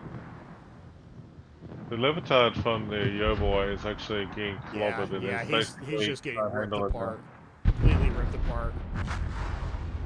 So even if Bonko loses this Levitard over here, they do have like a bit of a steady point for point there. Yeah. Yeah, I think Bonko's gaining the upper hand. They definitely got the flank, and the Gearing's keeping himself alive. Hopefully the Gearing can smoke up the Wooster to keep him alive. But look at this. Yo Boy's just kind of pushing into essentially a fire sack here. They got nothing. They have nothing left on that flank. That Musva is eventually going to get overrun. The Darian's doing the thing by kiting away because that's all he can do. Yeah. And they never killed off the Libertar. They never killed off the Bonko Libertar. So I think I think Bonko's getting the upper hand here. Oh, these torps are looking good on this Levitard and the other Bonko. Oh yeah, that's gonna hurt. Yeah. Oh, he felled everybody. Oh, that was they're unfortunate. gone. That stopped that push in its tracks. Yeah, so basically that scene that happened just now, that That they could changes things a lose little both bit. Levitards. Yep. Yeah, they could lose both Levitards. And just by looking at it right now, if they do take it out, both of them, then Bonko will have to play a bit of a different strategy. Yeah. I think that Oh, Musva it's only a matter of time before the Musva goes down. Can they contain the push on the outside, and can they maintain control of the center? That question. Bonko has Moskva, will you work on? yeah. Oh, is there a fire, a permanent fire on the Levitard? Yeah, it is. Bonko's Muska is going to find himself in a crossfire if he doesn't think about backing up behind that rock. Yeah. Two Napolis that don't want to die pushing around the flank. He's going to have a hard time, and they're going to lose the other Libertard as well. So Bonko's going to lose two battleships.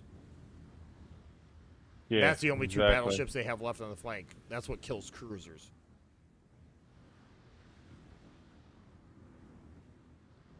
Oh, Bonko's Marceau just got. Oh, he opened up. He opened up way too close. Way too close. Bonko just. I think they're going to lose a Marceau here. Yeah. Marceau got greedy, man. He tried to kill the Daring. He thought he could outgun the Daring, and even if he could, you can't outgun 3 ships. You can't make it a 3 versus 1. You can't make it a 3 versus 1, guys.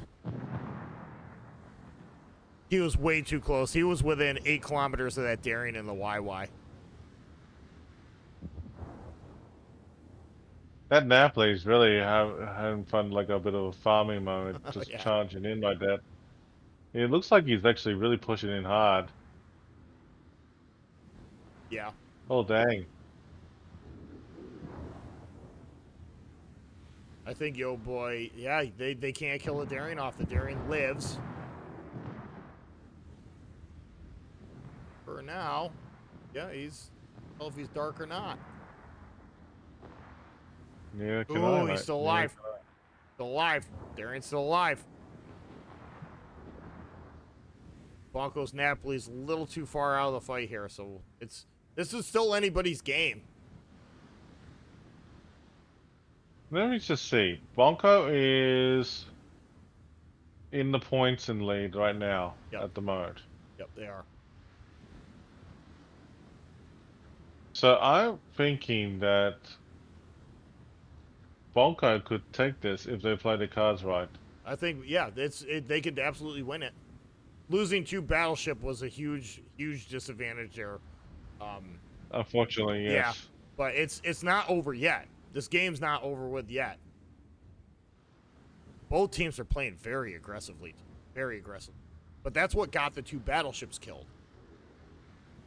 That's they did. Well, I mean, like, they got 1 battleship recklessly from, like, full health and actually got blown away, obliterated, unfortunately. Yeah. By the YY's torps. And then you got another battleship that's, like, nearly virtually lost 3/4 of its health to begin with. Yeah. But looks like this Napoli and Yo Boy is actually getting absolutely clobbered here. Yeah, I don't think he's walking away. He overextended a little bit. A lot of it. Yeah, he went through the inside. He should have stayed on the outside. All right, so Yo Boy loses a Napoli. That's pretty huge. Will Bonko lose the Musfa? That is the question. And or the Gearing. Gearing's lit too. Could be anyone's guess. Yeah. This is just a slugfest here in the center of the map. Neither team can seem to get an upper hand on each other without taking massive amounts of damage or losing a ship. So Moskva is actually really tanking in and going charging in. Whoa, wait, shooting HG that point blank range? Yo boy might lose his Steve. Okay, so there's a trade-off. Yep. Bonko still Cruiser has propelled. it. Yep. Oh, there it is. Libertad. There it is. Bonko just got the upper hand really, really good there. Yeah. Bonko is literally moving away from the Yu-Yang. He suspects that someone's there. Yeah. The gearing's coming over to help. Yeah. This YY thing. Oh! Yeah, you can't charge the Libitard, man. You're just gonna melt. That was not a very good play by the YY. Yeah. Horrible play by the YY. You're going head to head with probably one of the strongest secondary battleships in the game that's kiting away from you around a rock. You're never Daring gonna. and the U-boat's been taken out too. Yeah, you're never gonna get the angle you need to jump this dude with torps, and at the same time you're just gonna get clobbered, and he did. Bonko just got a massive lead there. It's because of mistakes. And just by looking at this, like the Daring and U-boy here, he'll be taken out in a moment here, but he should never be firing like out in the open like that. No, that's without any luck. Yeah, especially trying to do it against a Napoli, you know, with secondary SAP cruiser. You're not gonna win it. Yeah, you're not. No. Yo boy could have had it, but they just let it go. Well, they made a couple mistakes, but Bonks actually, they did make mistakes as well too, but they actually managed to, fix it at the same time. Yeah, they mitigated it pretty good. I thought it was as good as over once they lost the 2 battleships, but it didn't matter. It didn't matter. Yo boy put their Napoli in a spot he couldn't get out of. The YY tried jumping a secondary battleship and got killed. Honestly, Yo boy just made more mistakes faster than Bonks. Bonko, and they did. It showed. It showed. They're going to lose because of it. Good game. Fun game. Good game indeed. That was actually well done. And so that was a Bonko tiebreaker? did a great job. That was a tiebreaker, so Bonko has won there. Good game, guys. Green. So there you go. Bonko is showing the winner right there, and it's actually well done to Bonko. Well done, guys. I love that pick. That actually was pretty sweet. Go to dual cam now. I have to admit that was actually very rightly done there. So we got giveaways still going at the moment. We got like one final giveaway coming for the night at the moment, but we're gonna be holding it off until the games are concluded for the next round that's coming up now. So we're gonna actually have a look and see what is the next game. I don't see it. Oh, excellent. We don't see it. That's okay. We're in the middle waiting. Wow. Okay. The spreadsheet has been a little floaty today, to say the least, chat. So we're just trying to do the best we can with it. They're doing it. They're trying to update it as fast as possible. They're doing a pretty good job. As of right now, according to the spreadsheet, we don't have a game yet. We are in a slot. We will. We're gonna make it happen, folks. I promise you. Yeah, man. It's actually good to see that everything is going quite well. So it looks like at the moment that some of the matches, like, we're gonna have a bit of a mixture of Chinese, Asian, EU, and also NA clans meshed up together. Yeah. It looks like a bit of a luck of the draw here about who is going to be coming up together next. So what we're going to do is that we're going to go to the Be Right Back screen, take the opportunity to stretch, do what we want, and come back in about 5 minutes. We'll be right back. We're doing the best we can, dude. Chat, guys, we're getting tired, man. We're making it happen, man. Actually, in all seriousness, though, this is the last rounds of what we got for today. So at 1800 hours. Oh boy. You're a trooper, I have man. to You're a say, trooper, bud. I am absolutely knackered. I'm gonna tell you this right now. It is nearly 4 in the morning in Australia, in Brisbane. Nearly 5 in the morning for those in Melbourne or Sydney. Short version is like everyone's gonna like, how did Brevin go? He's snoring. That's what's gonna be happening. He's doing I'll good. be firing my piston. I'll be firing my pistons up and snoring. Riven's gonna sleep good tonight, though. That's for sure. Oh yeah. Oh yeah. All right. Okay, we're gonna be right back. Exclamation Cox for my channel and exclamation mark Poi and Pervex channel. Good luck. Be right Good back. luck. We'll be back, guys. Oh, I got stressed.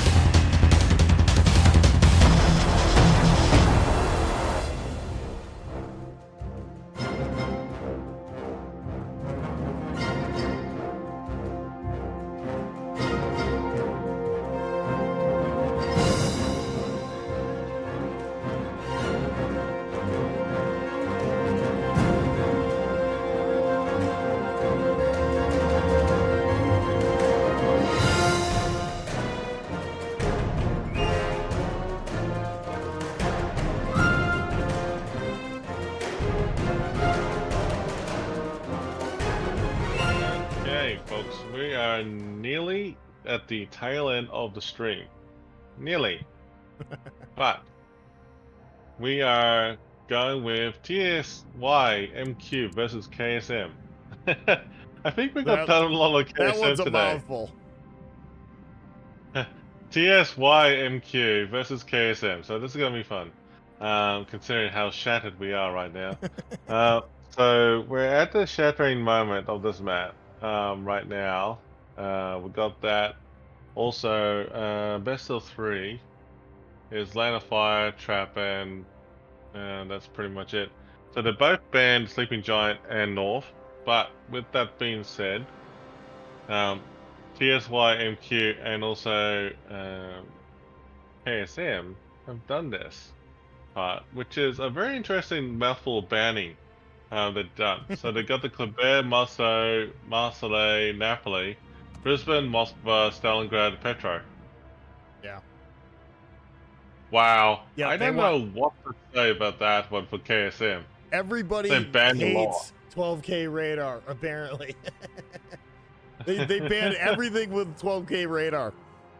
Petra, Musva, Brisbane, all gone. All gone. That is just absolutely mind-blowing. I think the train room will be available soon. I'm keeping an eye on it. I'm waiting for it to pop up. As soon as I do, I'll let you guys know. Chat, thank you so much for bearing with us here today. It's been a long day, and we're managing the best we can. Rico says Yeah. not it. Yeah. Considering like we've been nearly streaming for 7 hours. So it is a bit of a long haul for us. 6 hours worth of COTS, to tell you the truth. So it's actually pretty full on. Yep, it's been worth every bit of it, though. I'm having the time of my life. I hope you, as a viewer, are enjoying the show. We'll be back doing this. We'll definitely be doing this again tomorrow, too. We got it lined up, and we got one more day. I think that'll be finals next week. Was it Saturday, right? Yeah. Next Saturday is the actual finals. So basically, day 1 and 2 is like the groups being, narrowed down, and then whoever wins out of these 2 days will go to the actual finale. So basically, the following week, we don't know what the schedule is like, but I have a feeling it's like a lot of people going head to head in the finals, which is going to be an awesome showdown for everybody. Yeah, that's going to come down some really good matches. Can you imagine competing in the last game, like to the finals, like winning it? You know what I mean? Like, let that sink in for a minute, guys. Out of all the clan battles we have ever played in our life, it's kind of cool to call for it. So I'm excited. Very excited. We're just waiting for the room to come up now. There it is. It just came up just now. Just now. The Lost Dane. Yeah, that's right. The Lost Dane. Yeah, the Lost Dane. He's our guy. He's our guy. The Lost Dane is our guy. All right, so we're a bit lost without him already. Lost Dane. I'm a lost streamer. Lost. So I'm thinking that like after these 2 matches are done, I think that by the time they're finished, I think both Fairback and I want to go to bed. But it's all good. Nah, in all seriousness, it's been a long day. Nah, in all seriousness, folks, I mean, like, it's been a great day for us. But this is our first time doing COTS, actually, internationals together. I will admit, I was never expecting this late for me, or this early for Fairback. So I have to say, we did well. Yeah, I think it's been a really good stream, man. It's everything couldn't have flown better than what it did. I mean, there's always going to be a hiccup or two with the software. We don't care. We can work through that. But everybody's just getting along. We're having a good time. And the King of the Seas is always just a fun thing that everybody looks forward to anyways. This is something I've been watching ever since they've been doing it. I've been playing this game for, going on 8 years now. You know what I mean? So it's like guys like Ribbon and myself have literally watched the birth of King of the Seas, and just to be here able to call it is quite the honor upon itself. So we're pretty pleased, happy to be here, guys. and we're doing the very best that we can to put on a decent show for you guys as well. There's been some good games, man. KSM has been the one team that somehow we've been following all day, and they've been playing some good games here today too.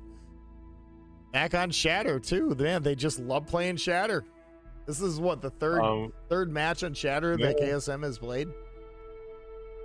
Yeah, I have to say it's like, it's funny, like just by looking at it. It's like it's a good way to put the shattering effect in it all. I really like how they repositioned the caps though. For those of you who've been playing this game forever, you will know that they dropped that circle cap right over the top of that big island for randoms on the eastern side of the map. And it's always a stalemate, always something that you just can't stand to deal with. And it's really nice to see them stretch some caps out towards the outside of this map a little bit further. It makes this game, it makes this map a lot more playable. And so far, what we have seen on every game that we've seen in this map, the game has either been won or lost in the center. You know what I mean? Whoever gets the upper hand drives through the center of the map, and it's a dogfight. So that's one thing Shatter does bring to the table, guys, is some really good in your face, pushing old school World of Warships that we all love and appreciate. So as much as I don't like playing this map in randoms, I absolutely love calling for it and love watching these teams play because they do some radical things, guys, and they really do a good job. A lot of experience here too. Really good.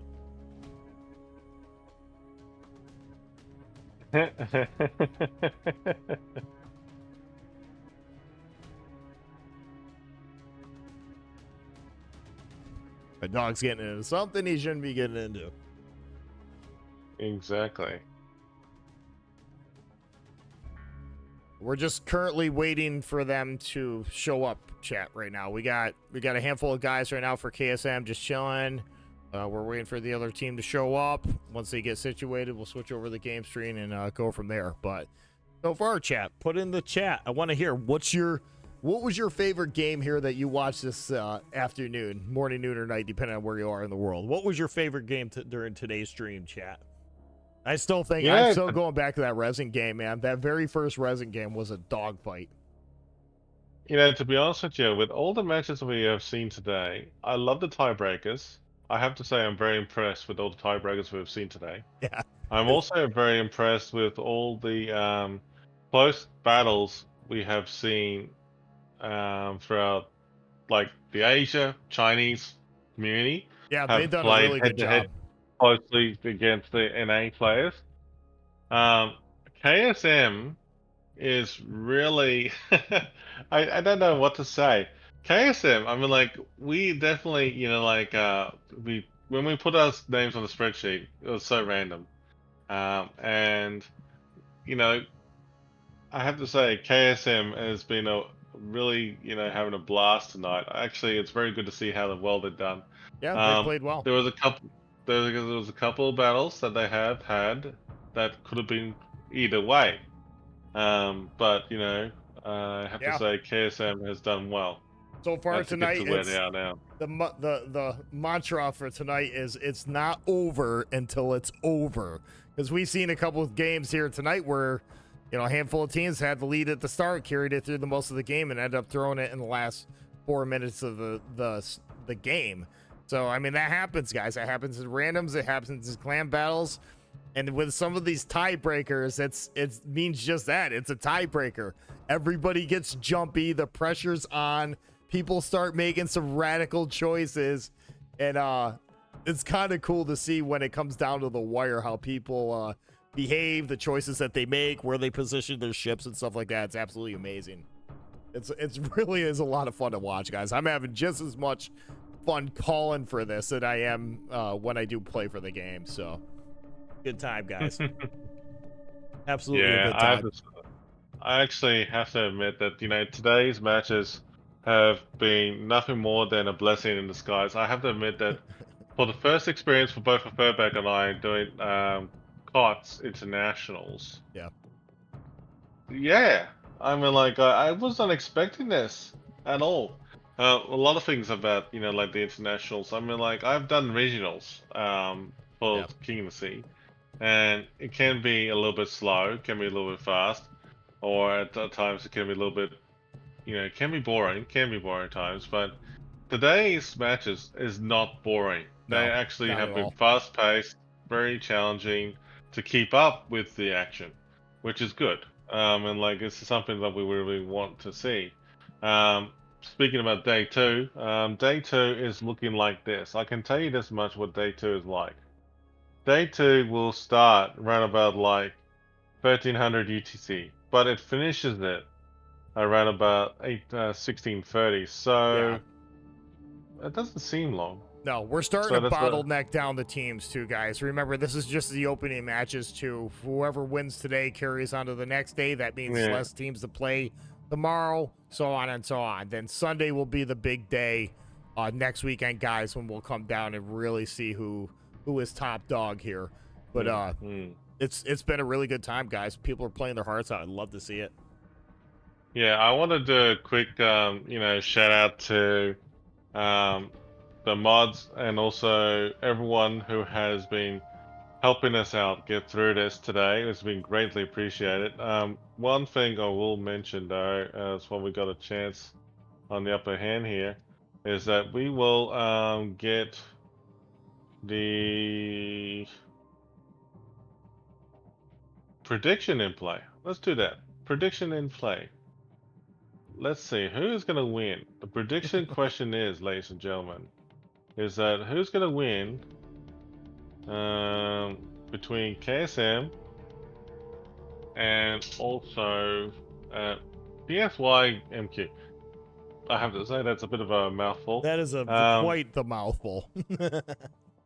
I'm actually gonna see what the TSY MQ is because like I never heard of them before. They're from CN server. So is that? Oh, they're China? Yeah, Okay. yeah, China they're a server, China okay. clan. That would explain a lot then. Yep, that's Okay, why I awesome. haven't heard of them before. Okay, so These guys are good though, TSYMQ man. is a Chinese clan. Okay, cool. So they're number 2. Ah, Yep. Yep. Anybody that would that has explain a made it, lot. yeah, anybody that has made it this far in internationals is absolutely a force to be reckoned with, guys. So this should be a pretty good fight. I'm not really familiar with TSYMQ, but I'm sure they're going to put up quite the fight, guys. Here, KSM has been playing really well as well. They've been doing a fantastic job. So that last game, that Bonks game, was pretty good. That came down to just whoever made the most mistakes faster. You know what I mean? So sometimes you fall into that nice little scenario.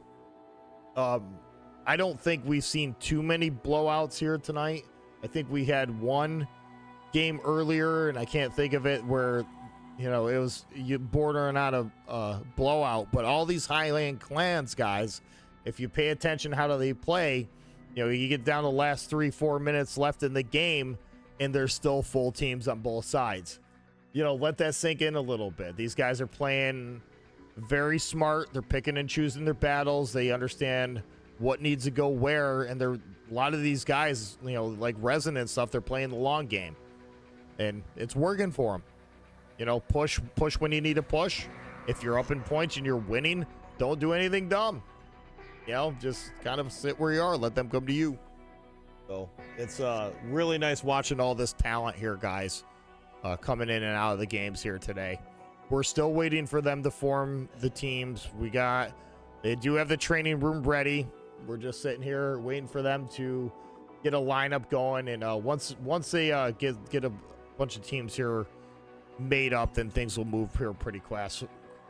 So we appreciate you guys bearing with us here today. But after the last game of this round, we'll be pulling for the giveaway. So make sure you guys drop your name in the hat for the giveaway. Explanation point Poi get you in the giveaway on my stream. And explanation point KOTS get you in the giveaway on Riven's stream. So you must be a So founder. what we do is that, what we're doing with the giveaways for this one, we'll wait and see what happens after these two matches. Yes. Because Yeah. depending on the outcome of these two matches, we will know for sure if we're going to do a tiebreaker game. Chances are probably not. In terms of tiebreaker match, I think Yeah. most of us are pretty knackered about it all. But I think we probably could do a tiebreaker game, depending. It could come down to But it. Absolutely. Both you teams can have been put playing down well. to it. But we'll see. But we'll see what happens. But yeah, looks like TSY MQ has done very well to get to give you a bit of an idea.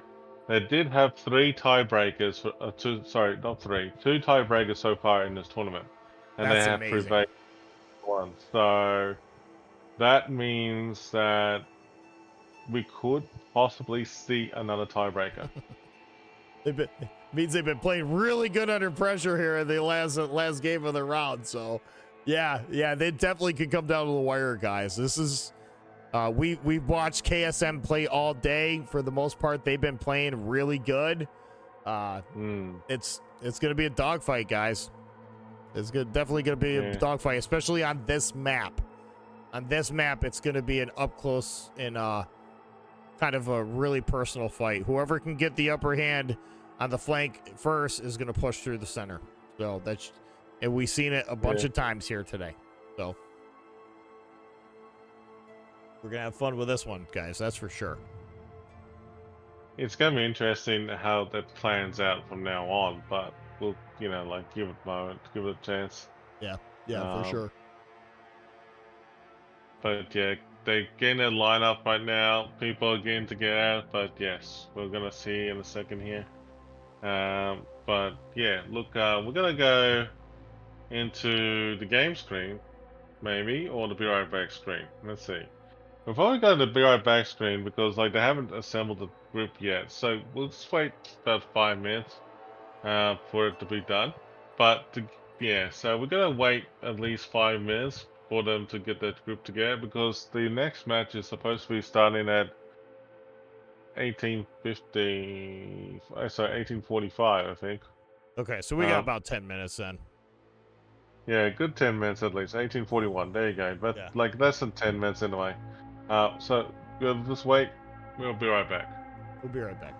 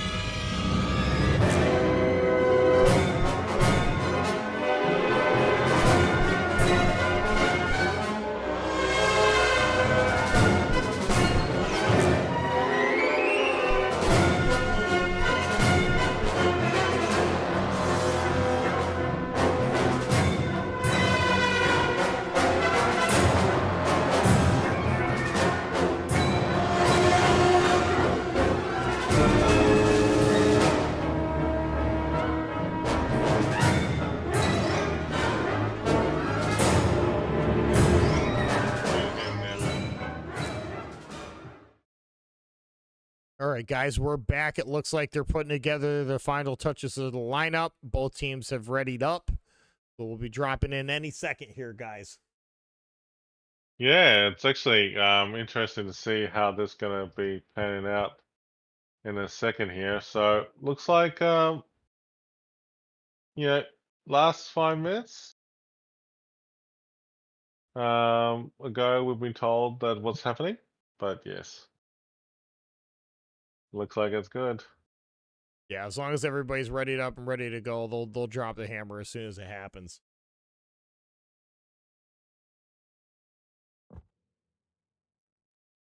Yeah, we're almost there, guys. Yep. I'm surprised everybody's picking Shatter, though. That being said, KSM has been playing this map very well. They've been doing a very good job playing this map. So they know how to run it. They definitely know how to run it. So I found the solution to that video problem. Oh, did you? Good. Cool. We'll make sure that's squared away for tomorrow. We'll take care of that in the morning. Yeah, so I'm just quickly having a quick look what it was. Today was a try. I think we did. Yeah, it's actually not bad. I actually see what the problem was. Okay. Actually noticed it. Yeah, it's actually pretty straightforward. Yeah. All right, here we go, folks. We're off to a great start for the next, well, final rounds. Oh, I got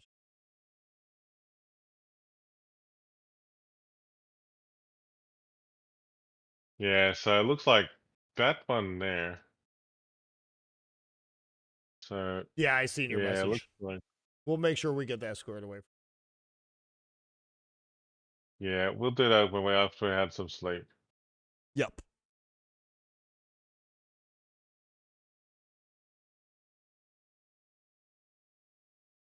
Swag over 9,000. That's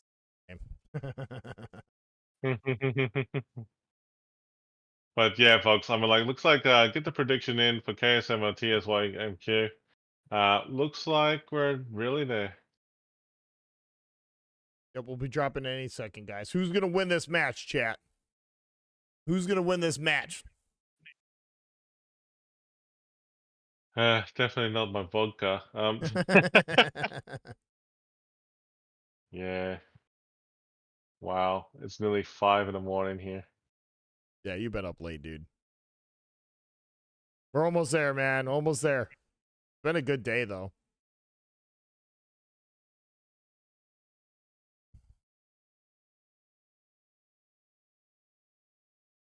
All right. So, looks like we're ready. I'm gonna type in ready as well. And we should be good to go shortly when they are ready.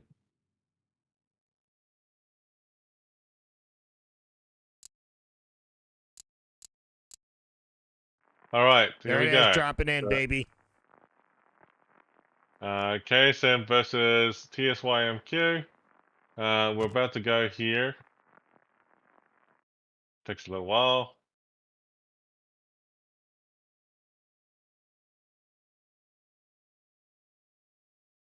All right, TSYMQ going out with the Vermont Poison, Des Moines, Minotaur, Harugumo, Daring to Dance, and then KSM's going with the Ohio Cliffs of Combo, San Martin, Des Moines, Shimakaze, Harugumo, Daring, and to Dance. Everybody's loving that Des Moines. No Petro. Well, that's right. There's no Petro, Yep, no no Petro. Moskva, the Moskva and other things. Yeah, I love it, dude. This is, like I said, this is like watching like 2018 clam battles. It's like that old school, with the exception of like the Gdansk, the Vermont. But, you know, we're going back to the days of Minotaurs, Des Moines, Harugamos, Darians. I absolutely love it. Shimakazes. I mean, let's go. Mm-hmm. Ohio would be the end section, but there really isn't too much of a difference between that ship and like a regular Montana.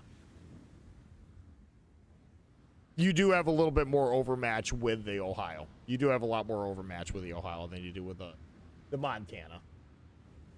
But apart from that, this is like old school clan battles, man. I absolutely love it. Absolutely, 100%.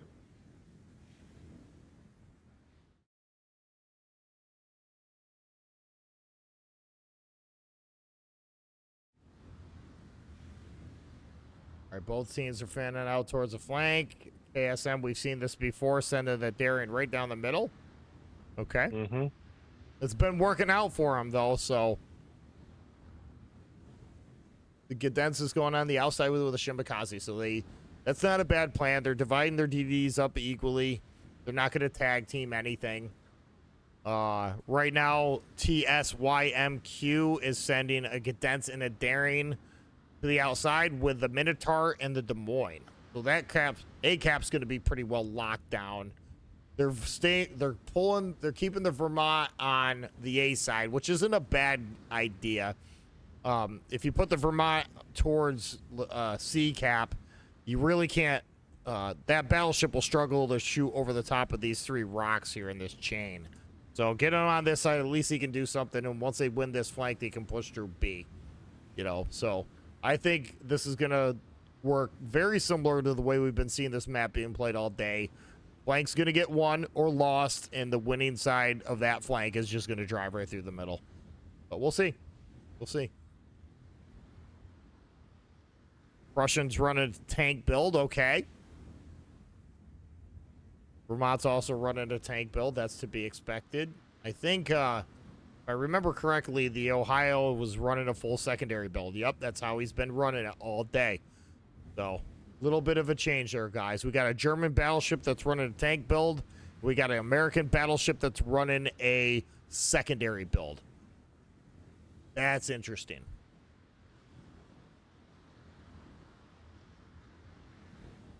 Interesting indeed is not only the right word here. Because looking at the gameplay right now, the Des Moines is actually pushed in hard towards like the Bravo and Charlie Cap right now. The TSYMQ is really pushing hard. Yeah, they're going heavy on the outside flank. They want a cap early and potentially a kill. Which, even though the Gedens is an incredibly strong destroyer, he's very outgunned with what's over here.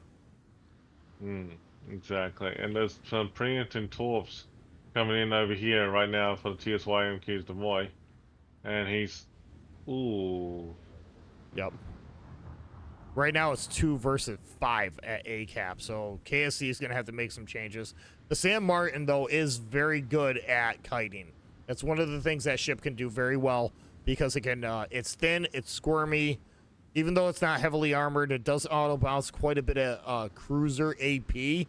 And every time it gets rounds on target, it gets you a little bit closer to that funny button. So the San Martin on the flank can and does kite very well. The Daring still is a quite impressive ship, though. Yep. Daring picked up B. Love to see it. Let's see where they send him.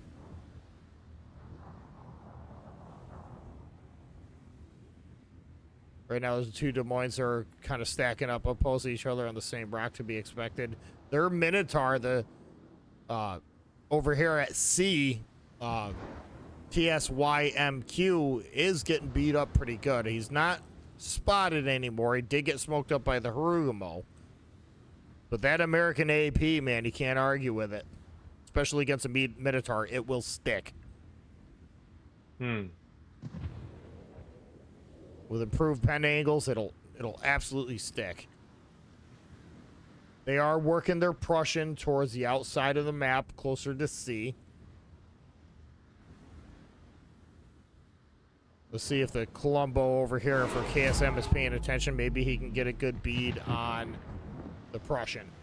Looks like he's waiting for him, too. Prussian just shot, so he's spotted. San Martin's actually getting absolutely hammered at the moment. He's actually getting smashed by a lot of ships at the moment, Vermont especially. It looks like a bit of a standoff at the moment right now. Yeah. Shimakaze for KSM was like really got hammered hard there earlier in the game. Yeah. The KSM Des Moines knows for it a little bit. He's contesting the cap. He is spotted. He has radar, so let's see how long he can hold it for. But I think he's out of range of both the Minotaur and the Harugumo. Let's see if he can get it. He's just chilling there. There's really not a whole lot that can contest him right now. I think he's going to pick up C. I think he stands a really good chance of picking up C. Oh, Harugumo does have range. Okay, that changes things. He still gets it. Harugumo couldn't set the Des Moines in time. Yep.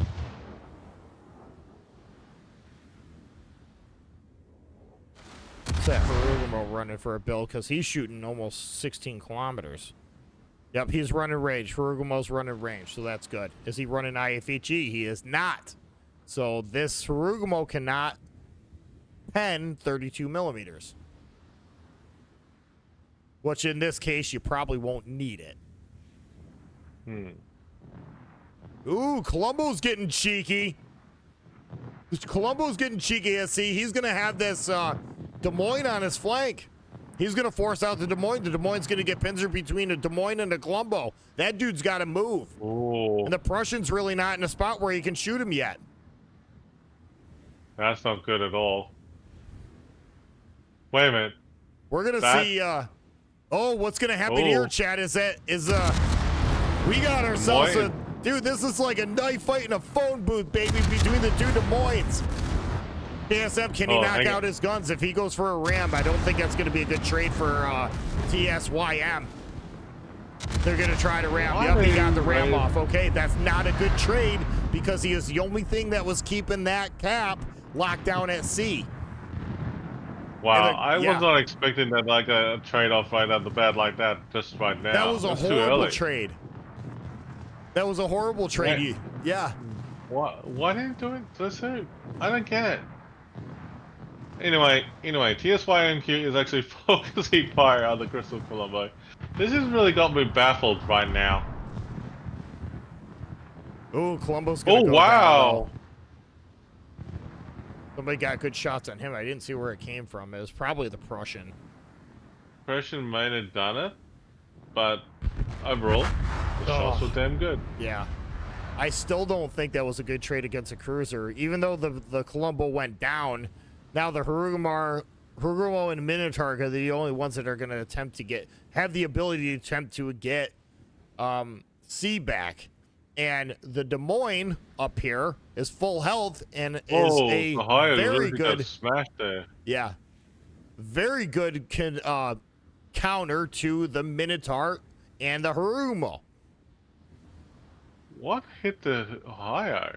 Torps? Oh, I didn't see it. Must have been Torps. Yeah. If they lose the Ohio, that's not going to be a good trade, and he's probably going to eat Torps from the Daring. Daring's going to kill him here. Yep. Ohio goes down. Wow. Oh wow. So B's wide open now. B's wide open now. They don't really have anything that can stop the Vermont. We got a San Martin and a Cadence that just can't push into the center of the map. Holy cow. TSYM might have turned it here. They might have turned it because they have the map and they can't get it back. Yeah, TSYMQ really decimated the two battleships and a Daring and a Des Moines right off the bat within 5 minutes apart from each other. Yeah. So right now, KSM is completely battleship-less, which is not good. Not good at all. That means the cruisers can't push. As if we all know, the only time a battleship should be shooting another battleship is if they don't have a cruiser to shoot at first, right? So I think they just, the San Martin's just going to go down here, I think, eventually. So just within a matter of seconds, TSYMQ completely turned the tides on KSM. This is a good game, guys. I didn't think that trade with the two Des Moines ramming each other was a good idea, and honestly, it wasn't. But when the Columbo went down, he ended up getting farmed out.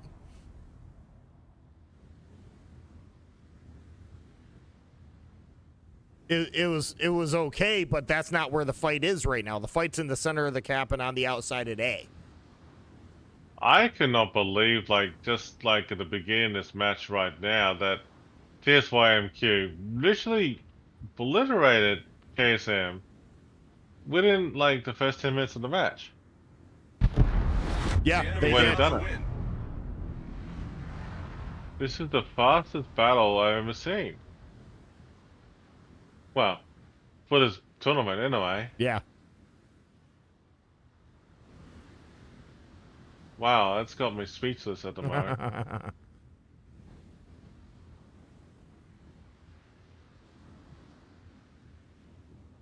Yep, very quickly, within a matter of seconds, guys, and things can happen that fast. TSY was able to break the backs of KSM, and I believe a lot of that was to do with just them losing their two battleships. Because right now, there's nothing that the cruisers are completely exposed. They can't do nothing. Yeah, they just This got is like outplayed. pure annihilation. This is just like, they literally just hammered it, like right off the bat. Yep. I have to say that, like this, for the first time, this is the clean sweepest match I ever seen. Yeah, it was. It really was a clean sweep. Yep. The only ship that they lost was the Des Moines, and they did it because of the Ram. Their Vermont killed 3 ships this game.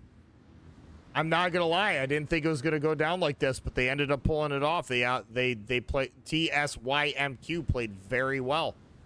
They played very well, and they did it well on this map. That's game. It's just a mop up at this point. Yeah, I think KSM is just like absolutely stunned. Yeah, losing their Ohio in the center was a horrible, horrible thing to happen. That was immediately after they lost their Colombo. Their Colombo pushed out the Des Moines. The Des Moines traded with KSM's Des Moines, but in turn, it got the Colombo killed. So what did you gain? You know what I mean? And you just lost the map at that point. Once the Ohio went down to the center, they had no way of getting the caps back. What a game, Yeah, guys. that's what a game indeed. I have to admit, I mean, like, I wasn't expecting a very fast match like that at all to begin with. No. That was the first one we You know, seen tonight where it was just complete blowout. yeah, Especially with KSM, because KSM been playing their heart out the entire day. yeah, I have to say that that was unexpected. Yeah, unexpected's a very good word for it. Oh, that was actually totally unexpected. I mean, like, I never would have thought that it was so quick, though. Yeah, so that's unreal, man. So they got one more, right? That wasn't a tiebreaker. Or they're gonna continue playing, right? Yeah, of course. So basically, this is like round 2 now. So I'm buggered now, trying to figure out what's going to happen here because, like, I cannot believe it. Switching over to Land of Fire. Well, another map we've been Okay, seeing a lot here tonight of. so Land of Fire, yeah, yeah. So you're saying a lot of times we've seen this map? Yep, Yes. yep. KSM's been playing this map pretty well too. So we'll see what happens here. It looks like TSYMQ is changing their lineup a little bit. Looks like they're switching out a couple players. We'll see what happens. So TSYMQ is swapping up to the other side. Yeah, they're So going we're to gonna Bravo. They're going to Bravo. Okay. so we're gonna do that now. So I'm receptive to that now. Mhm.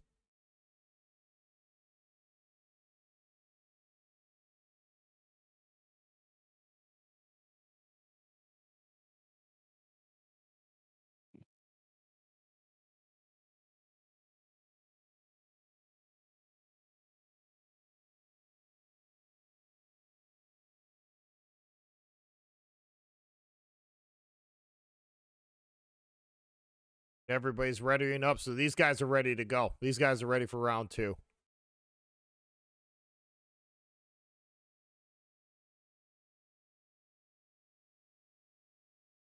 Yeah, it was unexpected that one that come there. I could not believe it, eh? Yeah, me either. Yep, that was the first blowout we seen all day too against KSM. KSM's been playing really well, so it happens, Yeah. guys. Happens even to the best of you.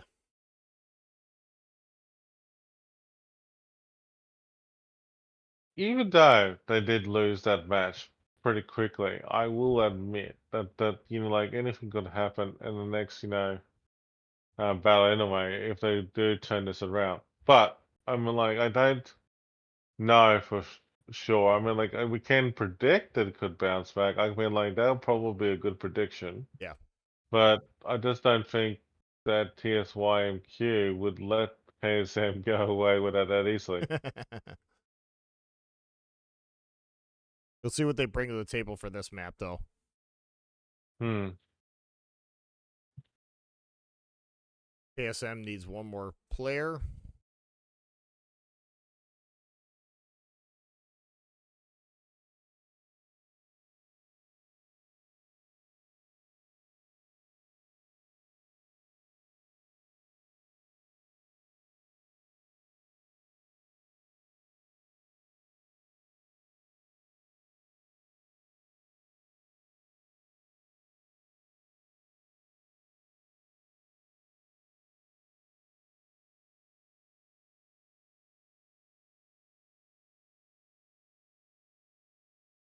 Looks like KSM's starting to ready up, so it won't be long before we get into a game here, chat.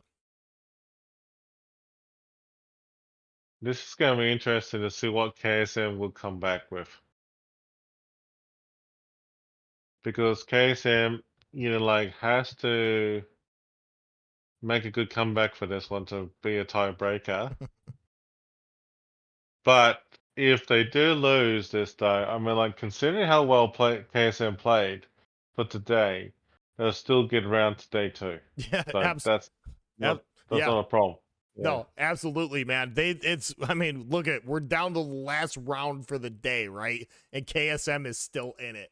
So they've been playing their butts off here today, guys. They've been doing really, really well. You got to give them credit. Yeah. Win, lose, or draw. Win, lose, or draw, and even if they did play, so hypothetically, if KSM did lose this one, they're still in day 2. So Yeah. it's not they out of the woods yet. Yep. But it means that if they do get knocked back, though, they need to really do well in day 2. Yep. They'll have to push like crazy.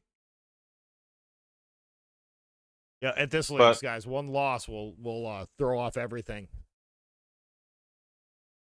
Yeah, it was just like unreal, man. All right, so we're gonna update the prediction. Everybody's saying TSYMQ is gonna win it. We'll see. We'll see.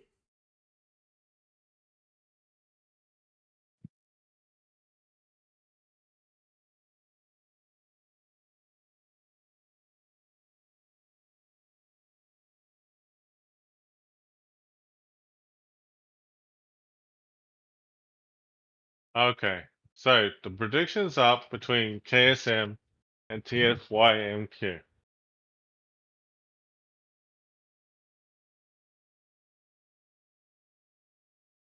KSM looks like they're switching out 2 players. We'll see what happens here. As soon as they get ready up, we'll fire it up, guys. Or they'll fire it up. Prediction started. Exactly. Who's it gonna be?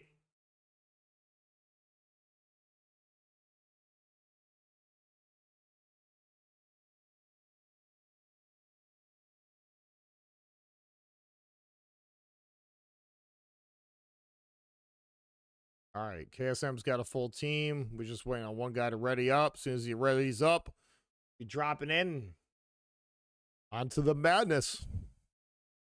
And let the shenanigans begin.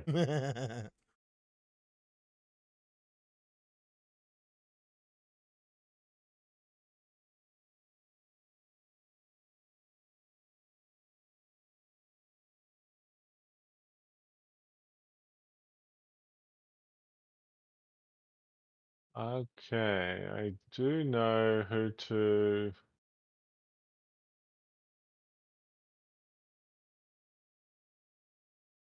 Here we go. Perfect. So that you know what to do next after this.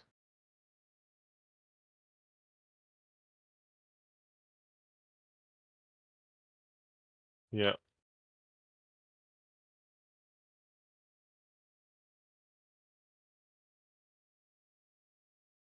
Yep, gotcha, man. Gotcha. Down with that. Yeah. Yep, I'm down with that.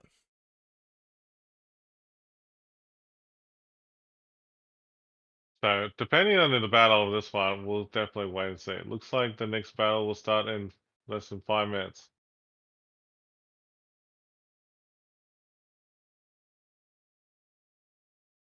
Chat, let's tip your hat to Riven. He's been up. It is what, 5 o'clock in the morning right now for you, right, man? Sure is. Riven's been up all night doing this stuff, and he's been rocking it. I'm tired myself, but I think Riven wins the contest for the most suffering here today. But we're getting through it, Oh, guys.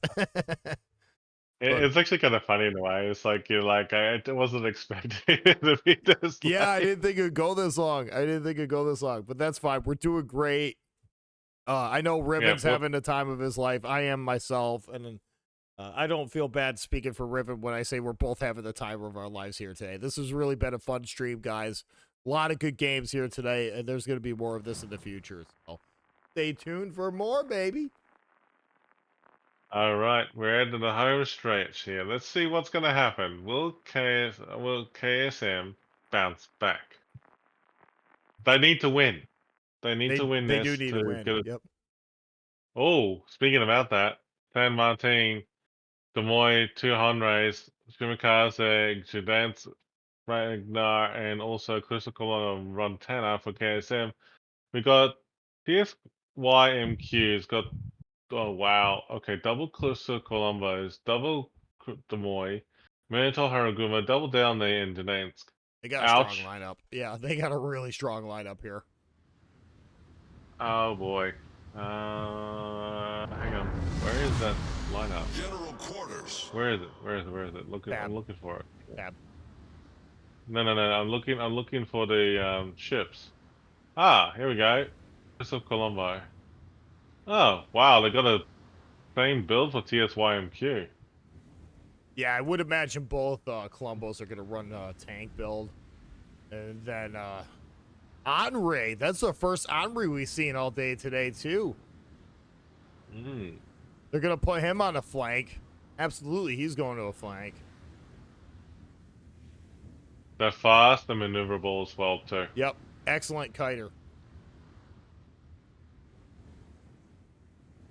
Love to see it. That's not the first. That's the first time today we've seen an Henri. That's the first time in a long time I've seen an Henri in any form of competitive play. So that's Henri's making a comeback, baby. I love it. Hmm. He's gonna get to a flank quick too, though. Double Henri. Yep. This is that's kind of cool. There is quite a bit of firepower between the two of them, and they can get on the flank real quick. If the Shimakaze can keep, like the Des Moines spotted, those Henris can get on the flank and just start working him over pretty good. And the Des Moines would have, I think, a hard time really making anything happen. The downfall of putting two Henris on a flank like this is you sacrifice a radar. So, if and when a DD can, gets, when they start contesting caps, you're not going to be able to reset the DD, especially if he smokes up. So that's something to be mindful of. Gdansk is smoking the Des Moines right into the center rock. That's a great spot to be for a Des Moines facing A. That locks down two caps. B cap with radar and guns with A. And most of your radar can cover most of A anyway. So that's not a bad spot at all to put your Des Moines. Montana's going mid, looking for cross-side shots on your cruisers. Not a bad play.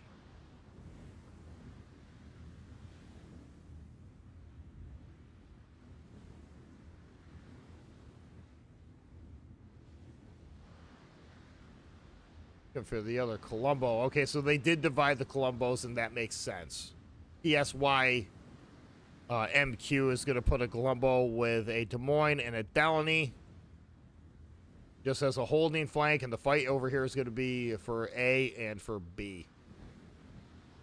At the moment, when I'm just looking at different angles at this right now, it just feels like KSM is trying to get a bit of a feel of what TSY MQ is looking for. And at the moment, they got C and D caps under control. Yep. Bravo cap is going to be okay with KSM because like, there's nothing there. A cap, on the other hand, way wide open for anyone's playfield right now. Yeah, the Harumo smoking up the Des Moines, which is not a bad play. They're going to drive that Des Moines as close as they can to the rock. As soon as he gets spotted, unfortunately, the KSM Des Moines is outside of radar range of the Des Moines that's being smoked to the rock by the Harumo, or that would be a really nice broadside and cruiser, but he's just not going to have a chance to shoot him yet. But right now it's 2-1 caps. So let's see what they get. A Harumo and a Des Moines are all together on the outside. Who's spotting that Des Moines? I want.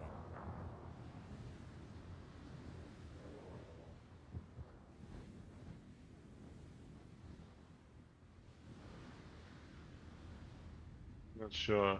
Yep, this KSM Des Moines. He's really not in a bad spot. Unfortunately, he's just getting clobbered.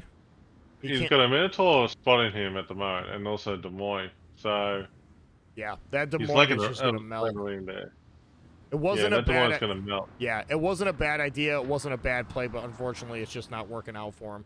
Cadence is He's gonna come in get and try torped. to. Oh, if he eats Torps, that's super bad. The Cadence is trying to smoke him up. I don't think it's he's gonna gone. work. Yep, stick a fork in her. She's done, man. Like turkey dinner on Thanksgiving. Stick a fork in her. She's done. I really That don't. is very unfortunate. Yeah, it was. It really was. I don't disagree with that play. I just think it didn't work. On, man. Yeah, Cadence is just getting clobbered. They're going to lose their Cadence, too. I don't think it was a bad play, but it just, in this circumstance, it just wasn't going to work out with what they were going by. They had the Harumo smoked up the Des Moines, and the Des Moines was outside of radar range for the KSM Des Moines, and he just had nowhere to go. He was just going to get lit. But right now, the Cadence is getting shot at by every angle. Yep, they're gonna lose their Cadence. KSM just lost 2 ships, one right after the other. And TSYMQ is bad luck. yeah, very bad luck. He has free lane at B, and honestly, I don't think these Henris are gonna fare very well. Pushing into a Des Moines, a Columbo, a Downey.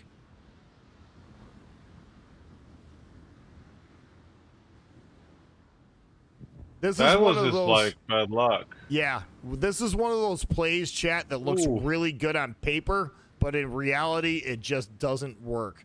And it didn't work because of what they had, where they were, and right now they're just getting completely melted. This other Andre here pushed up way too far. He's got a Columbo right in his face, and neither one of these cruisers, they don't have radar, so they can't contest the caps.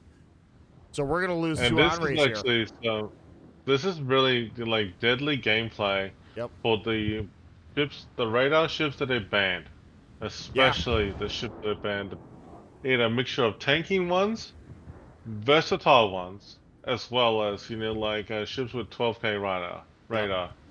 12K radar is beneficial, but damn. Yeah, we are witnessing firsthand why you do not bring Henris to the King of the Seas. They just, and you don't push them forward like that. They're a kiting ship, man. They don't have radar. They can't tank. They can't tank against like a Crystal Colombo. They can flank a Crystal Colombo, yes, but look at this. There's you got they lack the damage output. Right now, the Henri's strength is speed, and right now we are looking at a very, very slow and stopped Henri that's just going to get completely wrecked. He's not even going to get a heal off.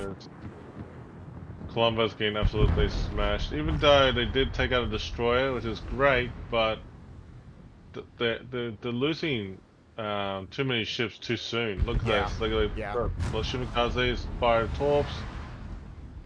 At what? Hang on, I'm confused. Hang on, they're Yeah, trying me to fire too. shoot torps at where? The Oh, cl- it looks like a swing and a miss shot there. Okay. yeah. This is oh wow. Oh Didn't dang. expect that. Okay. It's I don't think Okay. it's gonna matter though, because that Columbo's gonna die. They're gonna lose a battleship on this flank. Then the only thing they got over there at A is gonna be a low health Henri that's just not gonna survive. So yeah, that's game. Wow. That's just game right there. Yep. That is the quickest start in the match right there. TSYQ must be really done a great job with the comms and they're communicating with each other, and they actually said like, okay, this is our chess pieces. Now go. Yep. It's basically it. Yeah, you can't bring you're sacrificing 2 radars when you bring in Henri, and the Henri's strengths come from its speed. When you put 2 Henris that don't really have good a very good reload, okay, they're not going to survive when they're sitting still in the face of a Columbo that's say 8 kilometers away. That thing needs to be kiting. You can't bow tank with 2 Henris. And them losing the Des Moines and the Cadence at the start of the game really just that opened up B and essentially opened up A as well. So I mean, this game was kind of over once that Des Moines and Cadence went down. But right now, it's just mop up that's at this really point. unfortunate now. Yeah. Yeah, this is really unfortunate. What we are witnessing here today, right now in this battle, is like literally they're saying hello and they're saying that's it, done. Yeah. I don't Wow, think I bringing cannot an believe Henri it. to this kind of meta is gonna benefit anybody. And if you are gonna bring an Henri, you gotta play it right. You gotta be on a kite. You gotta kite with it. You can't. But again, if you're kiting with it, you're not contesting the caps either. So it's like not only do you sacrifice a radar, but you sacrifice any kind of ability to push. They don't have the reload for it. So they brought the wrong ships to the wrong fight with the wrong map with the wrong meta, and they paid for it. And it's too bad because KSM really was playing their hearts out here today. But that happens, guys. That's King of the Seas. That's King of the Seas, guys. It happens. But look at this. This is this one lonesome cruiser, Poor little fella. and it's like there's not much you can do. No. And TSYMQ is playing very well this game too. Like these guys know what they're doing, but honestly, KSM made it easy for them with the ships that they brought and how they employ them. You can't, if you're gonna bring on race, you can't bring them to a screeching halt. They gotta be fast. They gotta be moving because that's the only way that that ship can be effective. It relies on speed because its reload is terrible and it Oof. can't tank and it doesn't have radar. That was a good call by the San Martin to try and fire the Printing torps, Yep. but at the cost of gain the Christoph Columbus attention. So yeah, there's definitely the poor San Martin cannot handle it. He's like that's a few points away. KSM has been wow. Yep, I cannot believe it. But TSYMQ has done a fantastic job in this one. yeah, they They cleaned dominated it. house. Both games they cleaned house. But that was an impressive win by TSYMQ. Yep, for sure. 2 games in a row too. Outstanding matches, guys. All right, we'll go back to the dual screen. And what do you think, Riven? You think we ought to pull for a giveaway? Yep, let's do it. I think it's safe to say that we actually had done, you know, the dash for the day. That's greatly appreciated. Look, that was GG definitely all round. So well done, well done, well done, well done. Yeah, a lot of good matches Okay. here today, guys. All right, let's go ahead and do the giveaway now. 3, 2, 1. In my channel, folks, you better be following the channel. Unfortunately, I just drawed out like 3 or 4 people. They're not following the channel. So make sure you're following the channel. It's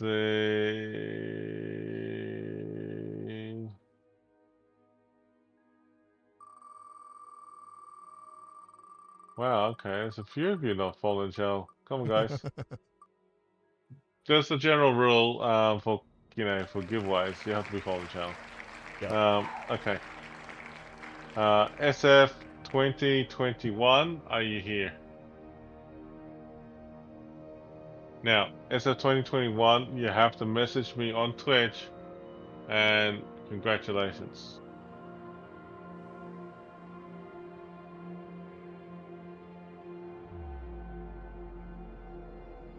All right, so there you go. Slovak, you do your giveaway. Yep, MTG won it, guys. Congratulations, MTG. I'll be whispering your, I see you in chat. I'll be whispering your code over to you here very shortly. I want to thank everybody for showing up and hanging out here today. It's been a fun. We've seen some really good games, guys. Resin played a couple really good games here today. KSM up until the last 2 games have been playing their heart outs all day. We've seen a lot of good matches. So we'll be back again doing this tomorrow, guys. We'll be wrapping up things tomorrow for this weekend, and then we'll be doing the finals next week, Saturday. So definitely be sure to be back and check that out, guys. Hope everybody enjoyed the show. I'm going to set up a raid. Is there anything you'd like to add, Riven? I know you're tired. Yeah, folks. I mean, like, first and foremost, I mean, like, thanks everyone for joining us in today. It's been greatly appreciated. Thanks to Furback for, co-casting alongside with me. He's doing it again with me tomorrow night. At least the stream is not going to be as long or late, considering what we've been through today. But thanks everyone for the subscribes, the follows. It's been greatly appreciated, and also sharing those codes with the community. Yeah, it's been great. It's been awesome though. So, with that being said, everybody, look, I hope you all had a wonderful stream time with us all. It's been greatly appreciated, and we're gonna wrap it up here. So we're gonna send you off to one of our friends in the community. I'm just trying to find them right now. There it is. We're gonna send them off to you guys. I mean, like, he's streaming World of Warships, just playing, just having fun. Not doing COTS at the moment, so that's okay. So that's all good. He's got an awesome opportunity to just have fun. So we're gonna go out there and raid this lovely gentleman, and just have fun with his community. But yeah, folks, it's been greatly appreciated. Thanks for joining in. We will see you all tomorrow night, and then take care and stay safe, everyone. All right, guys, have a great night. Thanks for stopping by. Raid out. We'll see you.